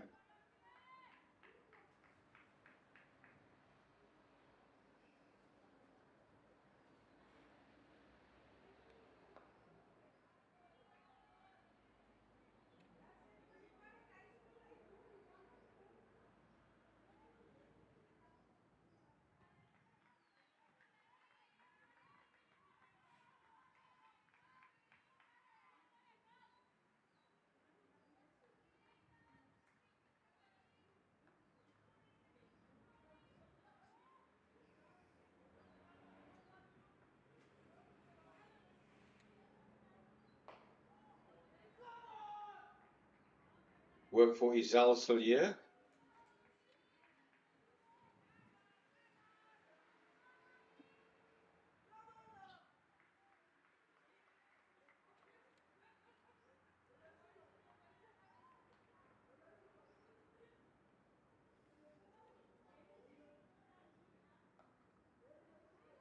Nicely placed by Candler.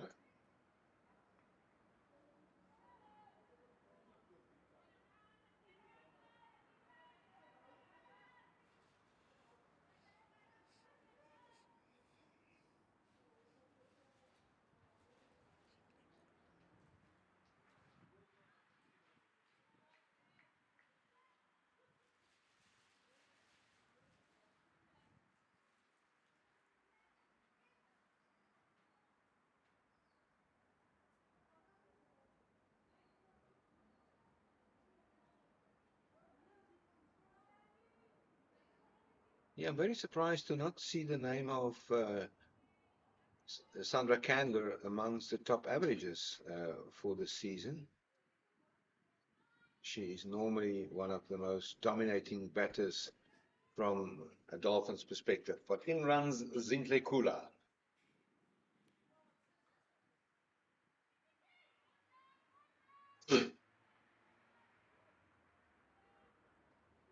Yeah, Alexander Kendler looks very easy on the eye. The technique looks organized, very assured of a movement. Looks to have a lot of time in the crease.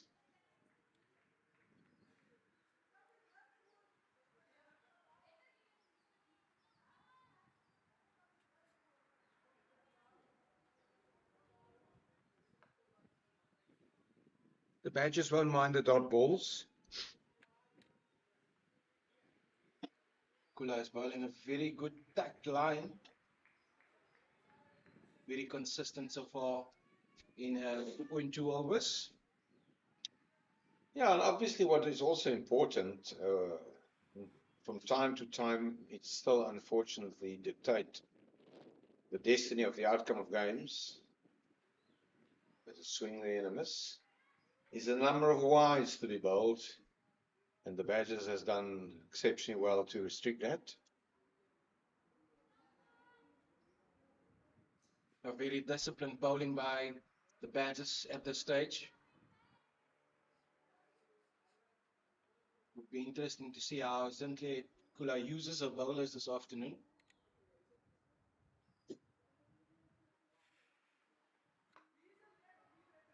Kayakaze Mate comes into the action as Goulden tried to play this one to the leg side, mid-wicket.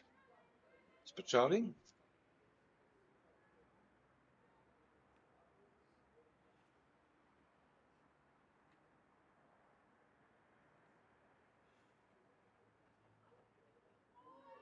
Good bowling by the captain, Zintle Kula.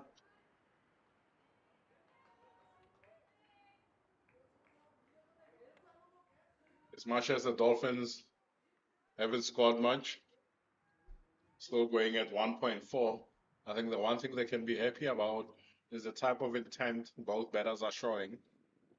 Trying to catch a move on now in the power play.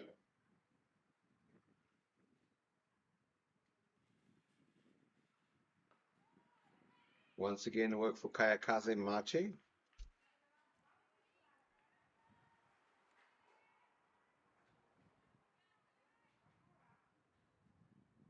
That's another over that has only went for 1 run from Zintle Kula. 6 overs gone, the total 8 without loss.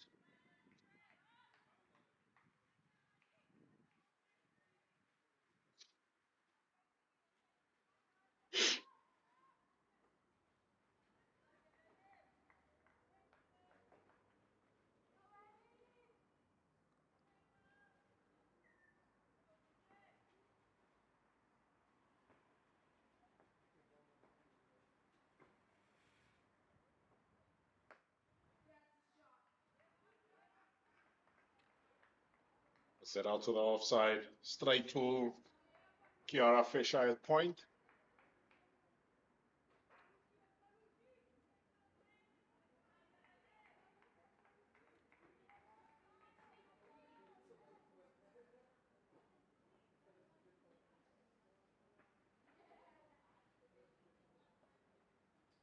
Another swing and a miss. 6.2 overs, 8 for no loss. This is excellent start by the Cardiff Badgers bowlers. Yeah, clinical. They stick to their guns.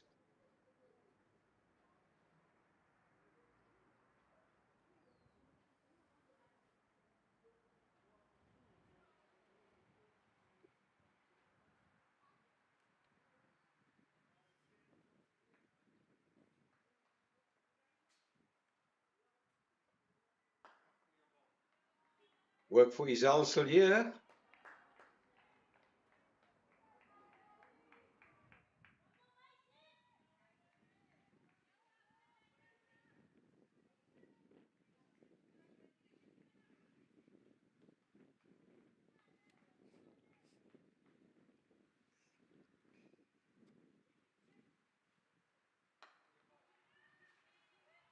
The replication continue. The Garden Badgers are looking a well-drilled unit here out on the field. Yes, only 6.3 overs into their bowling inning. But so far, so good.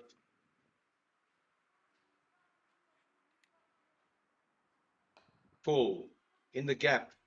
But it will only be a single. Will it turn for a second? Yeah, it will be a couple. Work by KK Mate.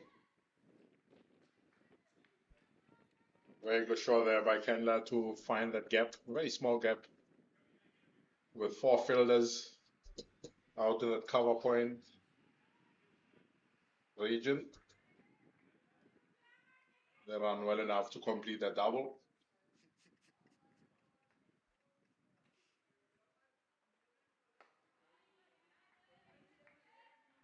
Excellent bowling. Excellent bowling by Lucian Swartz. That's the end of the 7th over. Hollywoodbet Dolphins 10 for no loss. 3 overs left of the power play, Jason. I'm sure everybody would want to be in the Badgers camp at this stage. Yeah, I think they've started out well. With Kula about to start at 4th over, having only considered 2, and Lucian Swartz conceding 8 runs from 4 overs. I think one starts to think about how long can these two go on, and when do you start introducing your change bowlers into the game? And will the change bowlers be able to keep up the pressure? Like the opening bowlers have been doing very well at this stage. Yeah, it will be key. I think the timing of those changes will be very important. I mean, for one, there's a school of thought that you most probably take off one of these bowlers in the next over or two, take them off, get a new bowler into bowl in partnership with one of them, as they are in the middle of a very great spell. You give your change bowler a little bit of time to settle into the game while bowling in tandem with Kula or Swat. As the winds start blowing here over the ground, it's a bit of a breeze. The Dolphins has bowled 14 wides, and if the Badgers can restrict that, it will be a very important element in their play defending this total.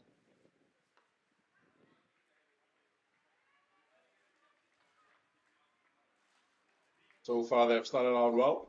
No extras conceded in terms of wides or no balls into the eighth over.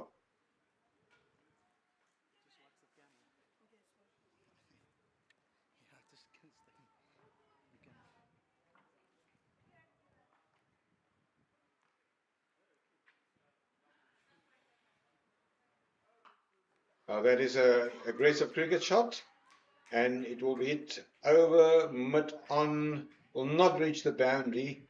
And it just reiterates on what we said earlier on the firmness and the speed of the outfield. That should have been a 4 any given day. That was a very good shot. Deserved 4 all day long. But as you mentioned, with the outfield, kind of just sticks out in the outer ring. You have to run your runs here.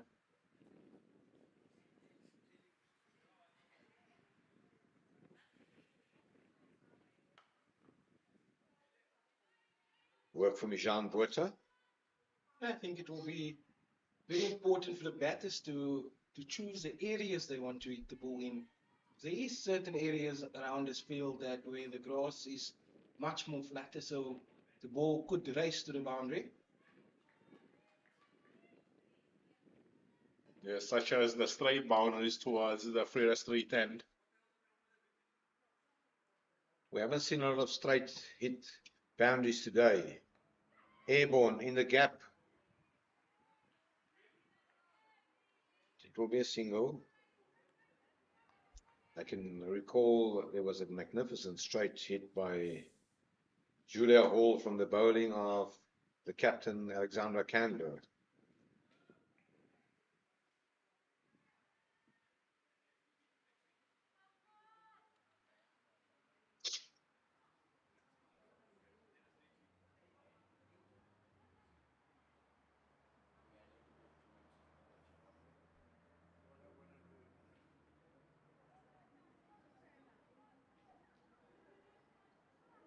Lucian Swartz to continue from the commentary box end for a 5th over. Hollywoodbets Dolphins 13 for the outlaws after 8 overs. It's a good stop. You feel there were a few run-out opportunities missed earlier today by the Dolphins, Nathan? Yeah, I believe they were. There was quite a few risky singles taken by the Garden Route Badgers.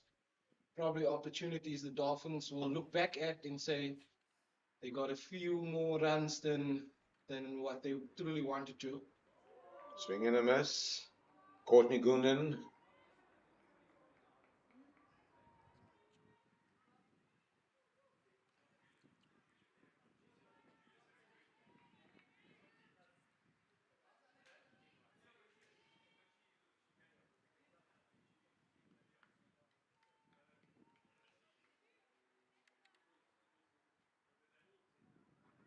Lucian Swartz.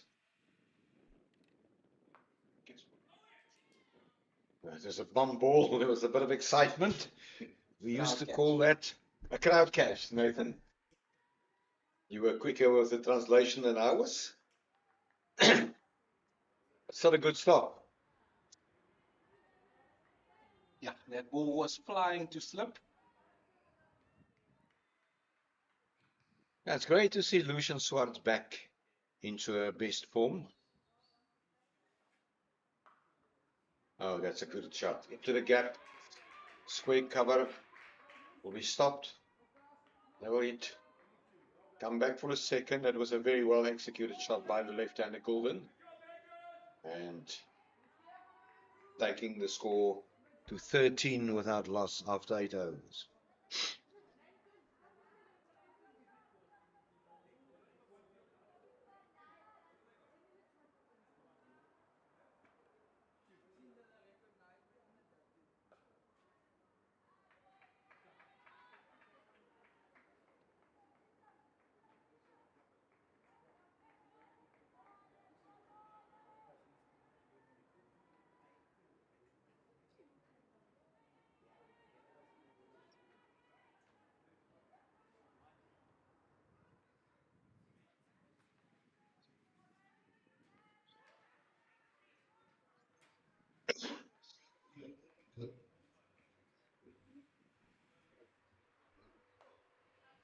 Work for Nicolien Janssen van Rensburg.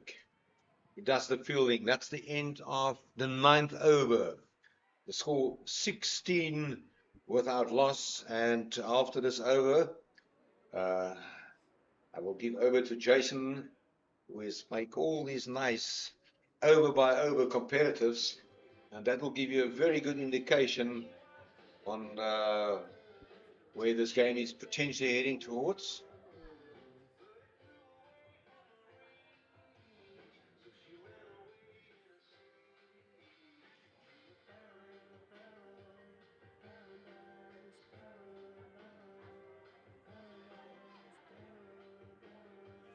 Very tidy bowling from these two openers, Kula as well as Lucian Swartz.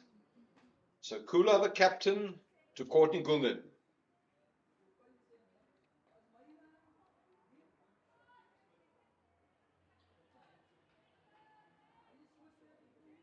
Duka, the opening bat. She was involved in a very good opening partnership today. 64 runs for the first wicket with Julia Hall. I like the way how she played very with composure. And she does the fielding. Nice strong arm for an opening bat. Gula to Candler. Straight to Mijan Botha. Lots of energy by the 15-year-old. And she is also a magnificent hockey player.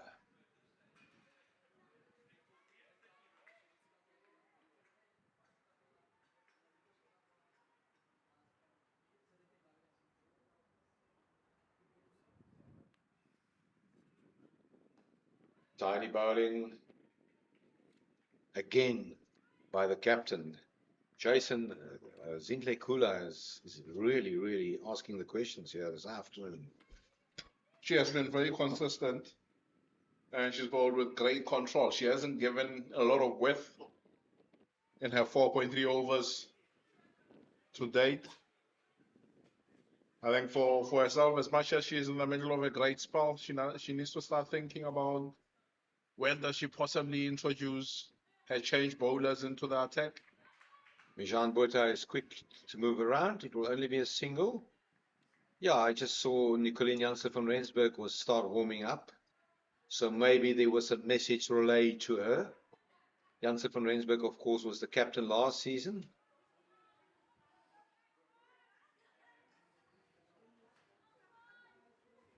There seems to be a great buzz about the Garden Route Badgers fielders out there. Yeah, they looked very tidy, very composed. Kula to the left-hander, Courtney Goulden. Oh, will that be the first boundary? It will be the first boundary of the innings. in the 10th over. The short pitch, she capitalized with offer and a well-played boundary for Courtney Goulden. That's one of the few bad balls that Kula has bowled in this opening spell of hers, giving a lot of width to Gundan. And she throws hands and that gets that through the cover region for 4.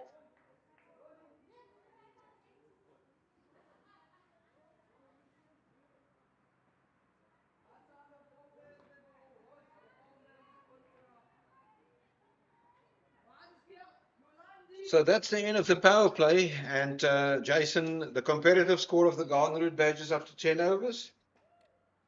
At the very same stage, the Golden Badgers were 44 for no loss, with Julia Hall and Dunga out at the crease. And the Dolphins are 22 for no loss as well. So effectively the difference is 22 runs. A difference of 22 runs, I think, at this stage in time with all 10 wickets in hand. One wouldn't want to read too much into that. With wickets in hand, you can still catch up at a later stage. But you have to, so you have all that apparatus. I know, you can please proceed. I think the most important thing is to ensure that you let this partnership grow and get you closer to the 25th over. Then from there, one can start making the play from there. I think the longer this partnership goes, the better for the Dolphins. Yes, the music of Elton John echoes around the ground. So we saw the introduction of Nicolien Jansen van Rensburg, 25 years of age, from the commentary boxing. Ooh, very lucky to get away with that. But that was also the case when the Badgers were batting. Couldn't capitalize on short pitch deliveries. And I can't say Julia Hall was a culprit, but she often missed out on opportunities like that. Yeah, not being able to pierce the gap then. Candler did middle that one. This one not hit properly or firmly. It's a dot ball.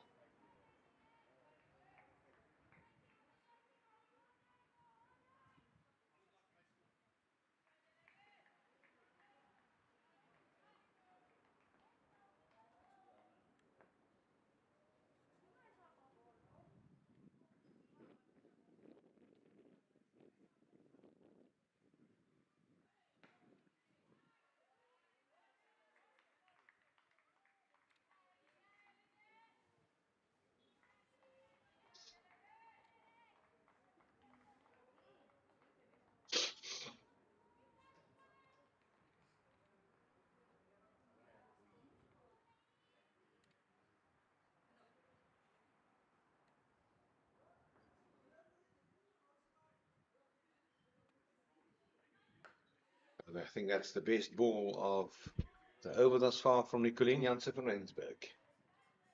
We haven't really seen a wicket-taking delivery. Tiny bowling.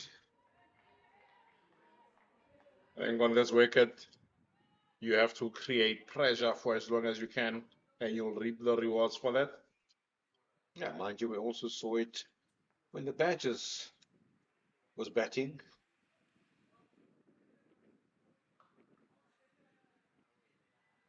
Failed to pierce the gap. Worked for Mijan Botha on extra cover. I think in that first 10 overs, if one were to be overly critical with the Dolphins' approach, as much as they're showing intent to want to score and play the bigger shots, I think that the strike rotation is something that they could have improved on or done better in that first 10. As you see, Nicolien Jansen van Rensburg's first over come to an end, made an over. Just what a doctor order from Nicolien. And deservedly a low 5 by a teammate, Mika Derrida.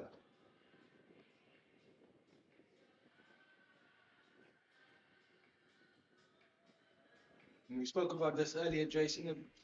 The change bowlers needs to back up the opening bowlers, and that has been done so far. Now it's up to Mate, if I'm correct. That's correct. It's Kayakaza Mate.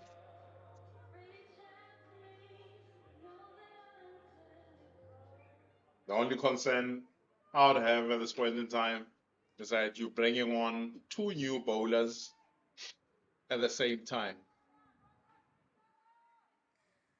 Where if they were bowling with someone that has already bowled a few more overs and is in control, you give them a better opportunity in terms of settling into their spell. One taken. It's wide and full, but no proper connection by Courtney Gundan. Gundan.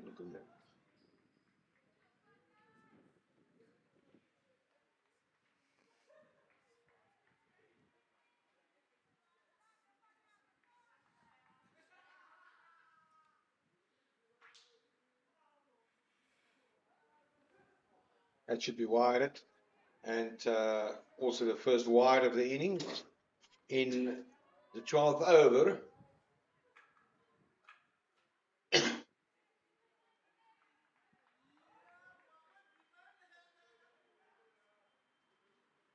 Yeah, to think about it, next weekend will be the last round of the pool stages, and the final will be played on the 15th of March. Now, this is not very tidy from Kayakaze Mate.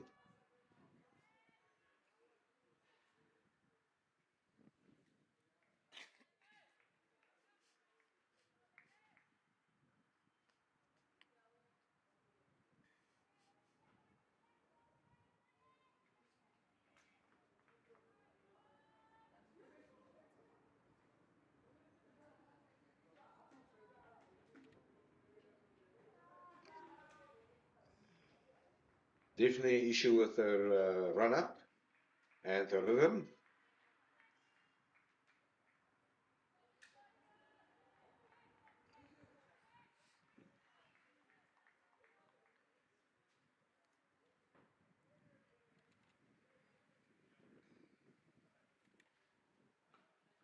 Oh, great stop by the young Mijan. There's an opportunity for a run out.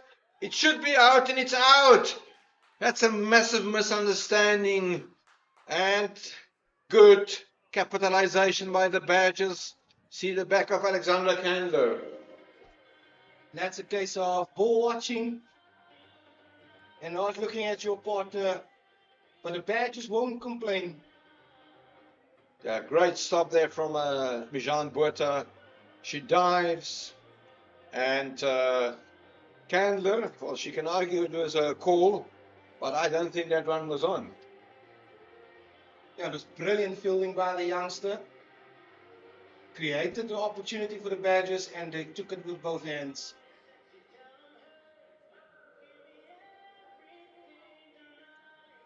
Have a look at that.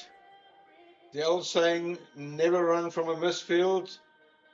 And you can see the experience there from Mika de Ridder. We often see it where keepers are not well positioned, perfectly positioned, catch the ball, stay cool, calm and collective, and remove the bails. There was a little bit of panic there from the Dolphins with that run. No need to take that risk. Just let the partnership grow for as long as you possibly can. Now they've opened the door for the Garden Route Badgers.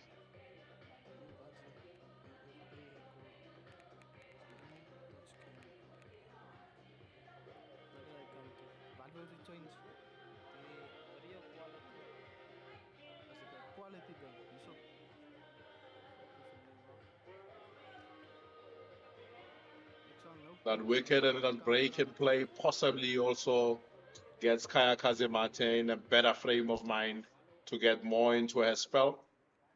Having bowled 2 extras in this over.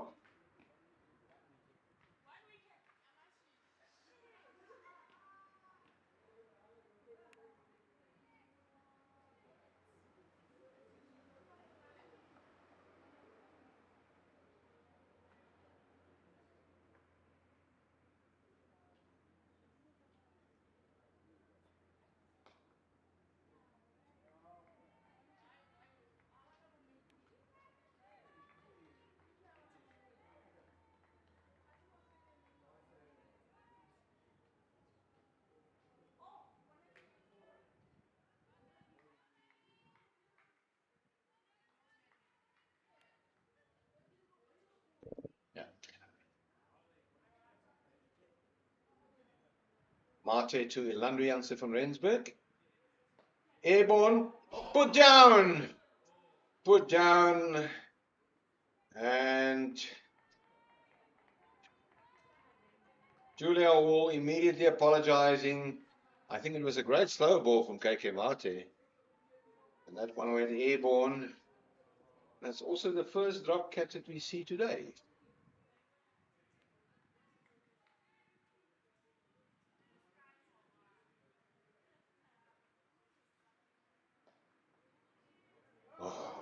Oh, well, what a way to fix a drop catch. Now, we did see a drop catch. There was one by the keeper put down. Yes. Sorry for that.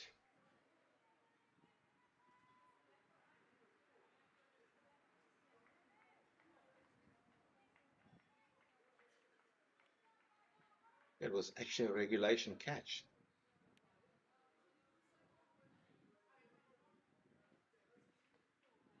Perhaps just celebrating before the ball lands. Well, it reminds us of Herschel Gibbs in 1999. You remember that, Jason? You may have to go back. Very well. Was he a great fielder? He was a proper cricket Very. player. And as Mark wore typical Australian / chirping, he just dropped the World Cup.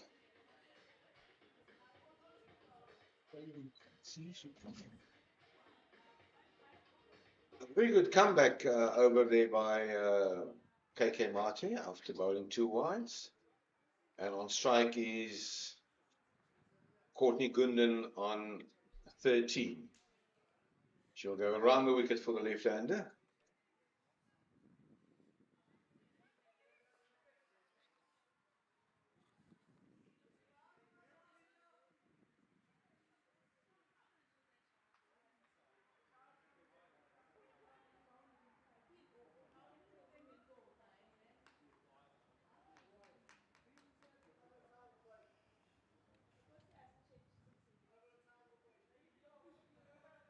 Oh, that's a bad delivery. Wide it. Work for Lucian Swartz. Yeah, I think maybe it was because she's around the wicket. Just maybe distract rhythm. Certainly got away with one there. Full toss on the hip. London missed that. It's off a pad. The leg buys down to fine leg.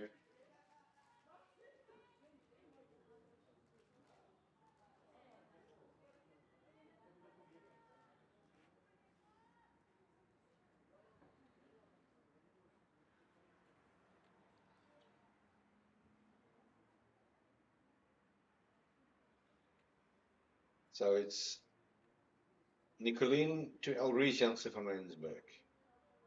Short. It's another wide. A little bit of ill discipline now.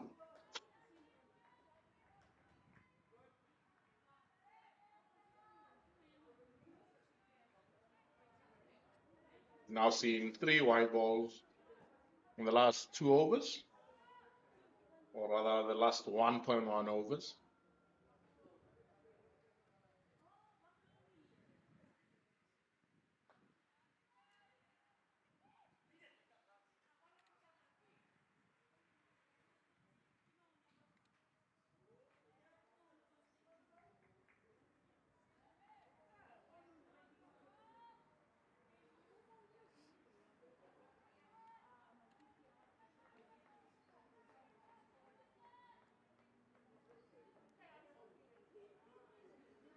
She'll continue around the corner for the left-hander, Courtney Goulden.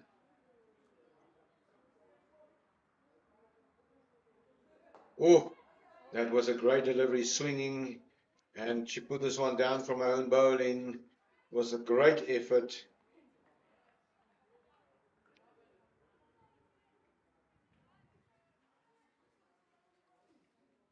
The Badgers slowly starting to not making use of the opportunities. We must not forget that the Dolphins, they are still the #1 team in the competition after 8 matches in the pool stages.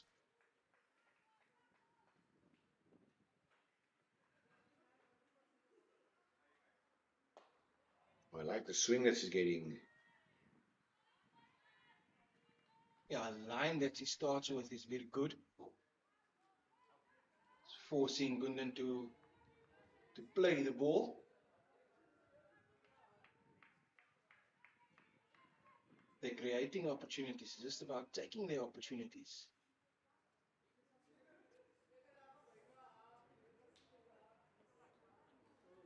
It's another wide. Bit of a pressure release there.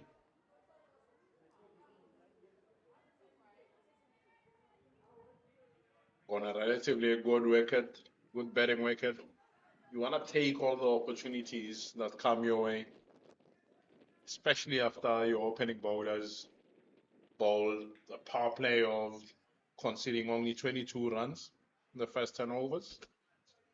It's important to back that up.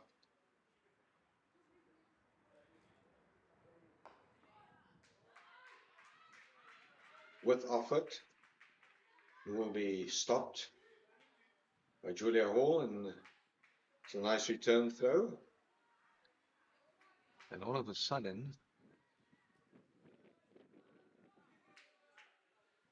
after bowling a first over a maiden, she conceded 5 runs of this a second over. It's not panic stations yet.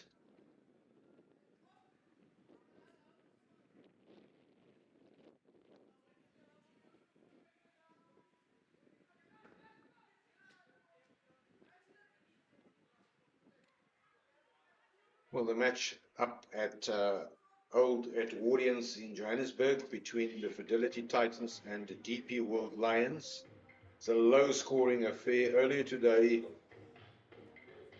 the Lions were dismissed for 96. The Titans currently 69 for 9.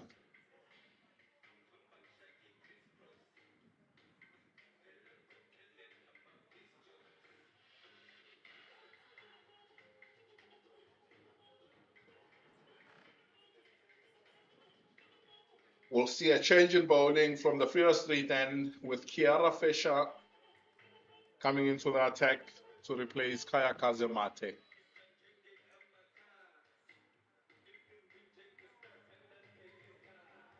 Interesting goal there. Just giving Mate 1 over. I think it might be on the back of her struggles with her run-up and rhythm. It's given an opportunity just to settle down, get herself back into the game by being out in the outfield before she can get another opportunity to bowl.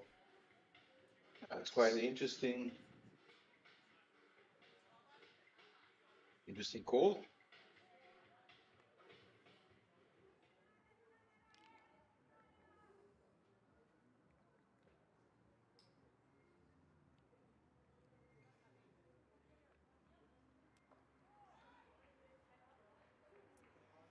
That's naughty from Julia Hall.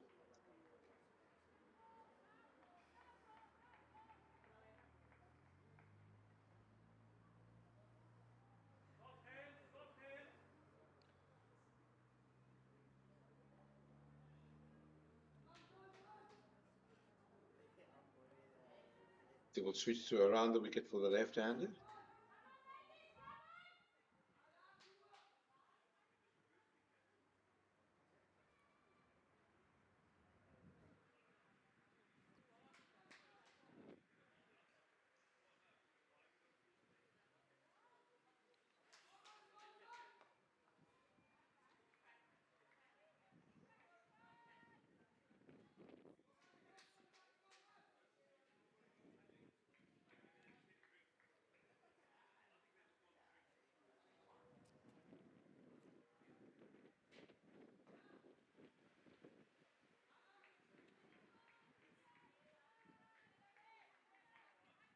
It was about this phase of the game for the Dolphins when they were bowling that the Figueiredo was introduced into the game.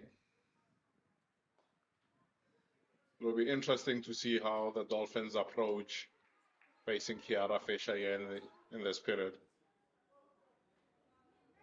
It's been a good start by Fisher so far.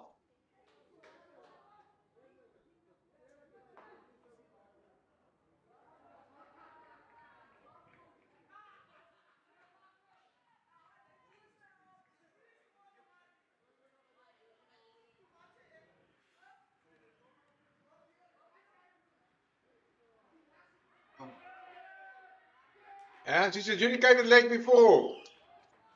Well, by the body language of Courtney Gooden, it doesn't seem that she's too unhappy. And a vital breakthrough for the batters, the departure of Courtney Gooden for 15.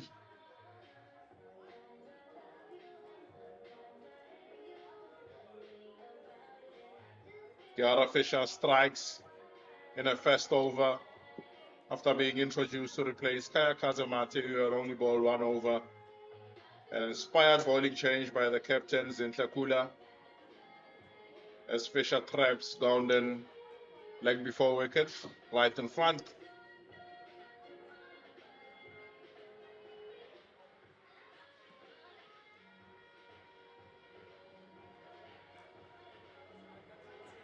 All of that wicket brings Pinini in, out into the crease to join Janssen van Rensburg. Die gewone settings. Dis so gewone settings, LCD brightness, backlight, mirror, viewfinder, headphone notifications, monitor delay, assign buttons, focus ring, pro record, HDMI output. Ek het net so vinnig geskrol. Vanaf? Die tenner uit. Dan is dit mos die hoogste wat hy gaan. 4K is mos 2000p. Tenner. Dat is wat hy HDMI status.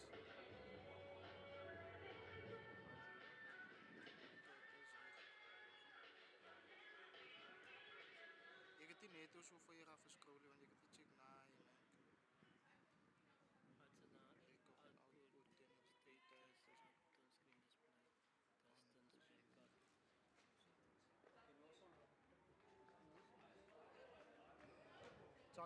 Dolphins in all sorts of trouble at this stage.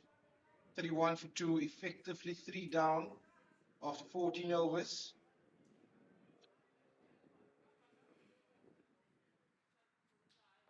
And Nathan, one of the reasons why you say they're in trouble, if you look at that required run rate of 5 runs per over, it's going to be a tough ask to achieve this here on this ground, especially when you've got 2 wickets down. I'm not saying, and we are not saying it is not achievable, but it's going to be a tough ask. Yeah, it's going to take very good running between the wickets as well. Continuously rotating, and that one's just tucked into the leg side for a single.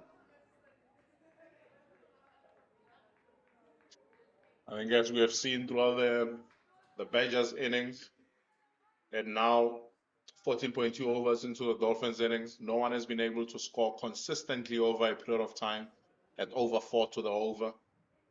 So that required rate going at 5s now and over 5s will make it very difficult for the Dolphins to get a grip on this game. Yeah, just remember that Elrise Janssen van Rensburg, she was put down with a score of 0. A regulation catch was not converted by Julia Hall. She's got a ball that swings.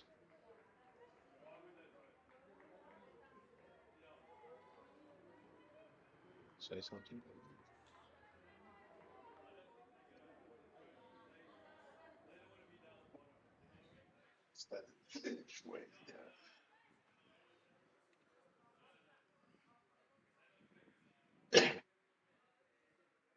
Van Rensburg to the left-hander.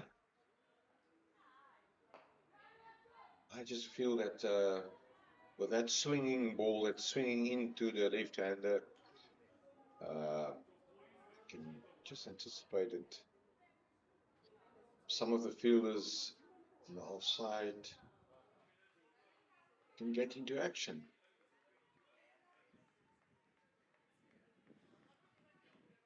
Kwanga Panini, the wicketkeeper, is on strike.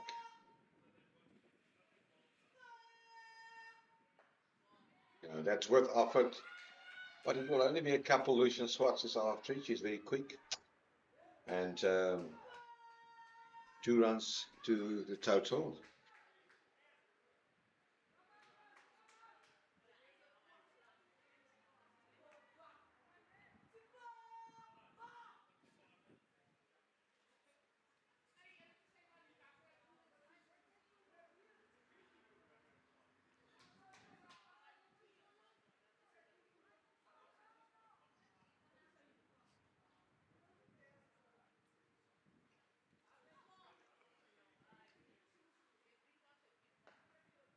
Work for the captain, Zintle Kula.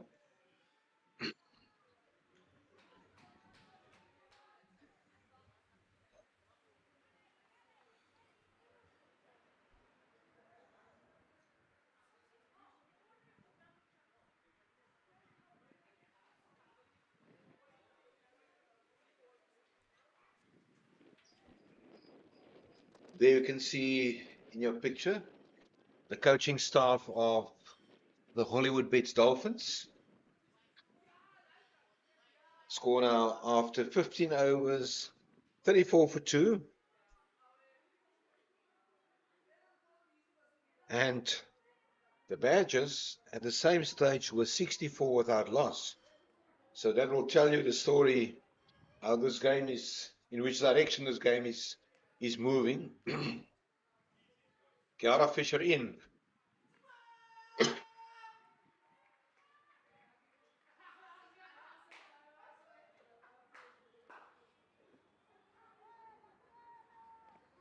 And the next couple of overs will be vital for the Dolphins to get through to drinks. Make sure no further damage is made. Short in the gap.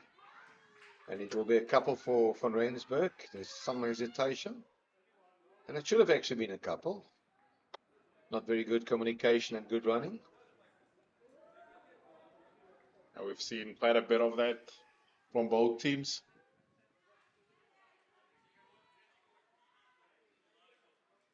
And the equation here for the Garden Route Badgers rather is quite easy or simple. They just need to be able to bowl 3 dot balls to 4 dot balls per over. They'll be able to create a lot of pressure in this middle phase. We know boundaries are hard to come by with this outfield. So 4 dot balls, maximum per over, puts you in control.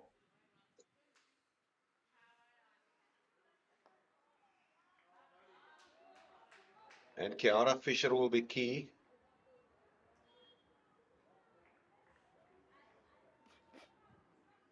That was quite an interesting move to remove Kayakaze after 1 over. Sweep. Work for Mijan Botha. Strong arm for a 15-year-old.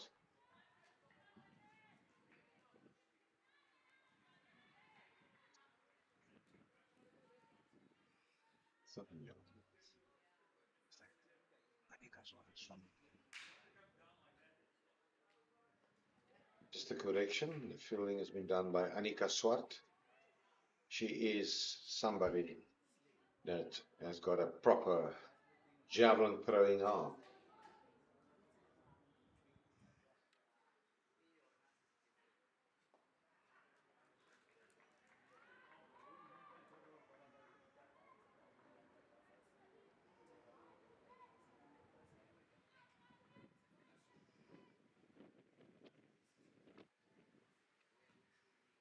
The end of the 16th over. Hollywoodbets Dolphins 37 for 2 after 16 overs.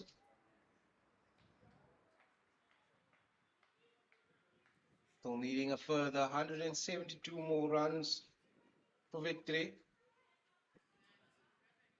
Going just a tad over 2 to the over. Yeah, it's very important that the visitors don't bet themselves into a position where they will not be able to chase down these runs. The required rate is 5.1. Nicolien Jansen van Rensburg.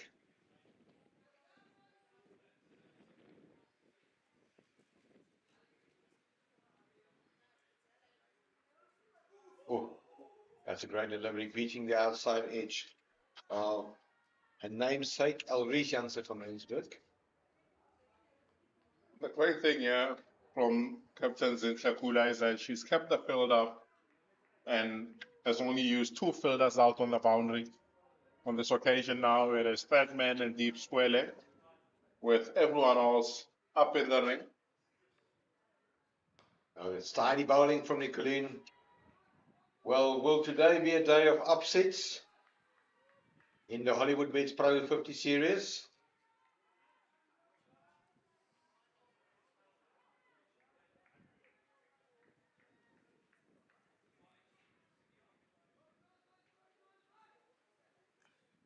Well, it's certainly shaping up to be that way.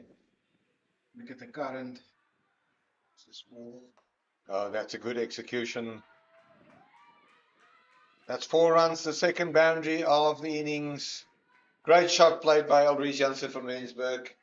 Well played, and she picked up 4.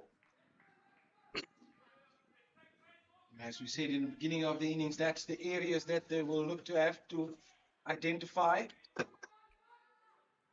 Give them a probability of boundary.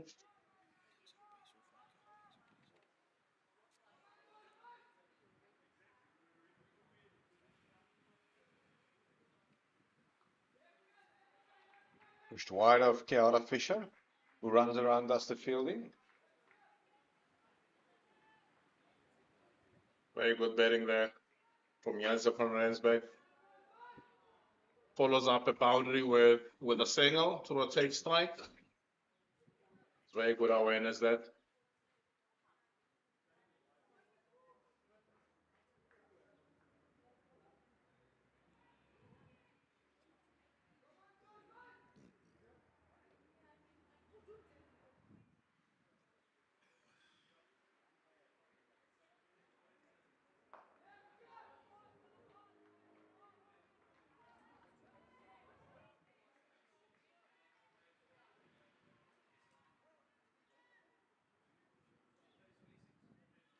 Excellent bowling by the Garden Route Badgers.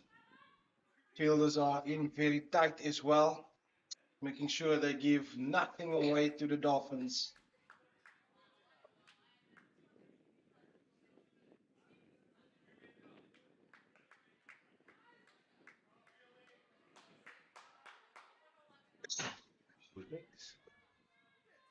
Well, we should have at least one more over before we'll have the drinks break. Yeah, they will take drinks. The score 42 for 2. They're chasing 200 to 9. And 2 wickets has fallen. This partnership is 11 runs. The Dolphins not out of it. But Jason, we can comfortably say that after 17 overs in his run chase, it is advantage to the home side. The home side are in control. We'll see after the break.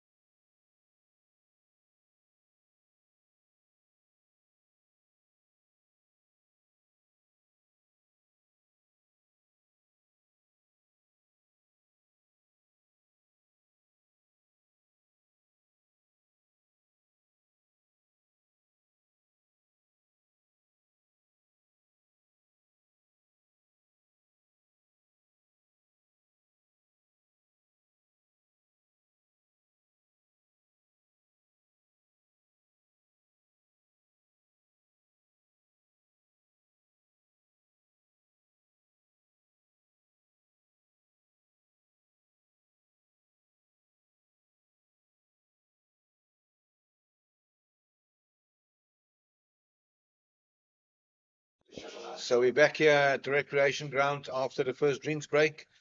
Currently, Hollywoodbets Dolphins on 42 for 2. And Kiara Fisher will continue from the Freeland Street end of the ground. She already bagged a wicket. She bowled 2 overs, 1 for 4. Just to recap earlier today, as we will just take us through this over to Elrise Jansen van Rensburg. It's wide, and it's wided by umpire Sanmarie Strydom.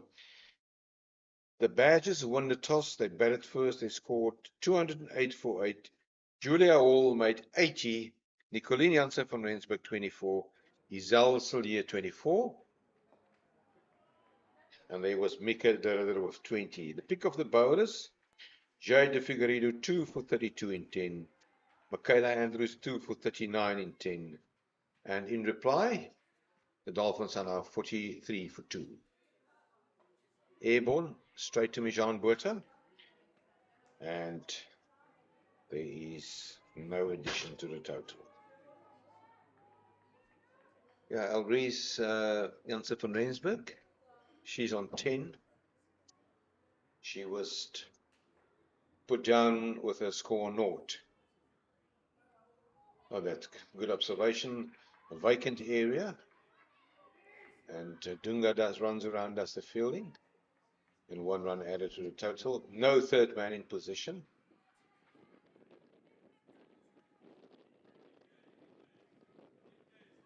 Would be interesting what the conversation at the drinks break was between the two batters. I mean, 42 for 2 after 17 overs. As you see, the Badgers are still persisting with only 2 fielders out on the boundary. No fine leg in position. But that is hit straight to one of those fielders. Very tidy fielding. And Elrise Jansen van Rensburg wisely runs back and returns to a crease. We saw a run out earlier today. A brilliant stop by Mijan Botha. Saw Alexandra Candler run out. Vital wicket, the captain.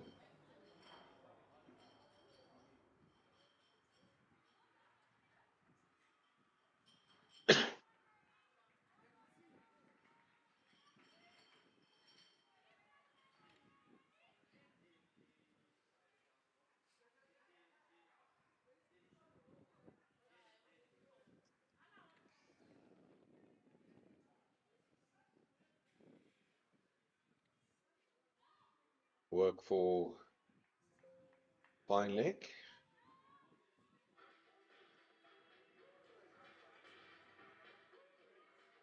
.45 for 2 after 18.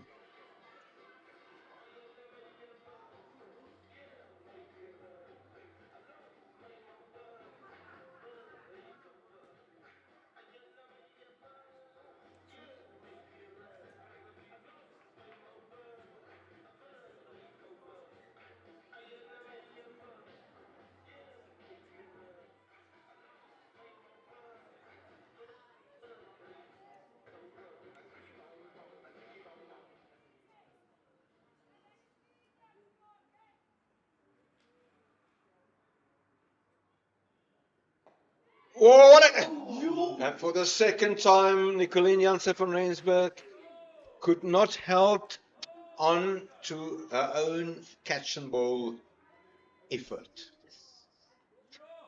We've seen 2 great efforts from Nicoline Jansen van Rensburg of her own bowling that popped out just as she landed.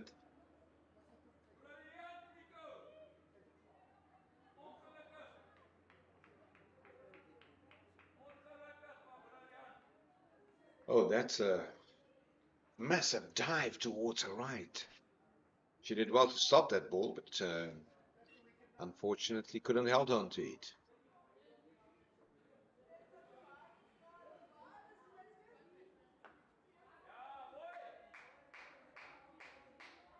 I said it earlier for the left-hander with that in-swinging ball. She will always, one of the fielders, will always be in the game for a catch. I just think that Annika Swart wearing the number 10 shirt. Something can go to her direction. But not this one, as it hit behind point. And 2 runs added. Yeah, and Annika Swart moves in quite tightly as the bowler moves in. So there should be an opportunity. Some 2 brilliant efforts by Jens van Rensburg.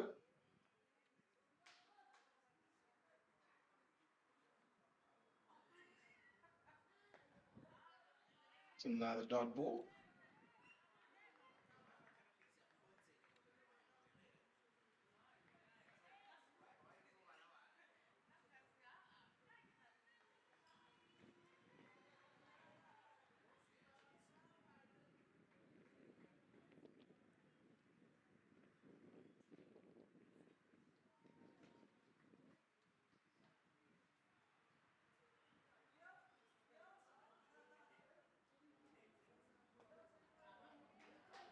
Nicely worked by Panini. Kwanga Panini, she's on 6. And there on the left hand side of your screen, just a reminder of the target, 200 to 9.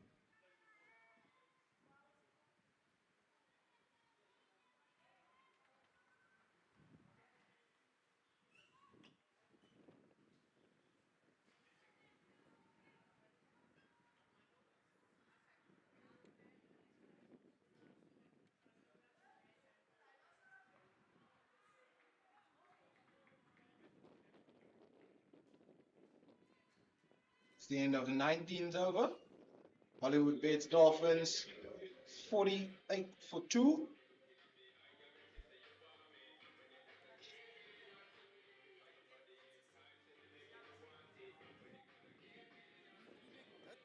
And Kiara Fisher will continue operating from the Freire Street end of the ground.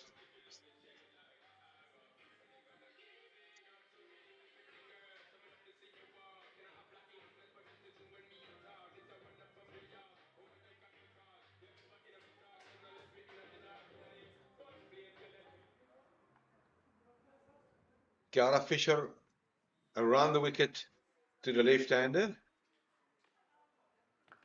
It's airborne in the gap. And that will be 4. Great intent shown by Panini. That's a welcome boundary. It's beautifully hit there by Panini. One flighted up by Kiara Fisher with a filled up at long on, no long one in place. He's able to head it over the captain's head through wide long one for 4. And that also brings up the 50 for the Hollywoodbets Dolphins. They're definitely not out of this.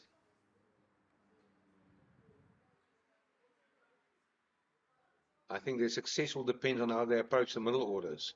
Oh, there's a big appeal. That's given out. That's given out. Well, both Kiara Fisher. I don't think there's any doubt from the decision made by umpire Sanmarie Strydom. And she's trapped back before the 3rd wicket is down. After a beautifully executed slog sweep through wide long on. The next delivery, she gets stuck on the crease. Her feet go nowhere with one that is not as flighted as the one that she faced before. And she gets trapped black before wicket. Yeah, once again, Jason, if you look at the body language from Panini, I don't think there's any doubt, any anger. And in comes Asake Inyovane. No, that's not.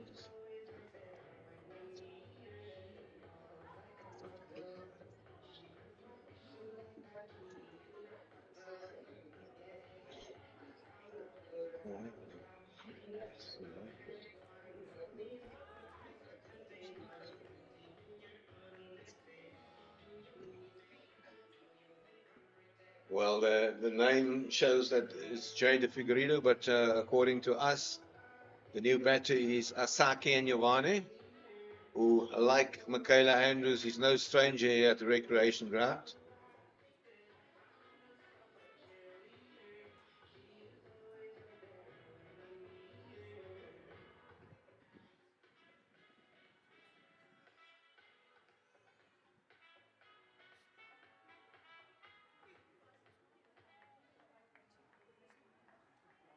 She can get on with things.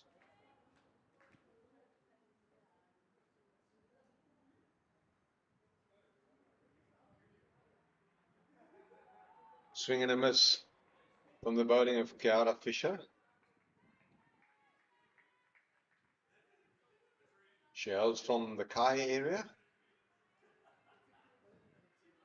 It's been a few seasons here in the colours of the Garden Route Badgers. Well, she is a very fluent stroke player. That I can promise you.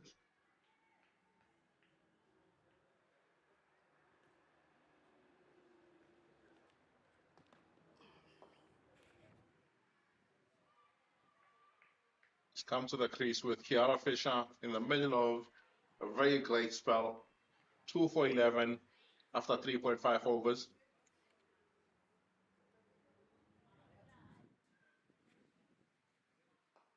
Oof. It's a great effort there. Very good effort there from Isel Sillier, who does the fielding. And if you look at the body language of the home side, they firmly believe that they are in control of this. 20 overs gone, a competitive score. After 20 overs, the Badgers were 80 for 2. In reply, the Dolphins 53 for 3. So the difference is 27 runs and one more wicket. And it has been a tendency when we did comparatives all over in the first 20 overs where the Dolphins are always 20 runs behind. That is why I'm making the point that their approach with regard to the middle overs will be crucial.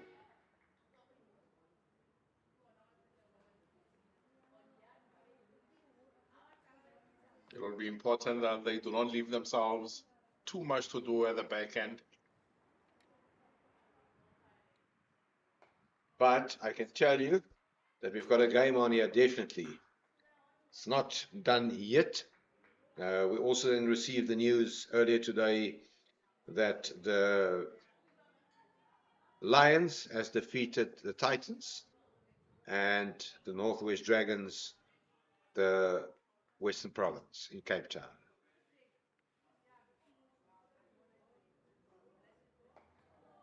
Kept a bit low.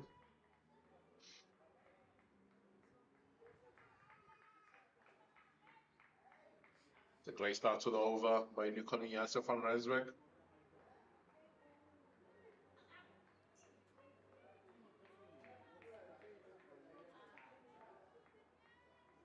The Dolphins' Achilles heel in this chase has been their inability to rotate strike at regular intervals.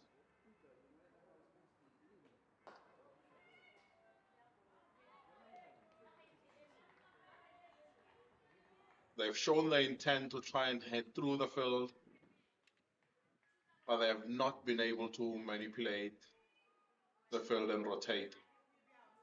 Which is credit to the Badgers. Bowlers are bowling to their fielding plans. With that said, see a change in the field with Zintle Kula moving from mid-on back onto the boundary. That almost worked out, but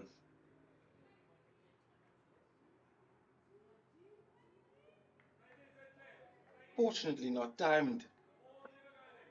So Sako just getting away with that one.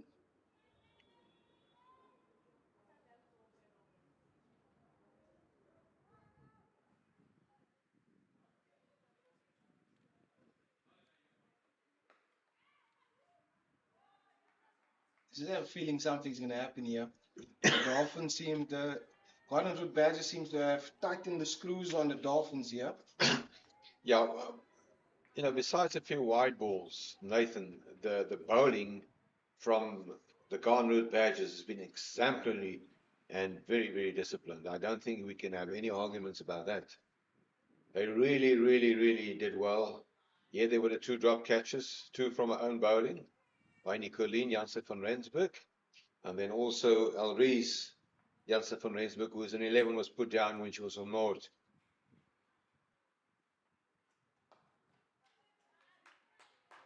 Excellent bowling there. 21 overs gone. Hollywoodbets Dolphins 54 for 3. With the possibility of being 4 down. With Naidu most likely not going to take upper position in the batting lineup. Yeah, just to add on Jason, Nathan, sorry, what said Naidu earlier today dislocated her finger. She was taken to hospital, and from what we believe and understood during the lunch break, that she will not be able to come and bat. So unfortunately, that is also part of the game. But Fisher has bowled 4 overs, 2 for 12.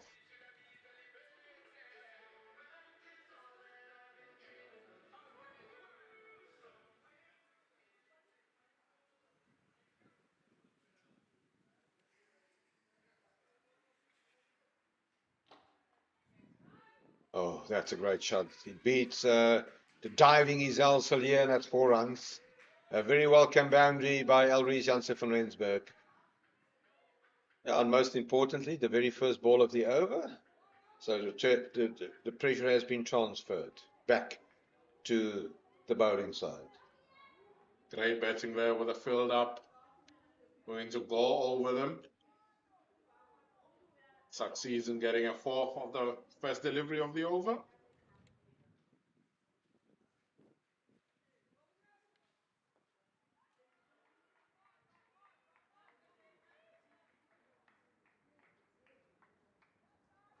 I picked up a couple of times when the Hollywoodbets Dolphins batters hit the boundary. They tend to go defensive the following ball.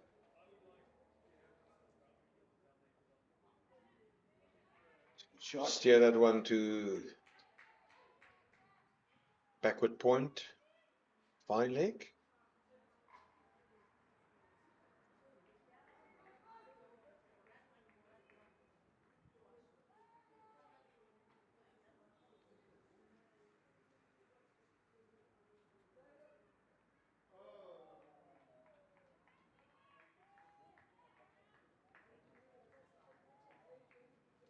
Yeah, it'll be interesting to see if Kiara Fisher will bowl a full complement of 10 overs, like Jay de Figueiredo did. Straight to Nicolien Janssen van Rensburg. You can see the body language of Elrise van Rensburg. A little bit of frustration creeping in.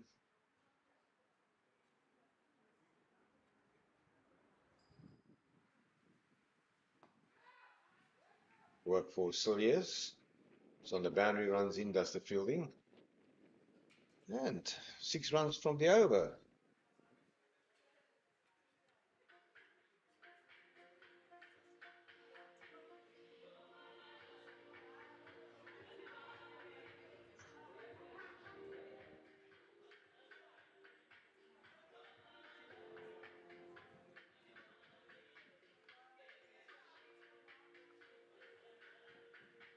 And it's good to see KK Mate coming back into the attack. She only bowled at 1 over. And remember, there was also 2 wides in that over and a drop catch.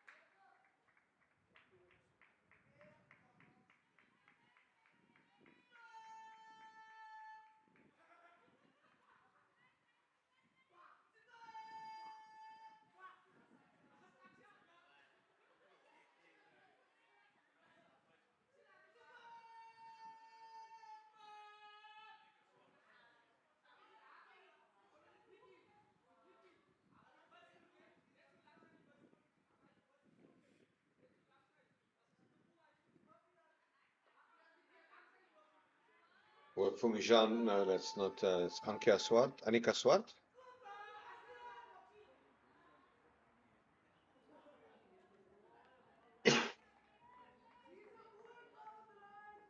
You see with Kaya Kazamate in operation, he's got 3 fielders posted on the leg side boundary. Long on, mid wicket, and deep square leg.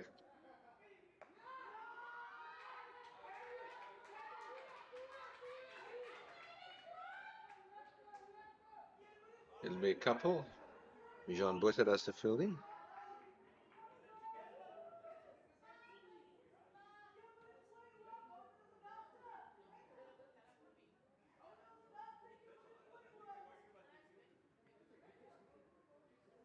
Halfway through the over, 3 from it.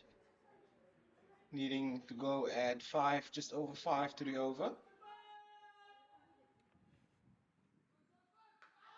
Oh, that's short with offered cutaway, and it will reach the boundary for 4.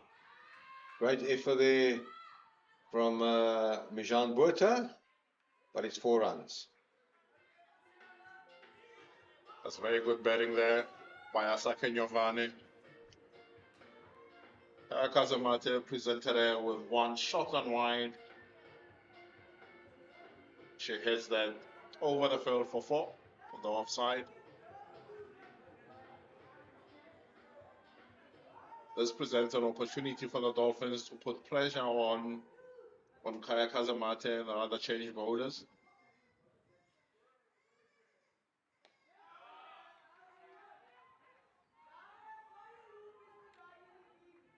That's a much better line and length there. Bringing Giovanni forward.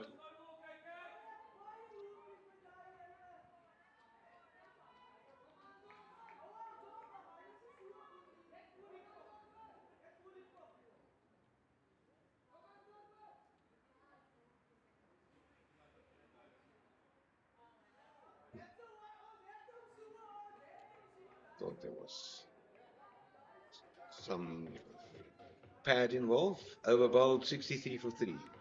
Bottom 67 for 3.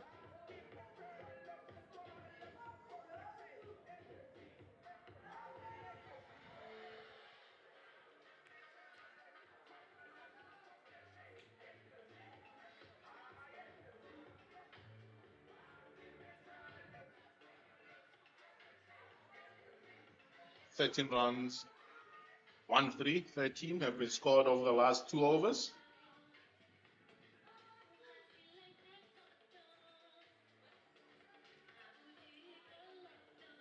Fisher to continue from the first lead end.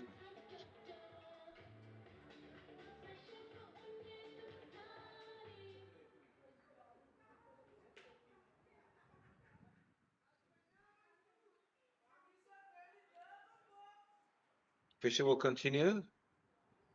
She bowled 5 overs, 2 for 18.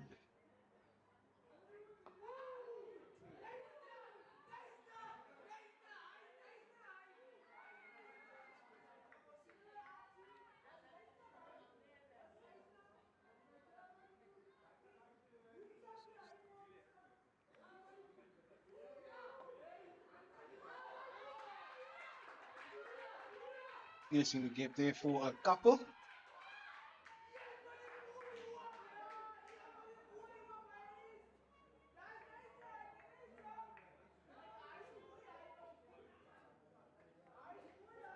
Gettable.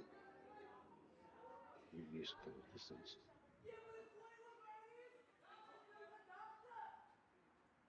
So Fisher to van Rensburg.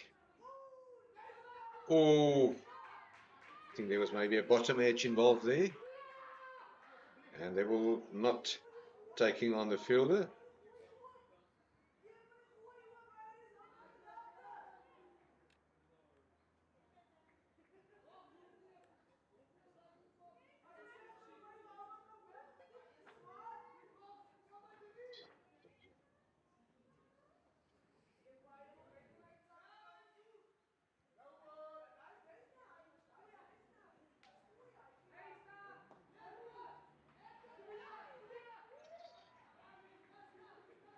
With rotation, just ticking over the scoreboard at this stage.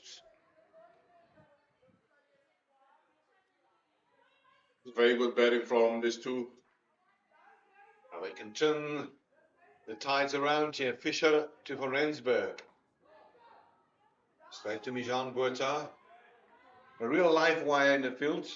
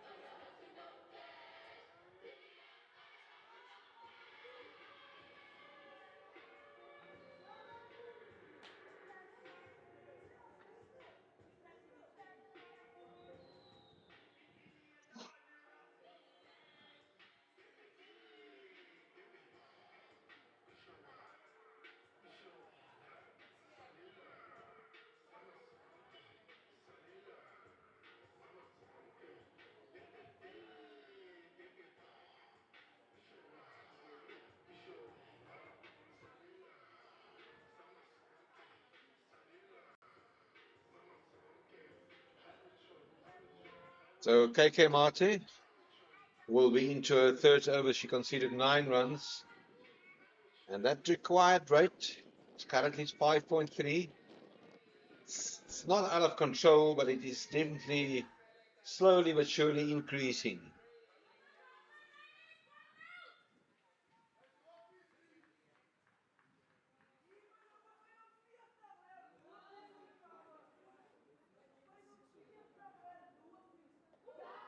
Oh, it's a well-placed shot.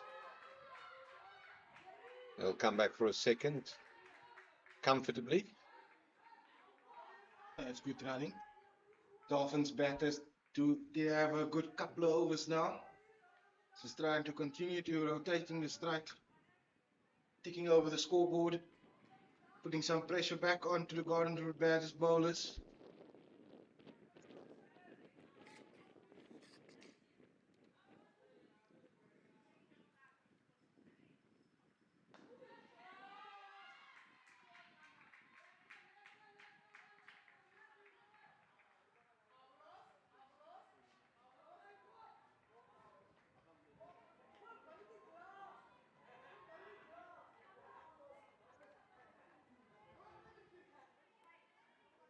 Sakanya Vane has certainly brought some energy to the crease and added much needed impetus to this Dolphins run chase.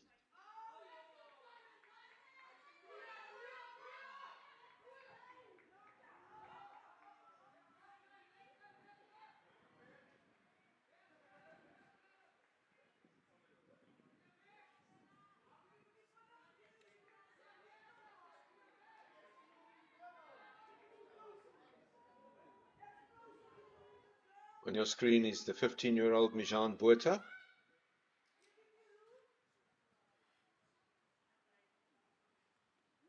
Oh, that's well played by Nyavane. That one, a great effort from Lucian Swartz. Definitely saving a boundary there. What an effort from Lucian Swartz and a massive return throw. That was great work there on the deep square leg boundary. She had quite a bit of ground to cover to her right. She does well, puts in a good dive to stop that certain boundary. Saves 2 runs for her team. Definitely supporting the bowler out there, the fielders. Oh, Asaki Nyavane, that's 4 runs.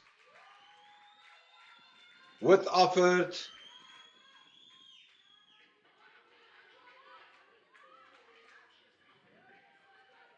This is very good batting here between Giovanni and Janse van Rensburg.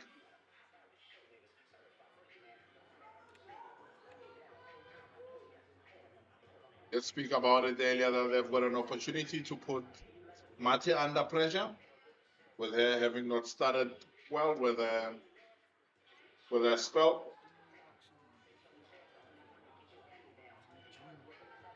Over at 9 runs with 1 ball to go.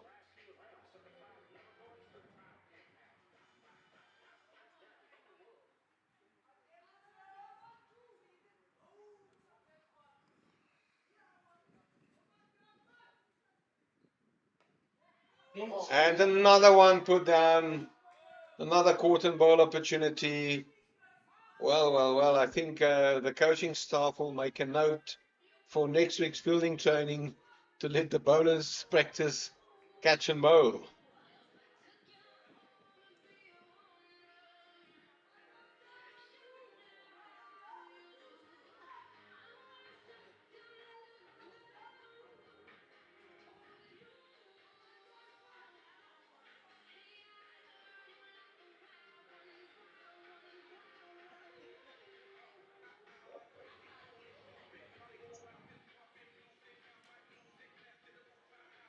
And we will see another bowling change. I'm actually quite surprised that Kiara Fisher has been taken off. And it's the young 15-year-old Mijan Botha who will continue from the furthest street end of the ground. She will bowl over number 26.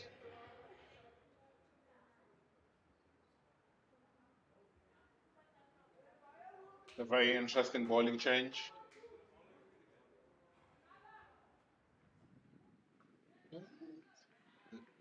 Well, this guy is slower ball. We're halfway through the innings, and Jason will tell us that the competitive score after 25 overs, the badges were 91 for 2. 91 for 2, 81 for 3. You will see that it's creeping closer and closer.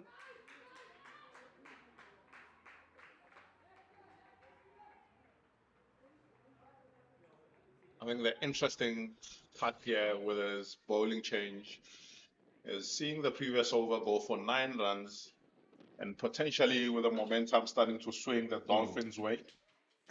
Is it the best time to be introducing a new bowler into the attack, let alone a 15-year-old on debut?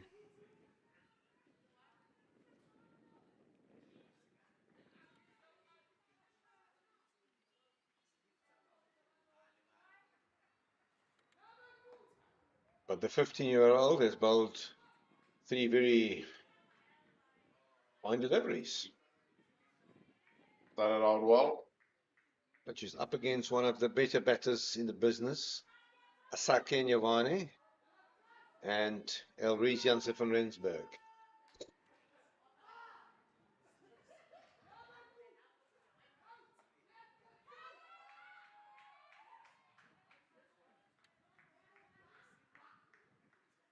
What a throw from Lucian Swartz.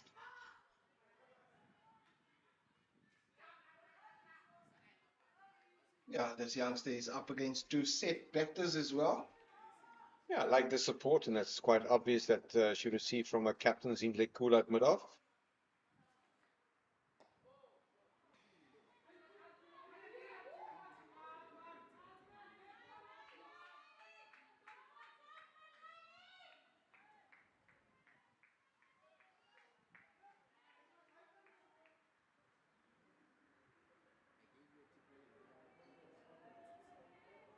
A massive contest here in Oudtshoorn between the Hollywoodbets Dolphins from KwaZulu-Natal and the Garden Route Badgers. Straight drive, 1 run. Isel Sillier will pick up.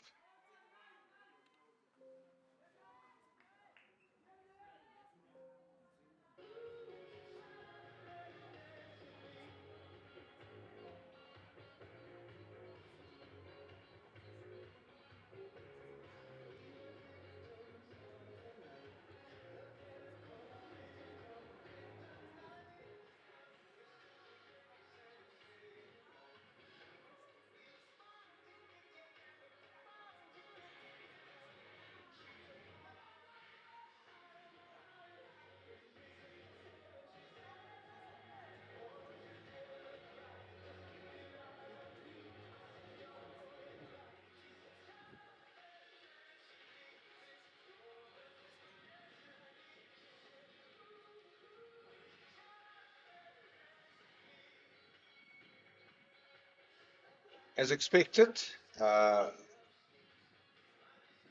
Kayakaze Mate has been taken off, and she will be replaced by Lucian Swartz. Lucian has bowled 5 overs for 11 with a new ball.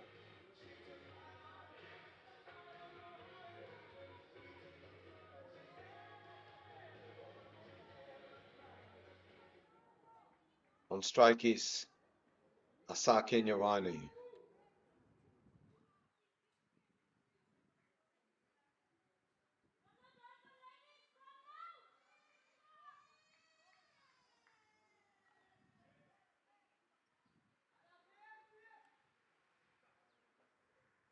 Oh, asking some questions there to the informed batter.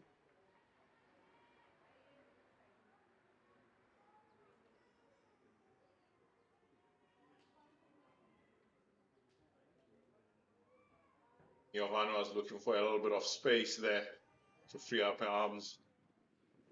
Lucian Swartz does very well to clamp her up.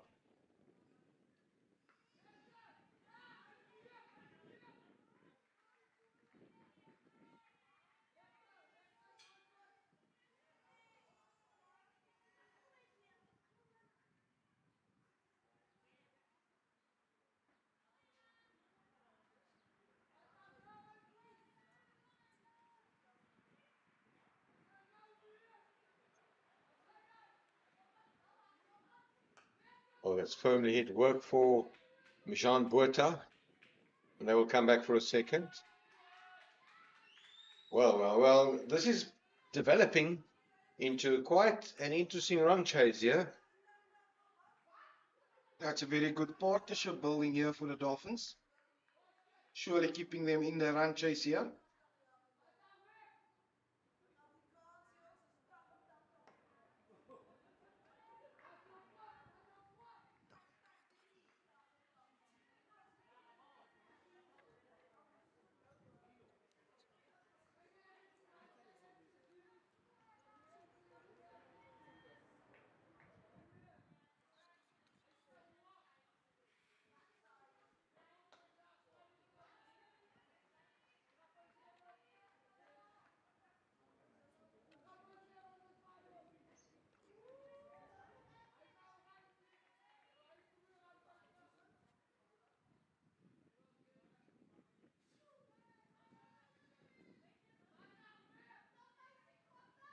Oh, that's a great delivery. Great stop there, but it will not prevent a single. That was a very good Yorker ball by Lucian Swartz.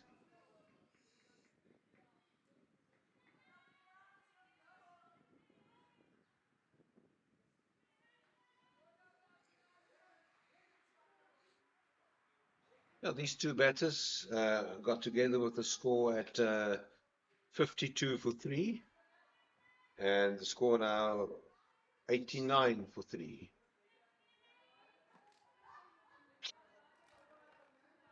We saw two good partnerships in the Badgers innings. The first was for the first wicket and the second for the third. And in both instances, Julia Hall was the senior partner.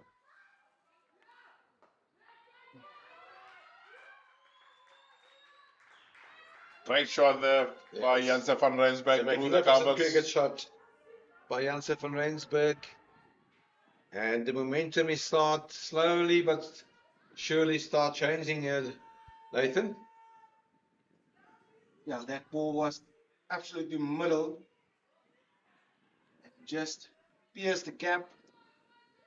Dolphins batters is surely looking to take this game to the Garden Badgers. That's a dot ball.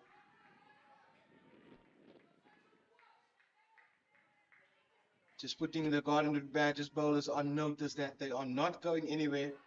They are currently the #1 team on the log.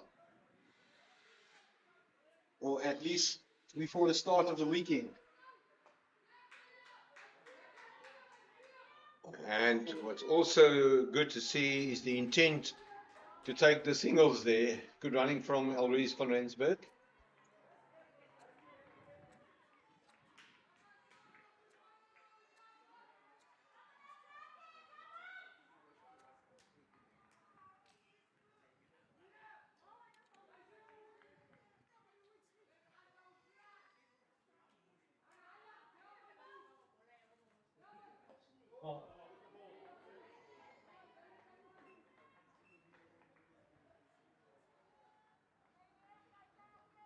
Yeah, Jason, you referred to the bowling change and bringing the inexperienced 15-year-old to the party.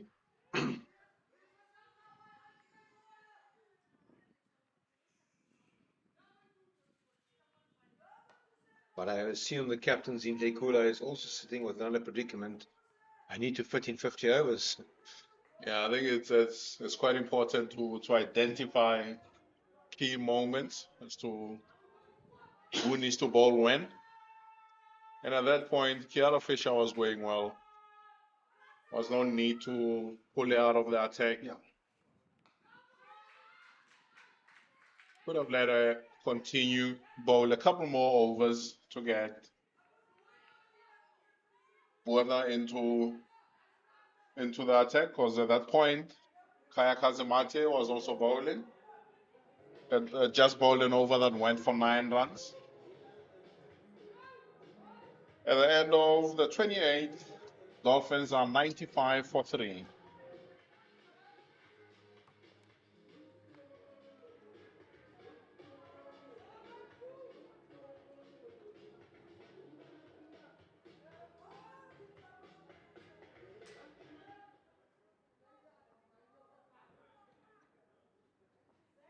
Lucian Swartz. Oh, that was hit like a tracer bullet. That's 4. Most probably the shot of the day. What a shot by Asake Nyavane.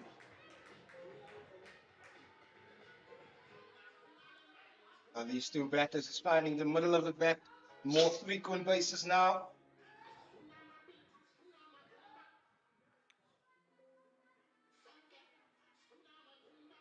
Brilliant shot. Great effort down into deep by Mijan Botha. And the momentum with a boundary from the first ball of the over is with the batting side.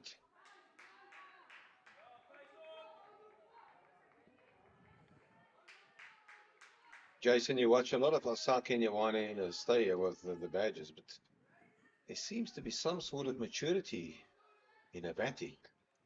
She seems to have stepped up again, certainly stepped up again. Seems to be in a lot of control.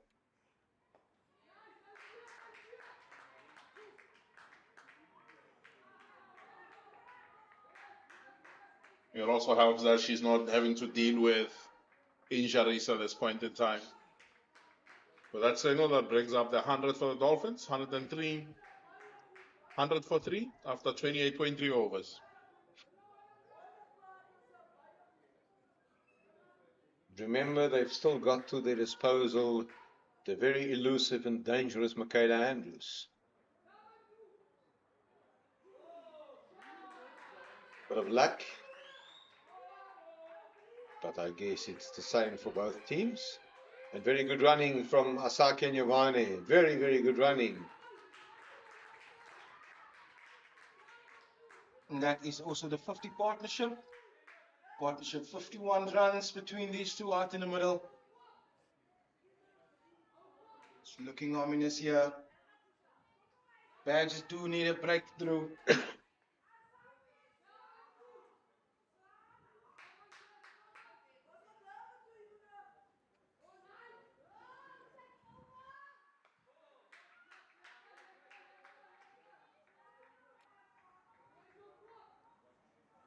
Is to have taken control of this run chase.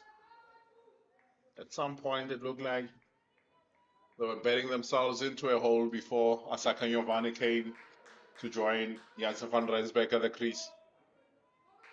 They are certainly in control at this point in time.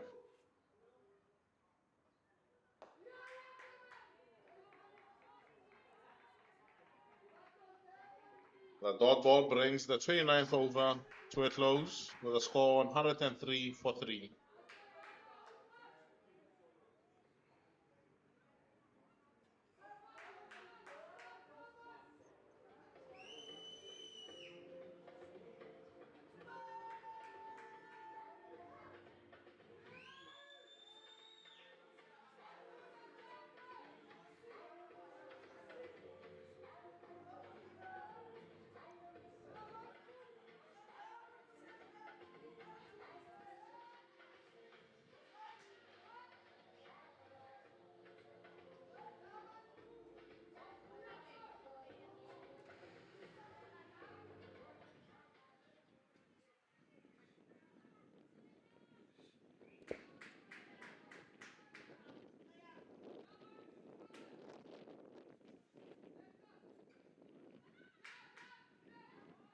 Yeah, we just spoke about Asake Nyavane.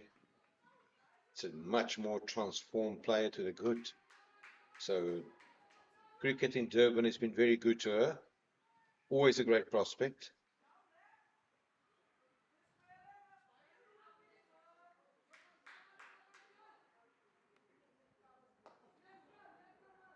Two consecutive dot balls by Mijan Botha.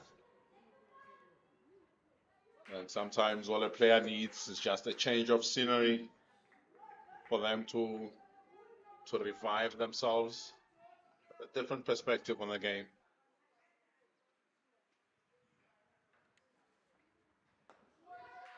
Airborne. That will go all the way for 6. The first boundary 6 of the day, courtesy of a brilliant shot by Elrise Janssen from Rensburg. And all of a sudden, the Dolphins look in control here.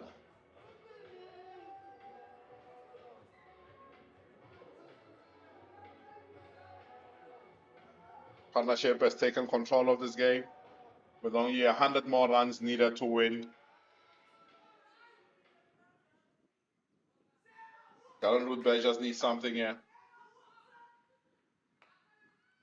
And I must say, they don't need a misfield. The running between the wickets of these two is also a step up.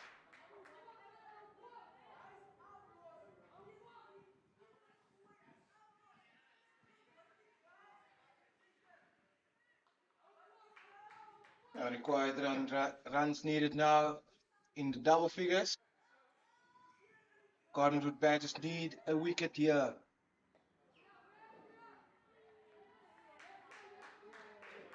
There were some opportunities which they haven't grasped.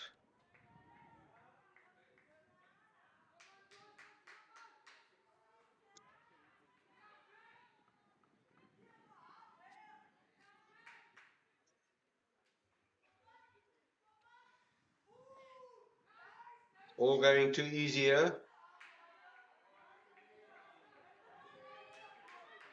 Yeah, it's a great test of character for the 15-year-old Mijan Botha, who has conceded 18 runs in 3 overs, and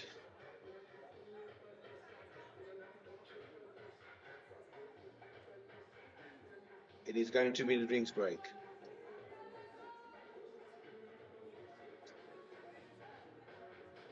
Or is there an injury? Not sure what is the situation there. Just off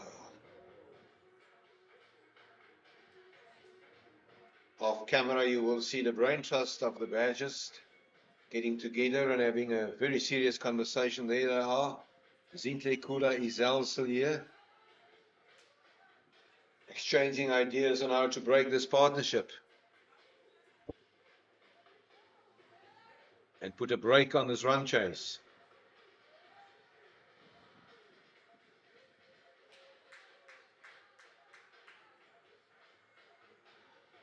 Yeah, after 30 overs, Hollywoodbets Dolphins 111 for 3. Hollywoodbets was 123 for 2. So nothing in this match at all. It's a very tight. We're in for an exciting finish, an exciting last 20 overs.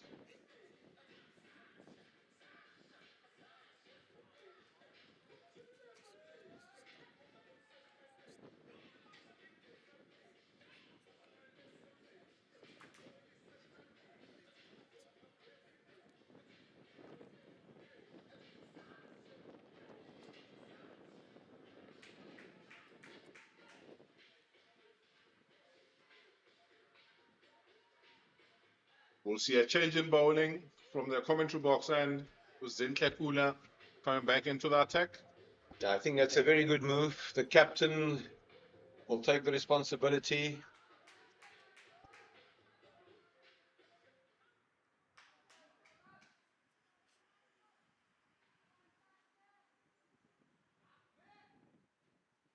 Try to break this partnership. Ooh. Almost hit that one into the hands of mid-on Isel Sillier.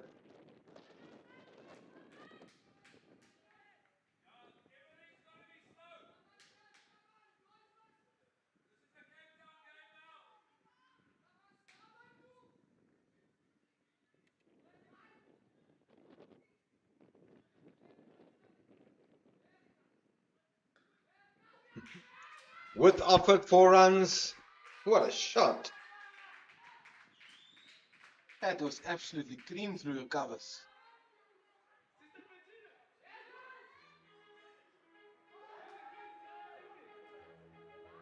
That run rate has now dropped to 4.8 needed. Yeah, Jason, you will also remember that Asaka Nyovane, she was called up to the National Academy. And that's a wide. Unfortunately, never fulfill her potential here, but what I'm seeing here today is certainly a rejuvenated, transformed Asake Nyovane. He's certainly looking hungry for the game. I think the move has done her a world of good. She's always had the potential, but just could never quite live up to it here in the Southern Cape.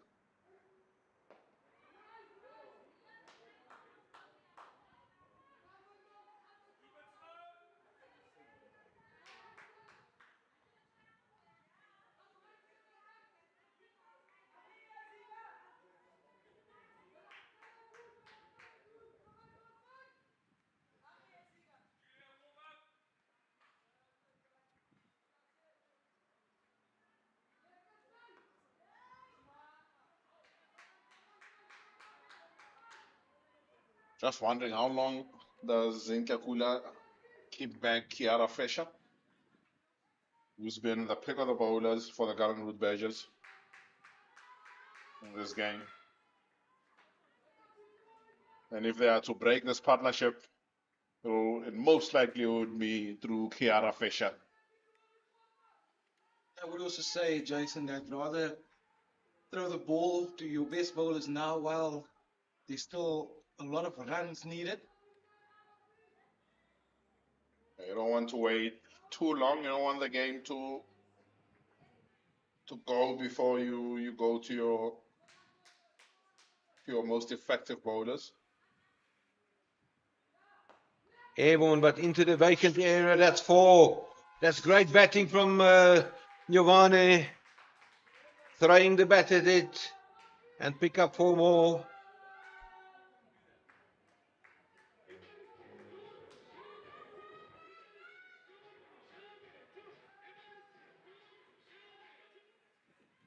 Yeah, Asaka Nyovane has played 52. This is a 52nd match in this format. She sit with a highest score of 72, but I think her average of 15.2 is just, it's not speaking to her potential. Yeah, that average doesn't do the skill and the talent any justice.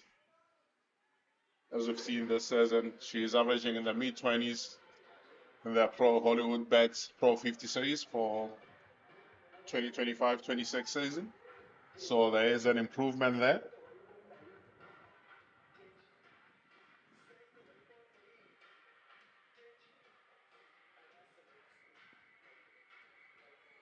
$89 runs more to win with 19 overs to go.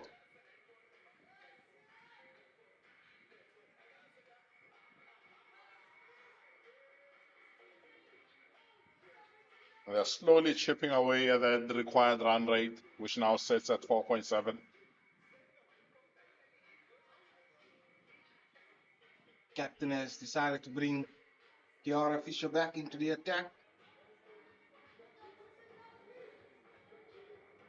Fisher has bowled 6 overs, 2 for 22.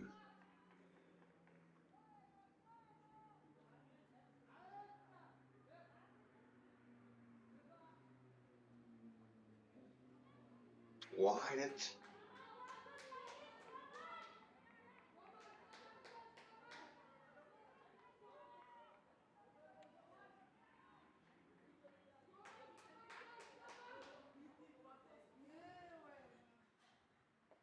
Airborne. The catch has been taken. The catch has been taken. It's Kiara Fisher get the breakthrough. So Aluncido Dunga helps on to a nerving catch, and the breakthrough has been created. Well, there's always a twist in the tail.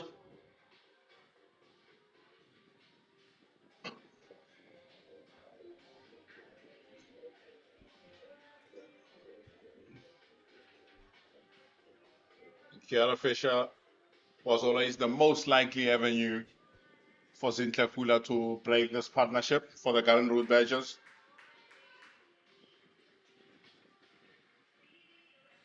Second ball into the second spell. She breaks that partnership between Janse van Rensburg and Asakenyo Vane, which has put the Dolphins ladies into good control in this game.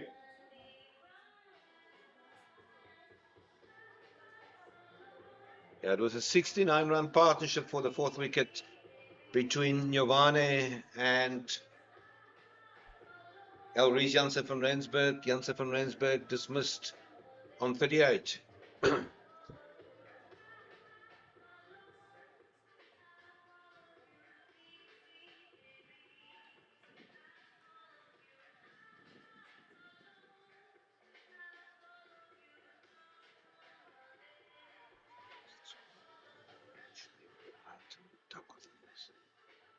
It's the third wicket.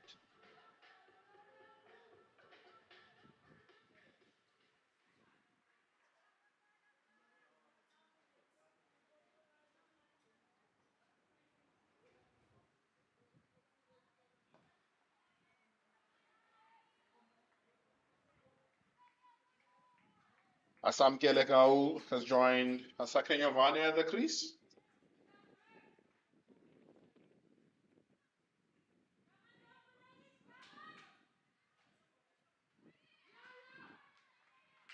I will just taking that one on leg side for a single. Almost an opportunity for another run. But an important breakthrough for the Garden Route Badgers there. They needed that wicket just to pick the Dolphins a bit back. Did they wait too long to make that change? With a partnership of 69 between Jovane and Janse van Rensburg. Could they have made the change a little bit earlier to try and break the partnership? Only time will tell, Jason.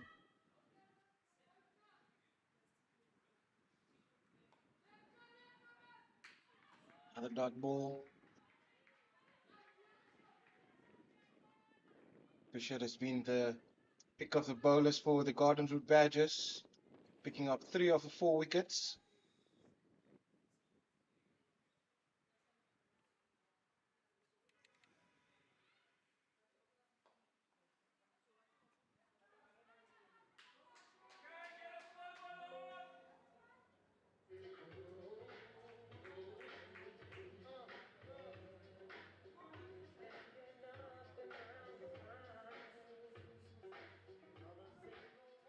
Hollywoodbets Dolphins, 123 for 4 after 32 overs bowled. Still needing a further 86 runs to win this match at the run rate required of 4.8. And with that, we'll see a change in the bowling from the commentary box end, with Julia Hall being introduced into the attack for the first time in this game.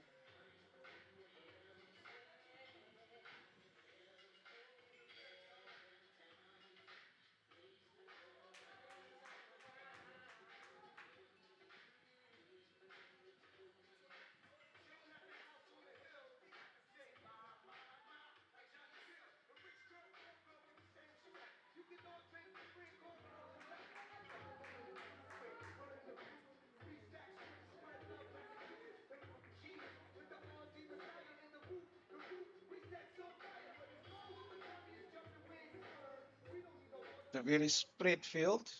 do tell me that Julio will be looking to bowl full.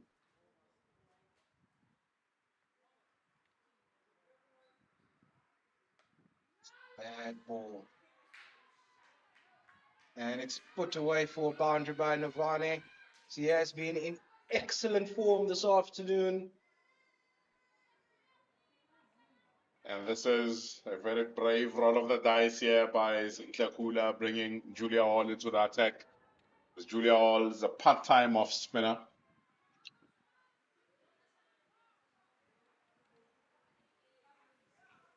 With that boundary, you see a change in the field with deep square leg now in place.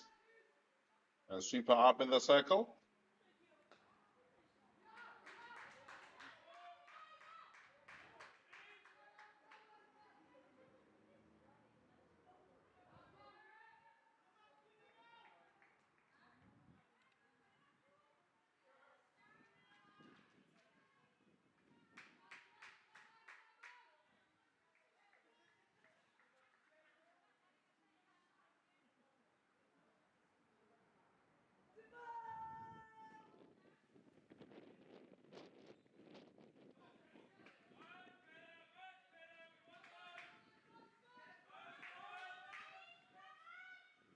Much better length there by Julio Hall.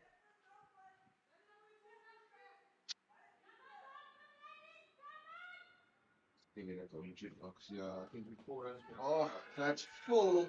And that's been carved over car corner. Will that only be two? Ball just plugs into the field. Great intent shown there by Kau. Great use of the feet. With the fielder at mid-on.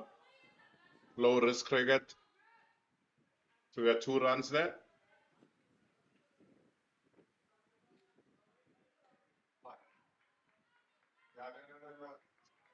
We are 4 runs behind. Yeah, no.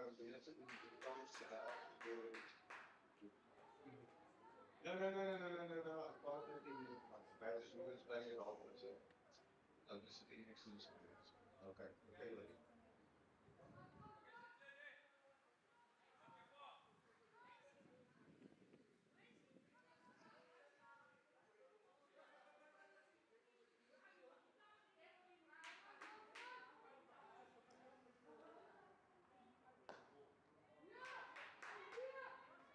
Firmly hit.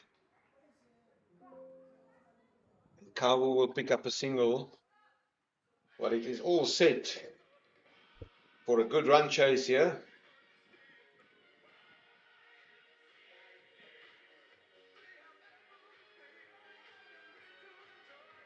And I think they will take drinks. We will join you after the drinks break.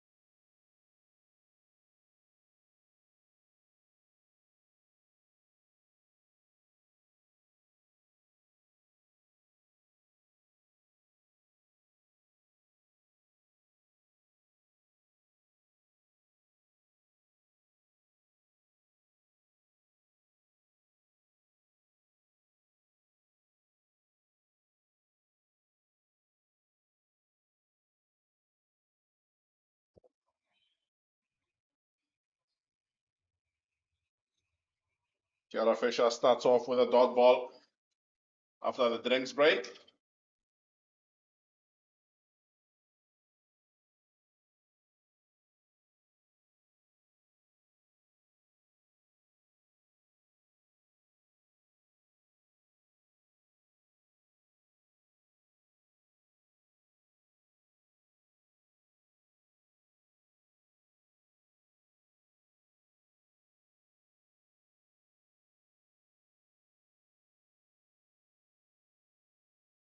Shot out onto the mid-wicket boundary for one.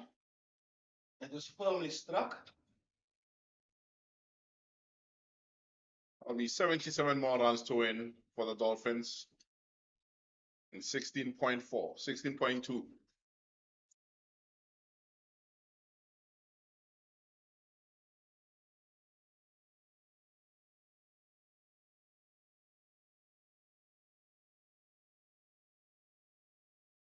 Kiara Fisher starting with 3 dot balls. Single. Batters pushing on here. But it'll only be a 1.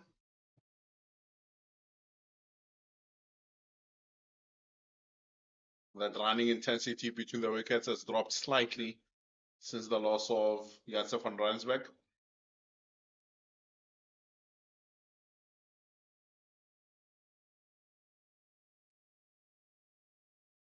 Oh, that's a tight one, but no harm done there.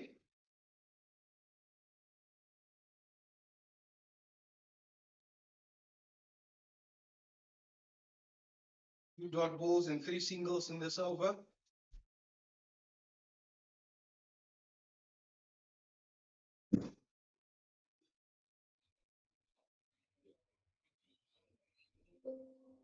Dolphins going at 4-3 over, needing 4.6 runs per over. Gardens with Badgers needing another 5 wickets to win this match.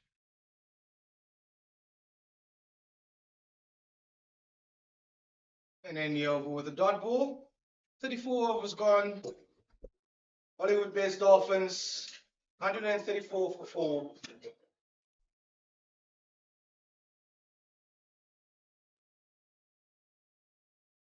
And at the very same stage, the Garden Route Badgers were 138 for 2. So it's a very small margin.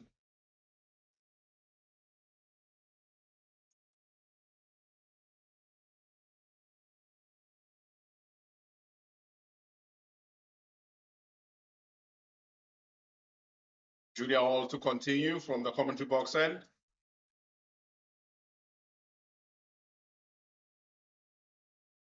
And Asamkele Kambu is on 6 not out.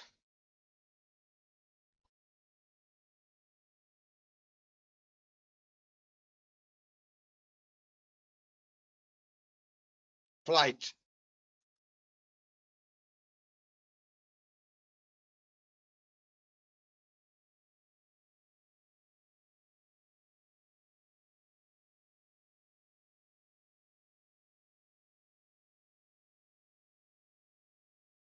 Poor delivery, but straight to a fielder, fortunately, and only a single. There was an opportunity to hit a boundary there by Kalbu.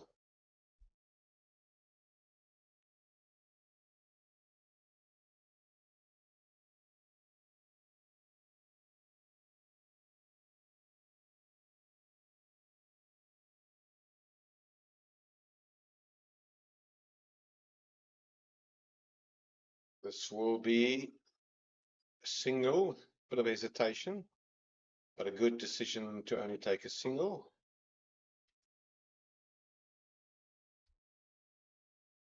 Now that single moves Asaka Giovanni to 48 from 47.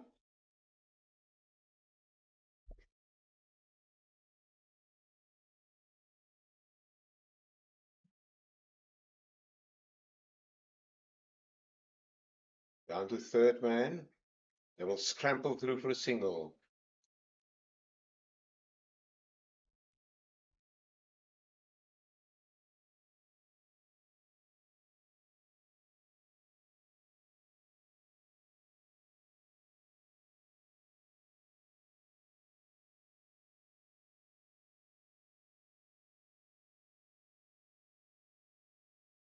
flight. Work for Nicolien Janssen van Rensburg, and they will settle for a single. But the runs continue flowing. Just wonder how many overs Julia will be entrusted with.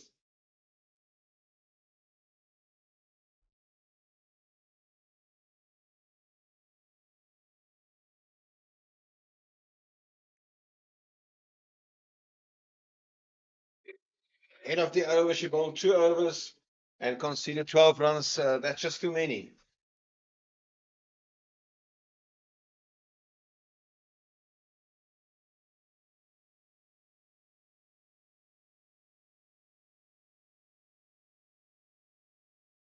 Hollywoodbets Dolphins, 138 for 4 after 35 overs. At the same stage, Gordonswood Badgers, 139 for 3.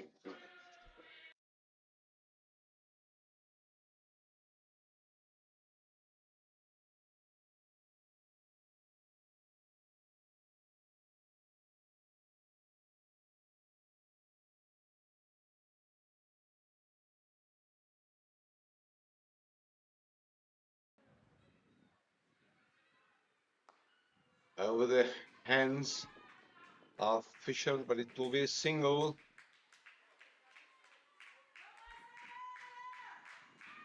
And a well-deserved, well-played half-century by Asake Nyovane. 50 from only 49 balls, 7 fours. That was a spectacular, fluent innings by Nyovane.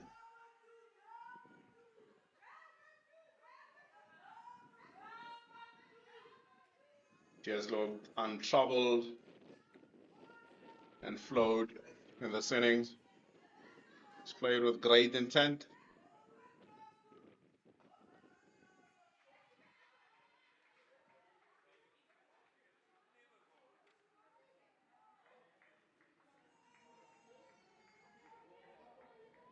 And she's being supported very well by Kawu as well, who's been able to rotate the strike.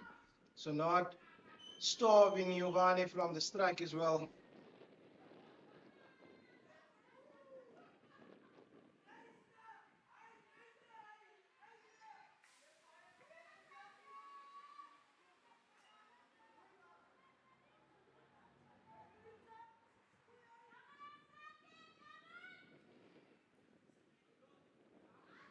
No third man in position. It will be at least a couple, as it's been picked up by Dunga, and they come back for a second.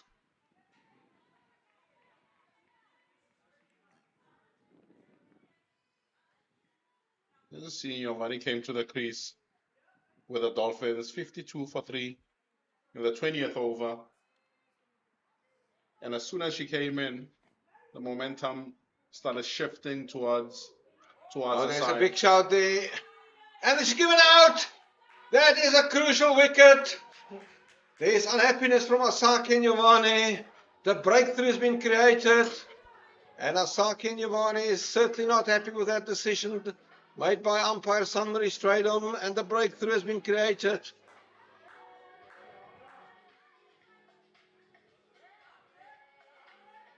At a crucial stage, Kiara Fisher picked up a 4th wicket. Darren Root Badger certainly needed that wicket. With Asake Giovanni going well.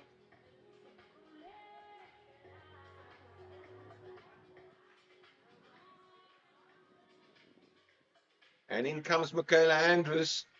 And Michaela Andrews, like in Giovanni, has got the ability to hit off this required runs.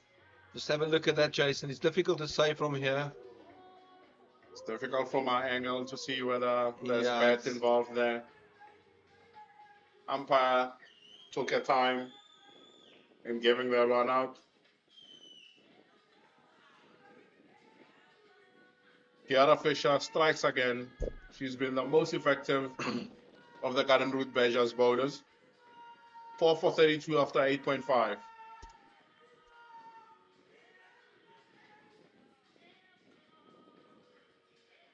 And in comes Michaela Andrews.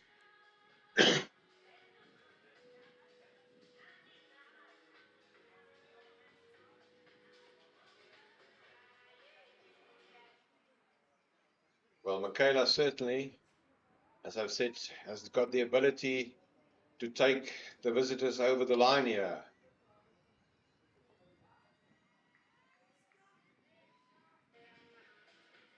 Successful over for Kiara Fisher, and she's got one more over to go. 4 for 32.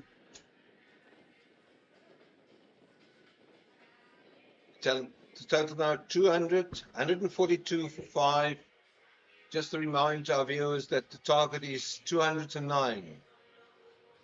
67 more runs to get for the Dolphins.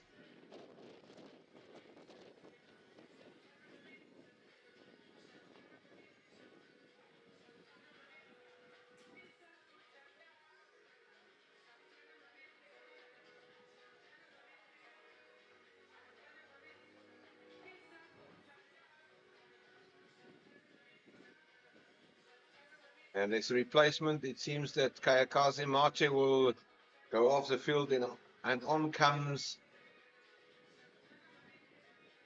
Giselle Abrams. Giselle Abrams. Julia Hall to continue.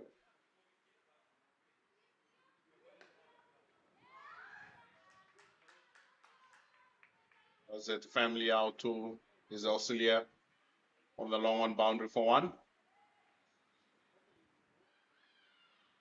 And the captain Kula deciding to continue with Julia Hall.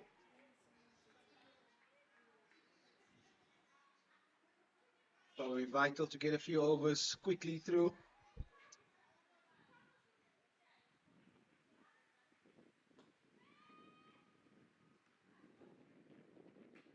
Slightly airborne there towards the cover region by Michaela.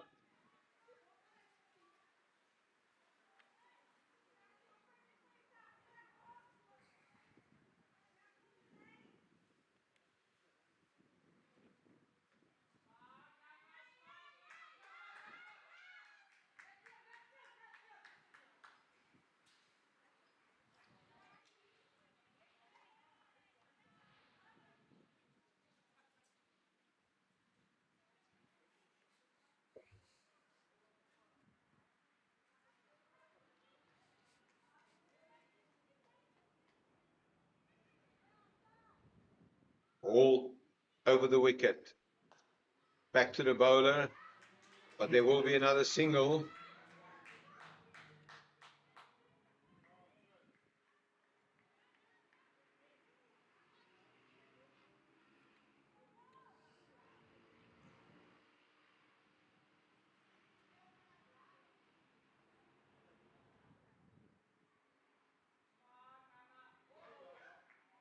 The current Ruth Badgers will feel another wicket here. Will put them firmly in control of this game.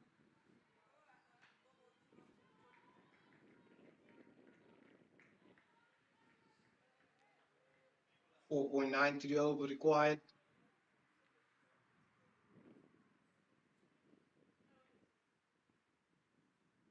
Flight.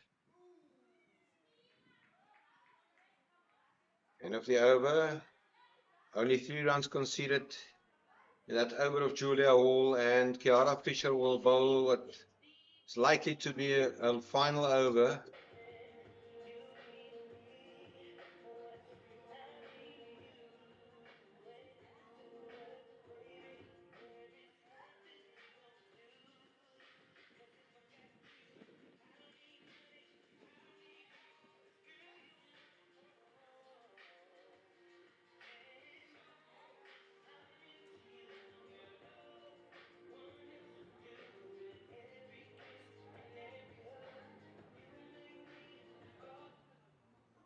The artificial 4 for 32 in the 9 overs. Is there a 5 for this afternoon?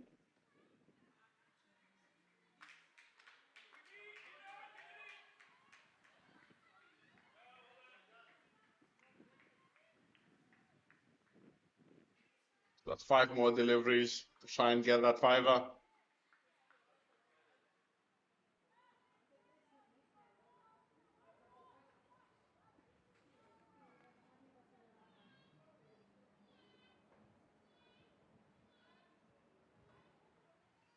In the gap, chase from Jean Botha.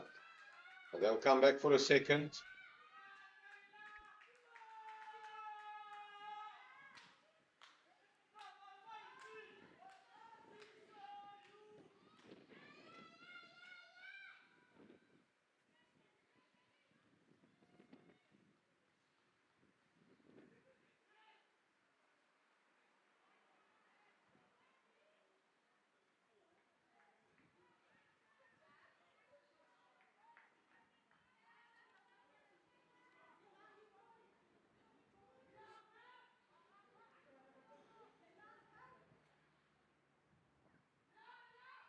Intelligent cricket by Michaela Andrews. Just punches that one into the gap and pick up a single.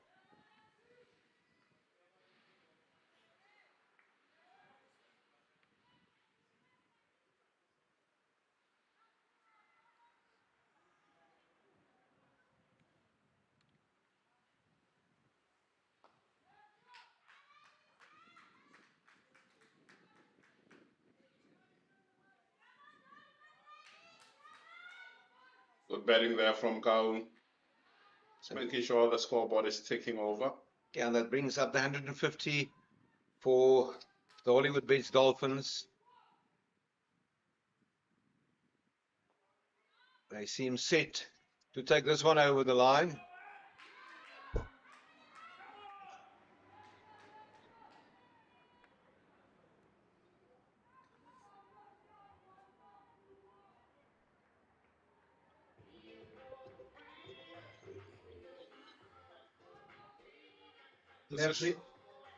And that brings to the end a brilliant spell by Kiara Fisher.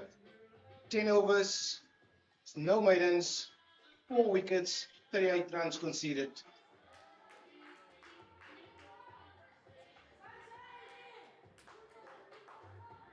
He certainly kept their team in the game with that spell.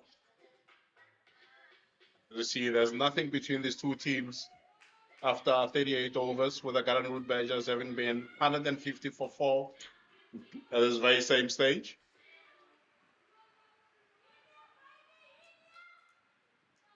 Shaping up for an exciting finish here. Only be a single.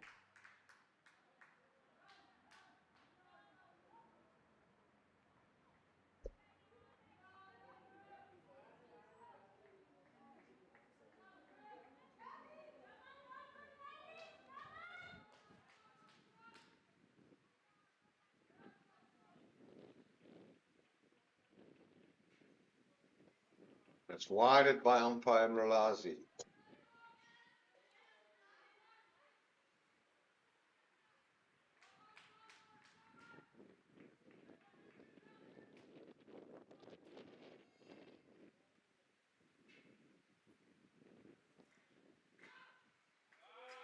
And a stumping opportunity missed by Mika de Ridder.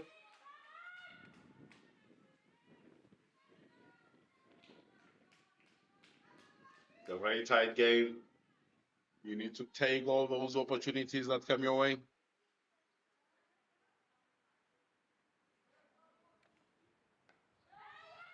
Short in the gap. They will come back for a second. Oh, there's a run-out opportunity here. Yes. No, says umpire Sanmarie Strydom. Well positioned. The throw wasn't clinical.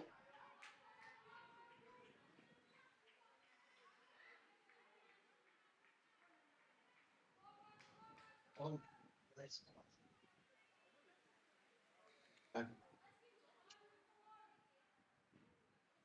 Well, you must decide for yourself. You had a second look at that one.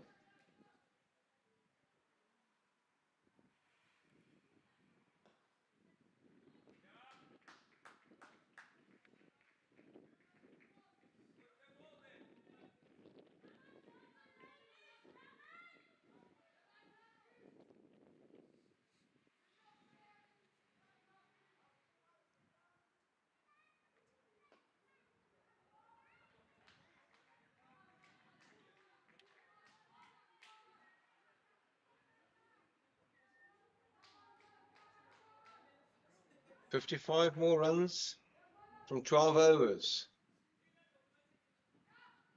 That could be widened. No, it isn't.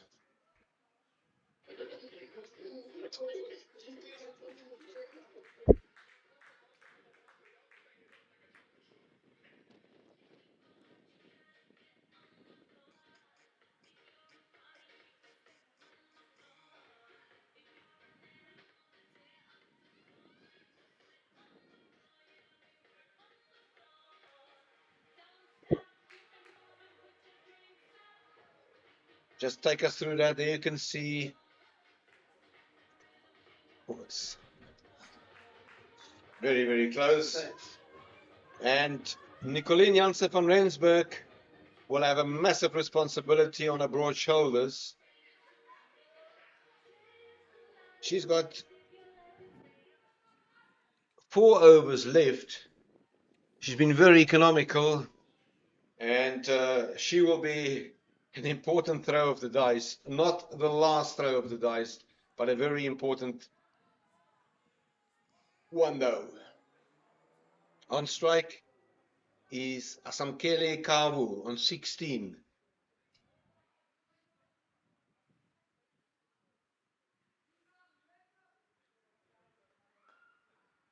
Start with a dot ball. And interestingly, only 2 fielders out on the boundary on the leg side. Deep square leg and mid wicket. Everyone up on the offside.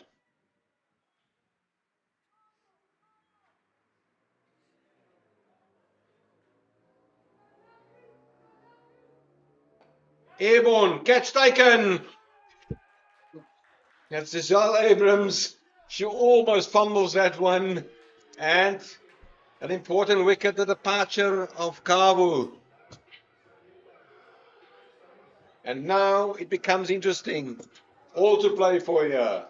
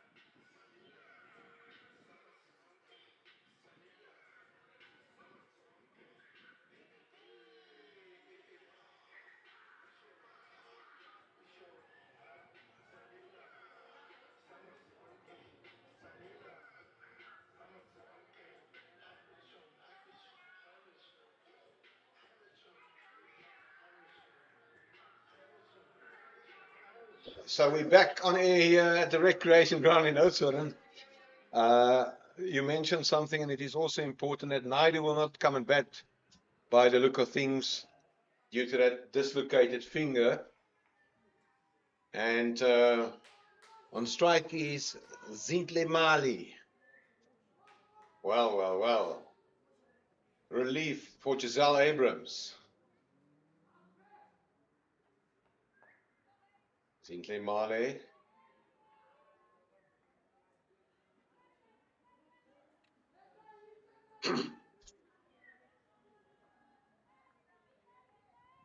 But it has been, sorry, no, it has been a great game of cricket altogether, Jason. The Dolphins?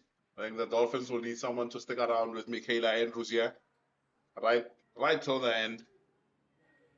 If she sticks around.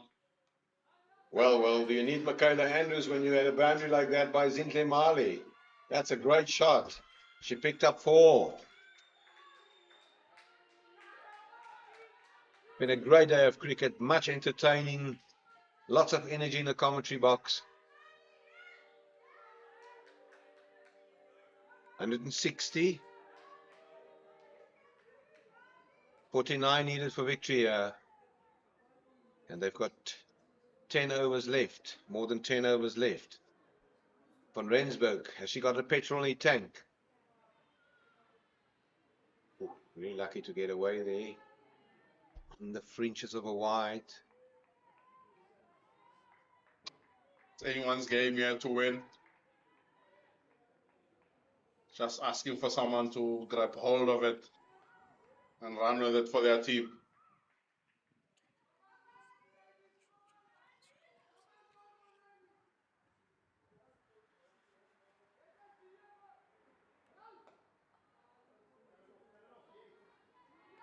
Yes, no, and it will be no eventually. End of a good over, the breakthrough for Nicolien van Rensburg.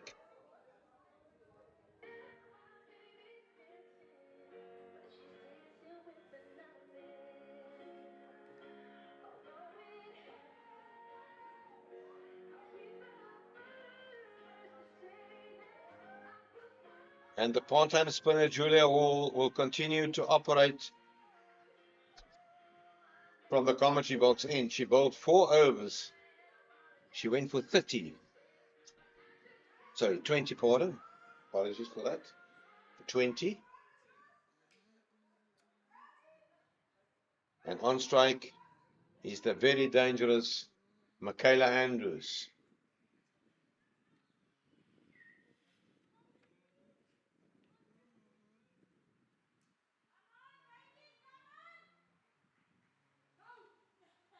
This is Michaela Andrews' trademark shot, where she gives herself room and punishes it through the offside.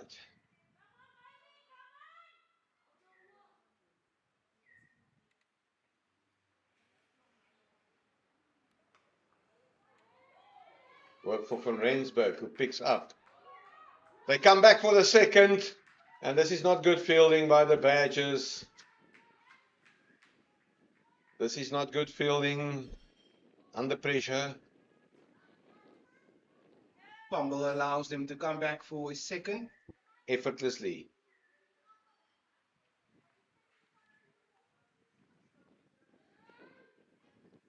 Short in the gap.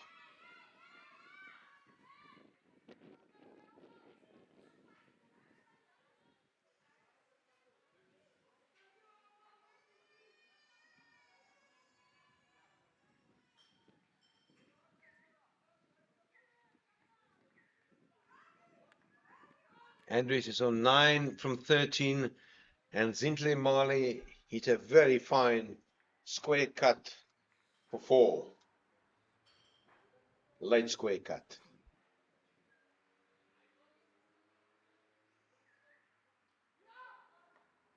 Airborne.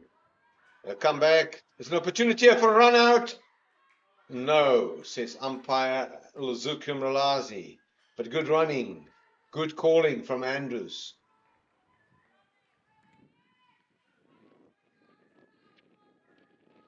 It's already 4 runs from the over.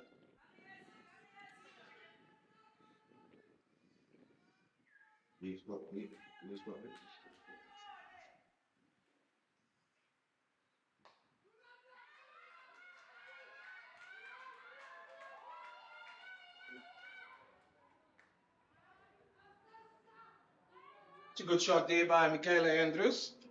Turning back for 2. 43 more needed. 55 balls.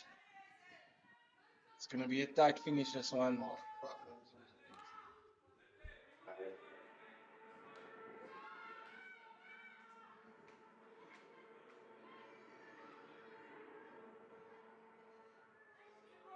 That's 7 of the over.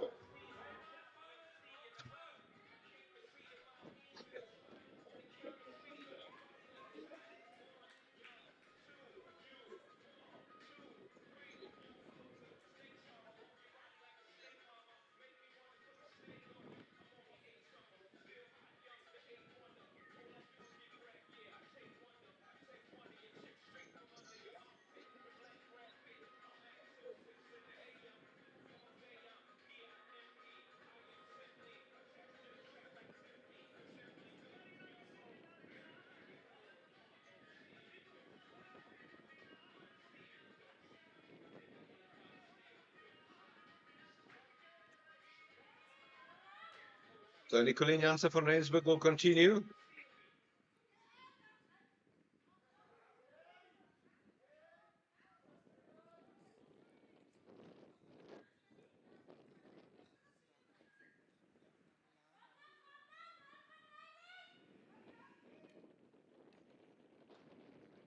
Straight to Giselle Abrams, a good fielder.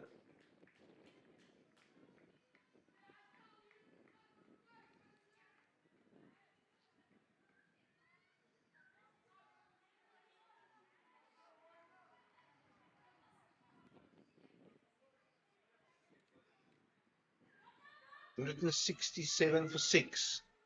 We're in over number 42.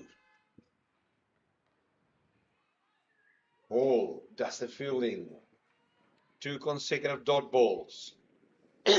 On strike is Michaela Andrews.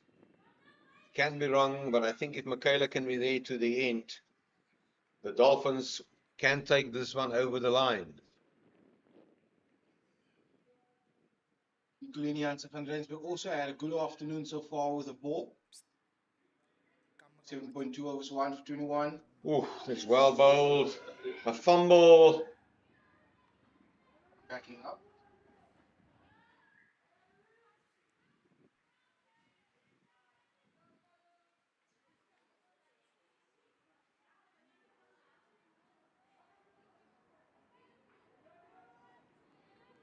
By the keeper, the Ridder. And Marley is on strike. Just in a previous over, she had a beautiful late square cut from the bowling from Rensburg for 4. Oh, it's well bowled, Nicolien. Slower ball, taking pace of the ball. The intent from Marley was clear. To hit that one in the third man area.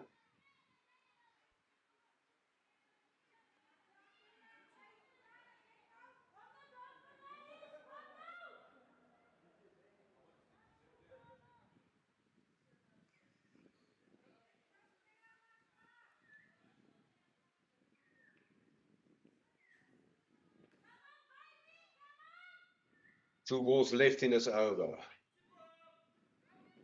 Oh, it's a great Yorker. There's no protection at fine leg. And they will come back for a second.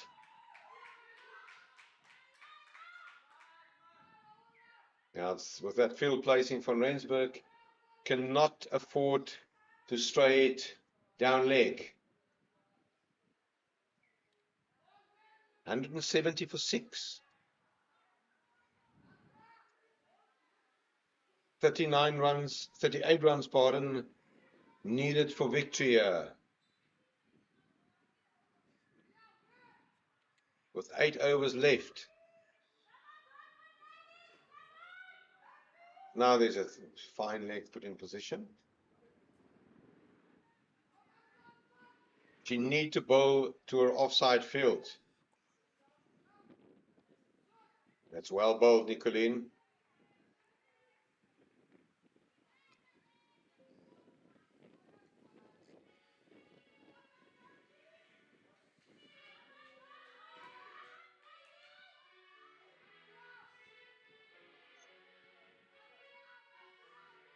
It's 174-6 for the Hollywoodbets Dolphins. Heading 39 to win from 48 deliveries. This one is going down to the wire, especially if Michaela Andrews is there at the end.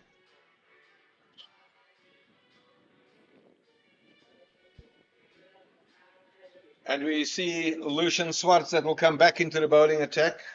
I think it's a very good idea.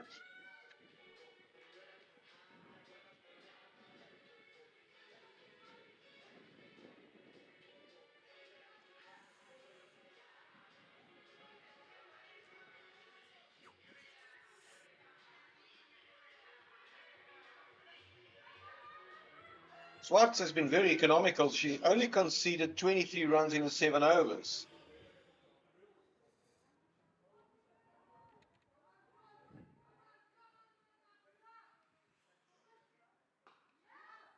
Firmly hit by Andrews.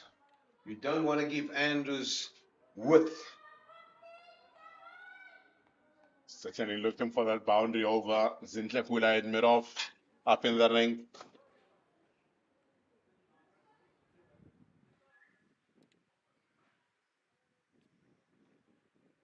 Airborne. But this one will run away for 4. No, it will not. They'll come back for a second. Andrews will swing and she will swing hard.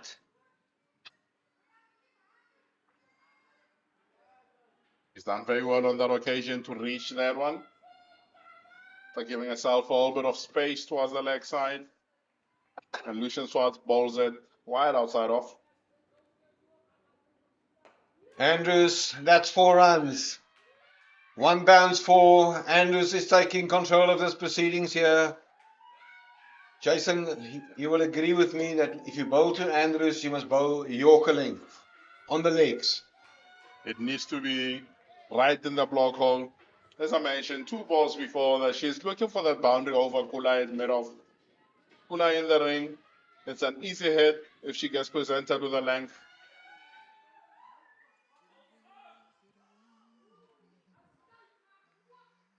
Oh, that's the ball. That's the ball. It's a very good Yorker.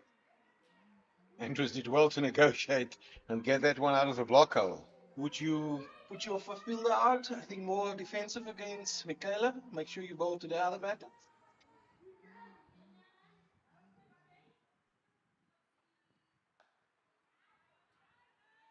I think I'll still be brave and keep 4 fielders out. But with Michaela batting, now she bats. I'll go deep square in, back in the ring, mid-off, drop, go to long off. What a match. 33 more runs to win. After this, we will have 6 more overs.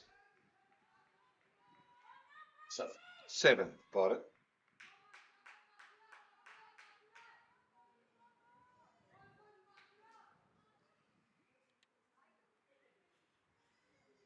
For the second time. It's a very noisy crowd that we've got here, cheering for every single delivery.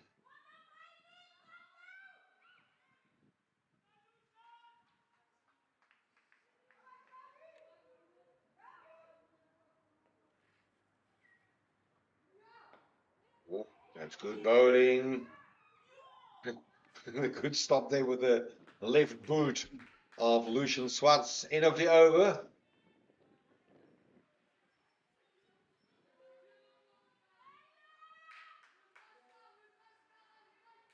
Thirty-three more runs needed for the Hollywoodbets Dolphins. And the captain, Zintle Kula, will bring herself onto the attack. There you can see a very tense dressing room of the Hollywoodbets Dolphins. And understandably so, but also they played and portray a lot of good cricket here this afternoon in this run chase. There were stages when they really bowled well, when the Badgers were in a position to take this game forward and out of control. And it was especially Jada Figueiredo and Michaela Andrews were impressed. On strike is Zintle Mali up against Zintle Kula. And she cows onto her. That's a great delivery. And it's another wicket that's down. That's a 7th wicket.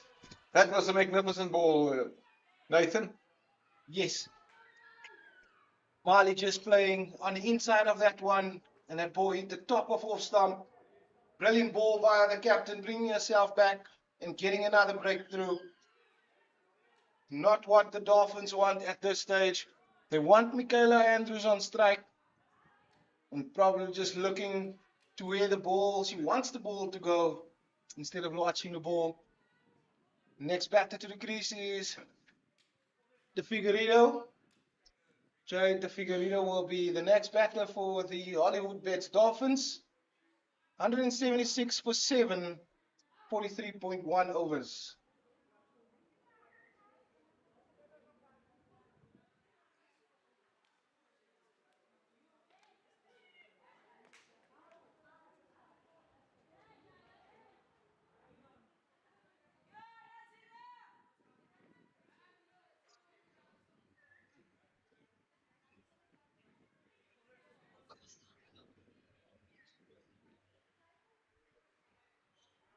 So the delay that you see there is because the wicket was broken.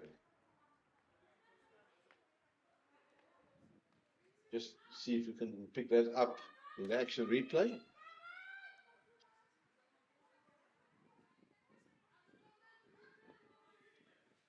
We'll have a look at Zintle Kula running in, steaming in. Yeah. No, that's not from Willow, that. And as a good assistant groundsman, you always will have one minimum branded wicket spare in your cabinet. And there you see the assistant groundsman, Mr. Emil Titus, strolling off the field after replacing the wicket.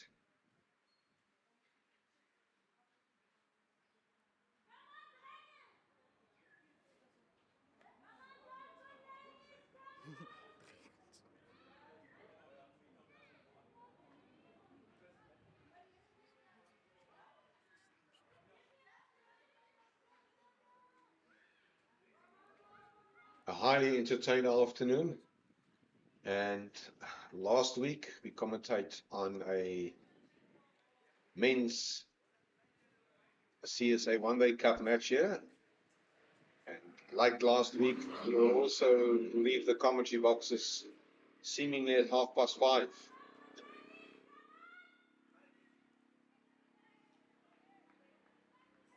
It's only a full day of cricket. There has been great quality cricket on show here from these two teams. Everybody on the edge of their seats. Although the Figueiredo just needs to get bat on ball. Yeah, the matches in Oudtshoorn goes the distance. It's no early days here. Yeah, we had early days today at Oudtshoorn in Johannesburg and down at Newlands in Cape Town. The Figueiredo.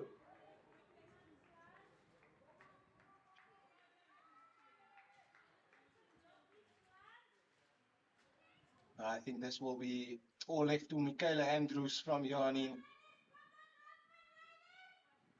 A former product of Oudtshoorn and Southwestern Districts in the Garden Route badges, Michaela Andrews. You can see spoil the party here today. It's in the gap.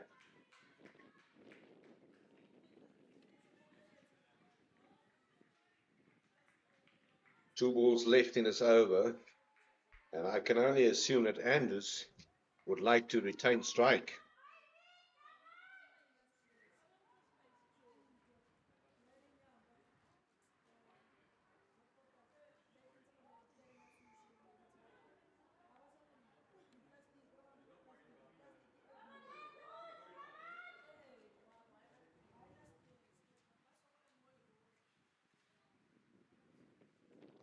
Oh, that is a very subdued Michaela Andrews. So what will her approach be with this very last ball of the over? I can only assume that she will try to keep strike. What about a bouncer from Kula?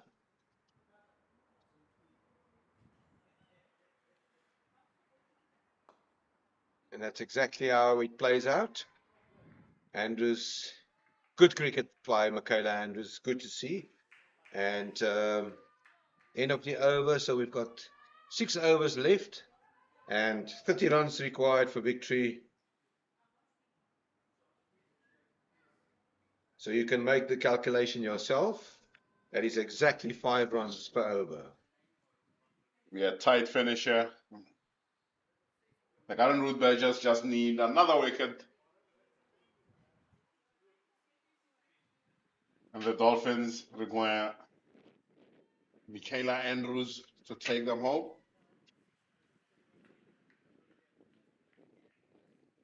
Long conversation there.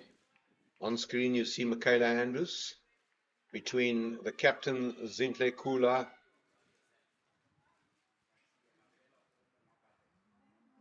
I think that's wise.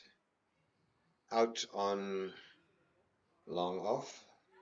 she will not be able to drop this one short outside off because Michaela Andrews will punish you.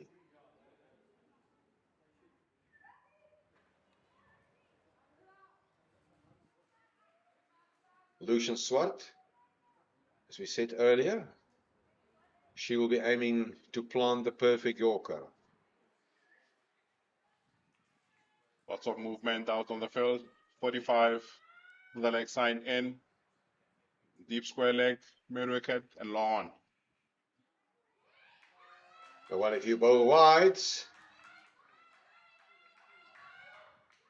like that, and you've got 3 balls, 3 runs from the first ball of the over, then the pressure has been translated to the fielding team.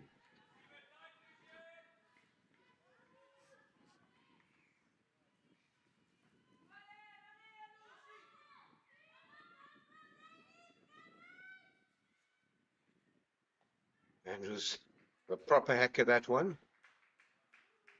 And a misfield, and they will come back. And they will easily come back. That's poor cricket by the Badgers.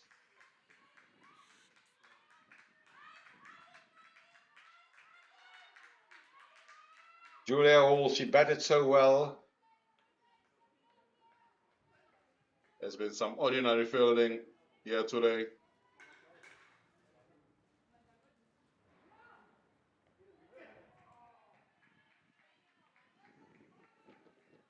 It was a very good delivery. It one almost sneaked through.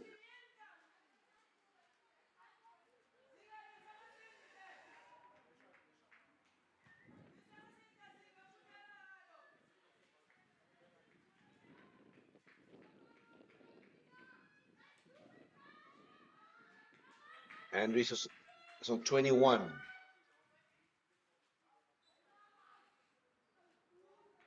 So I have to pull out of that one.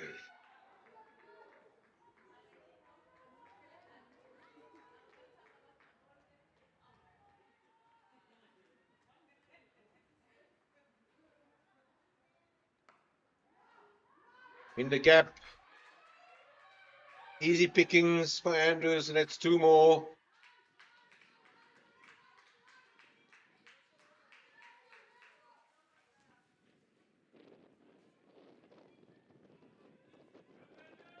$24 more needed by the Hollywoodbets Dolphins. 2 more wickets needed for the Garden Route Badgers.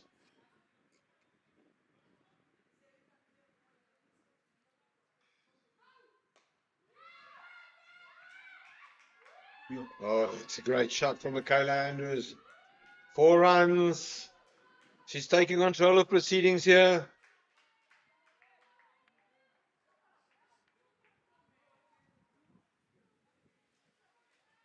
The delivery was firmly hit from Michaela Andrews, splitting the 2 straight boundary fielders, gave them absolutely no chance.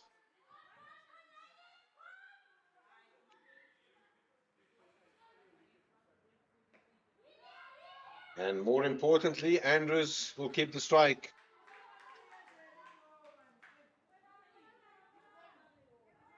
There's 1 more ball left. Can Lucian Swart get the wicket of Jade de Figueiredo?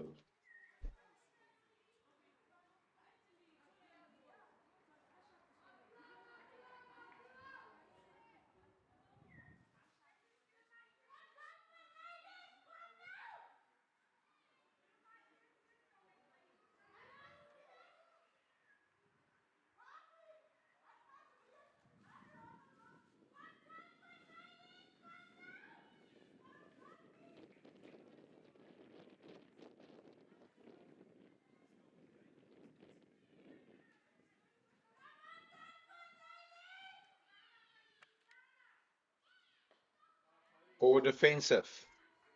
End of the over. An expensive over.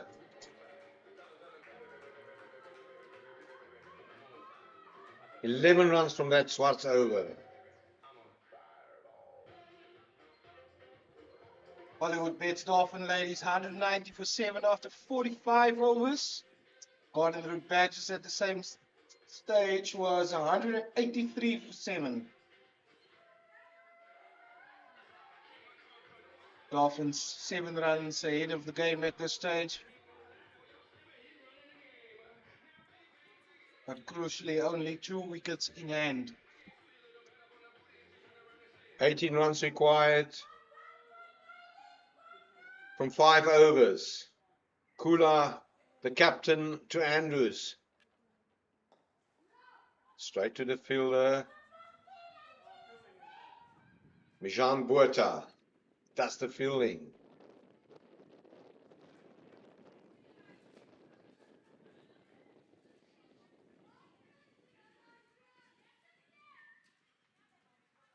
What a pulsating Saturday of cricket here in Oudtshoorn as you watch Kula running into Andrews.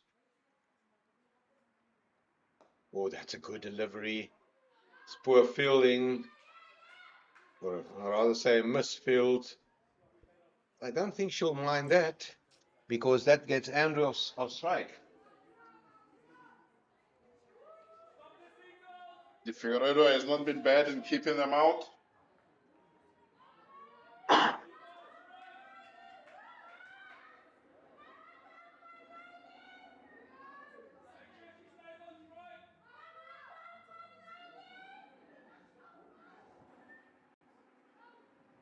Oh, it's a good delivery.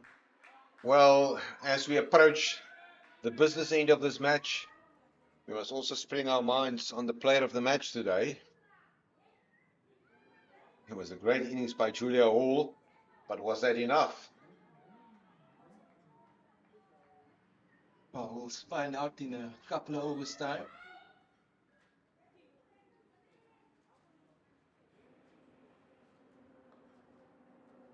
Good fielding from our own bowling.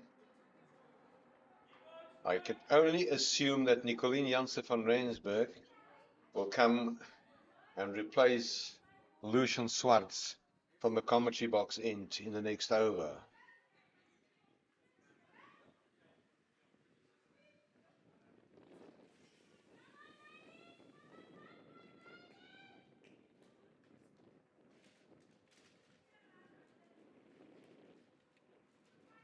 Oh, that's well played.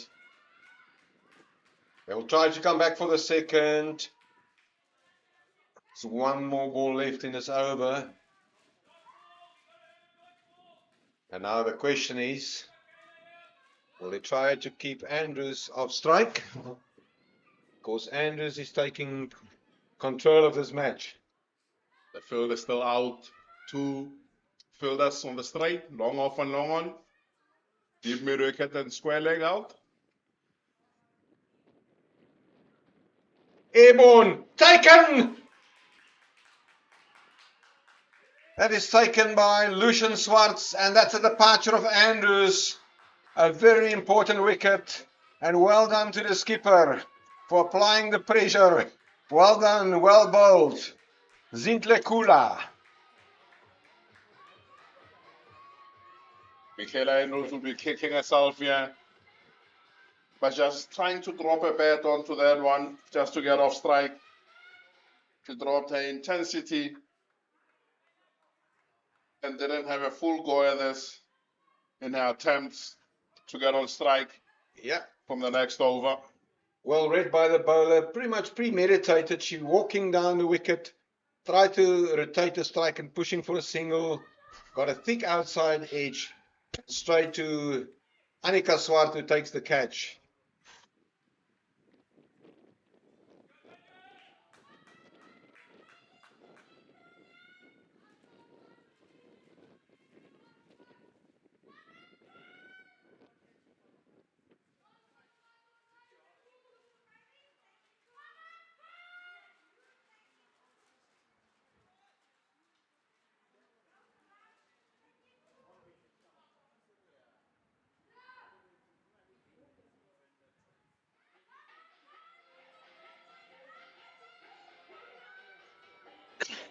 "17 more runs from 4 overs, and we, as far as we've got it, Naidu is injured and she will not come into bat due to a dislocated finger. So the Badgers effectively only need 1 wicket to take this one over the line.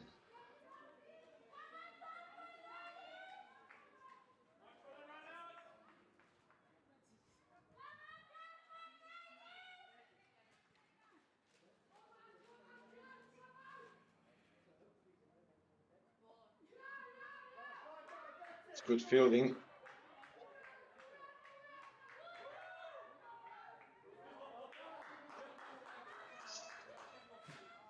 Well,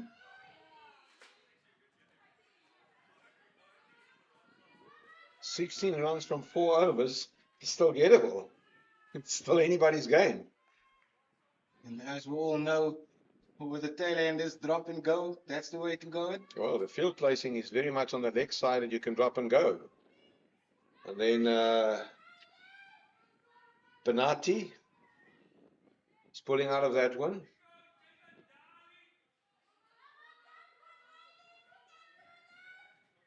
Everybody on their feet in the crowd, watching in anticipation this last few runs. You can listen to them, and it's very clear who they support. Lovely afternoon here on the last day of the summer of 2026. Oh, there's a big appeal. Let's shoot. Yes, and that's a run out. That's a run out. That is a run out. Cool heads there by the Badgers. Nicolien Janssen van Rensburg. And we will now wait and see. I think that's a game, set and match. The Badgers win this one. A tight finish by 15 runs.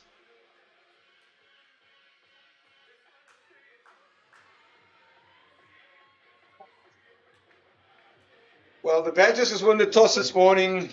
They opted to have a bat first. A very good batting performance from Julia Hall. Yes, very good opening partnership by the Garden Fruit Badgers, setting themselves up for another good partnership of 59 between Julia Hall and Zial Salia. So that set them up in the innings, scoring 208 for 8, if I'm correct. Yes, 208 for 8. And that set up a brilliant bowling performance as well by the Garden Route Badgers. Just not managing to get enough partnerships. Only the one, and that didn't prove to be enough. It was a very good batting performance from the Dolphins. With the Dolphins, Janssen van Rensburg and Nasaki Giovanni got them back into the game. With Nasaki Giovanni walking out to the crease, the score on 52 for 3 in the 20th over. And herself and Janssen van Rensburg got them back into the game with a very good partnership of 69. And from then on, Michaela Andrews took control of the chase and just unfortunately could not get them over the line. But good performance, good day of cricket from both teams. Thank you very much to our fellow commentators and also to our technical team. For you at home watching this match, please stay tuned for the post-match presentation with the news that the Badgers has won here. They beat the top of the lock, Hollywoodbets Dolphins, by 15 runs in Oudtshoorn.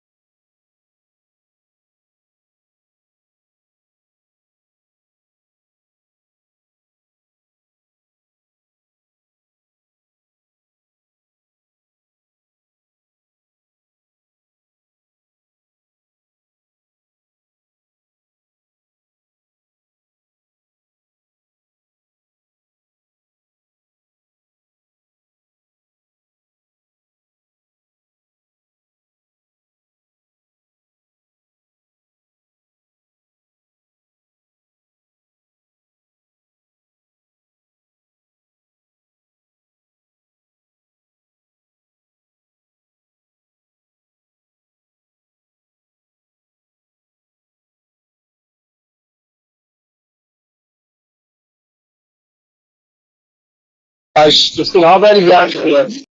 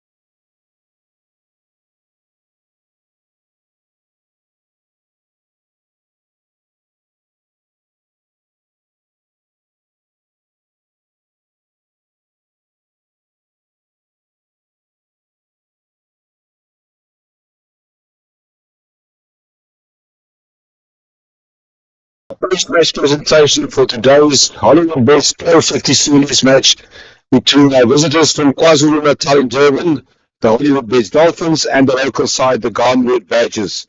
It has been a pulsating day of cricket that was concluded right at the end.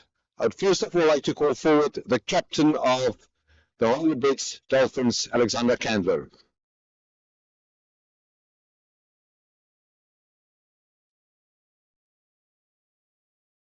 Thank you, Alexandra. It's been a tough day for you. It was an interesting day all around in South Africa with the Northwest Dragons, surprise Western Province down in Cape Town, a low scoring match up in Johannesburg between the Lions and the Titans. Here at Oudtshoorn, you win behind again for the second time this season against the Badgers.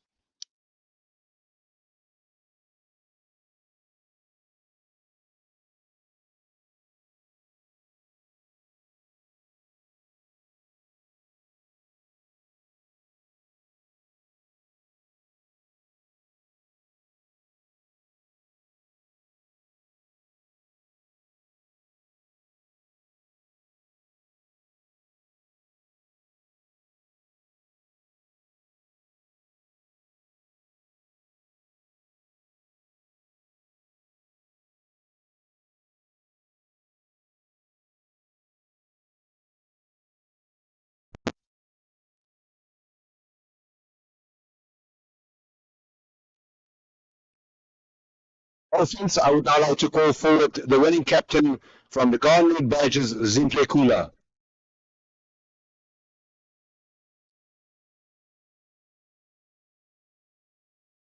Zinhle, at least you've got with that. Yeah, yes, sir.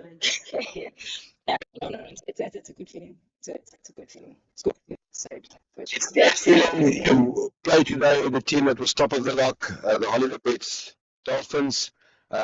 Obviously, you were the toss and you were committed to at least make a good contribution with the bat. You ended up on 208. Were you satisfied at 208 was enough? I mean, it was a good score on this pitch. So I'm proud of the goals with that. We got a good start from Jules and Alu and Isel assisting everybody chipping in. It was a good, defendable score. I mean, it was really disappointing. 3 games now, the bat was struggling. You couldn't convert anything into victories. It must be a relief. And what do you think was the turning point today?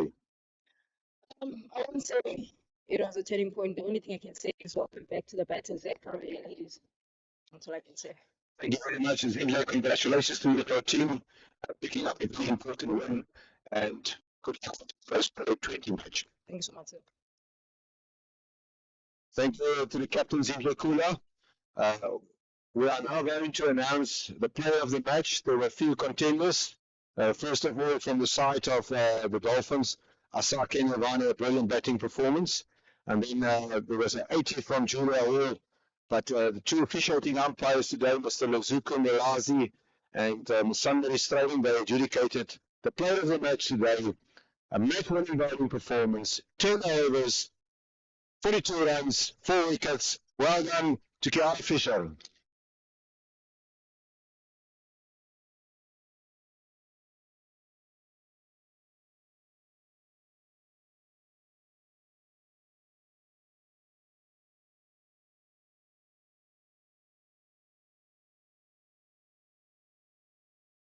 Thank you, Samuel. Did you prepare for this? Definitely not.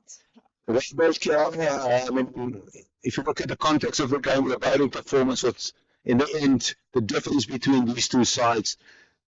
You always performed well here at the recreation ground. You played against your foe today, previous teammates. What do you describe as the recipe for success today? Yeah, we just try to be as clinical as possible, try to go in with an attacking mindset, and we wanted to be consistent, bowling off stump, middle stump, and just varying my pace and my length and playing around with it, and came off really well. Now, what about, I think it's well deserved. Tomorrow is also a big game in the Pro20. The Badgers struggled thus far. What are you going to do different tomorrow to fix things there? I think just be more clinical with our fielding, watching the overthrows and just taking our catches, and yeah. Thank you very much. Congratulations from putting that together for Kiara Fisher. Right, this will conclude this post-match presentation. I think at the end we can just also put our hands together for the ground staff. Mr. Johnson and his team, we know that Boundary was on a bit on the slower side, but I think it was a great track to play cricket on, and we're back on air tomorrow again. Thank you very much.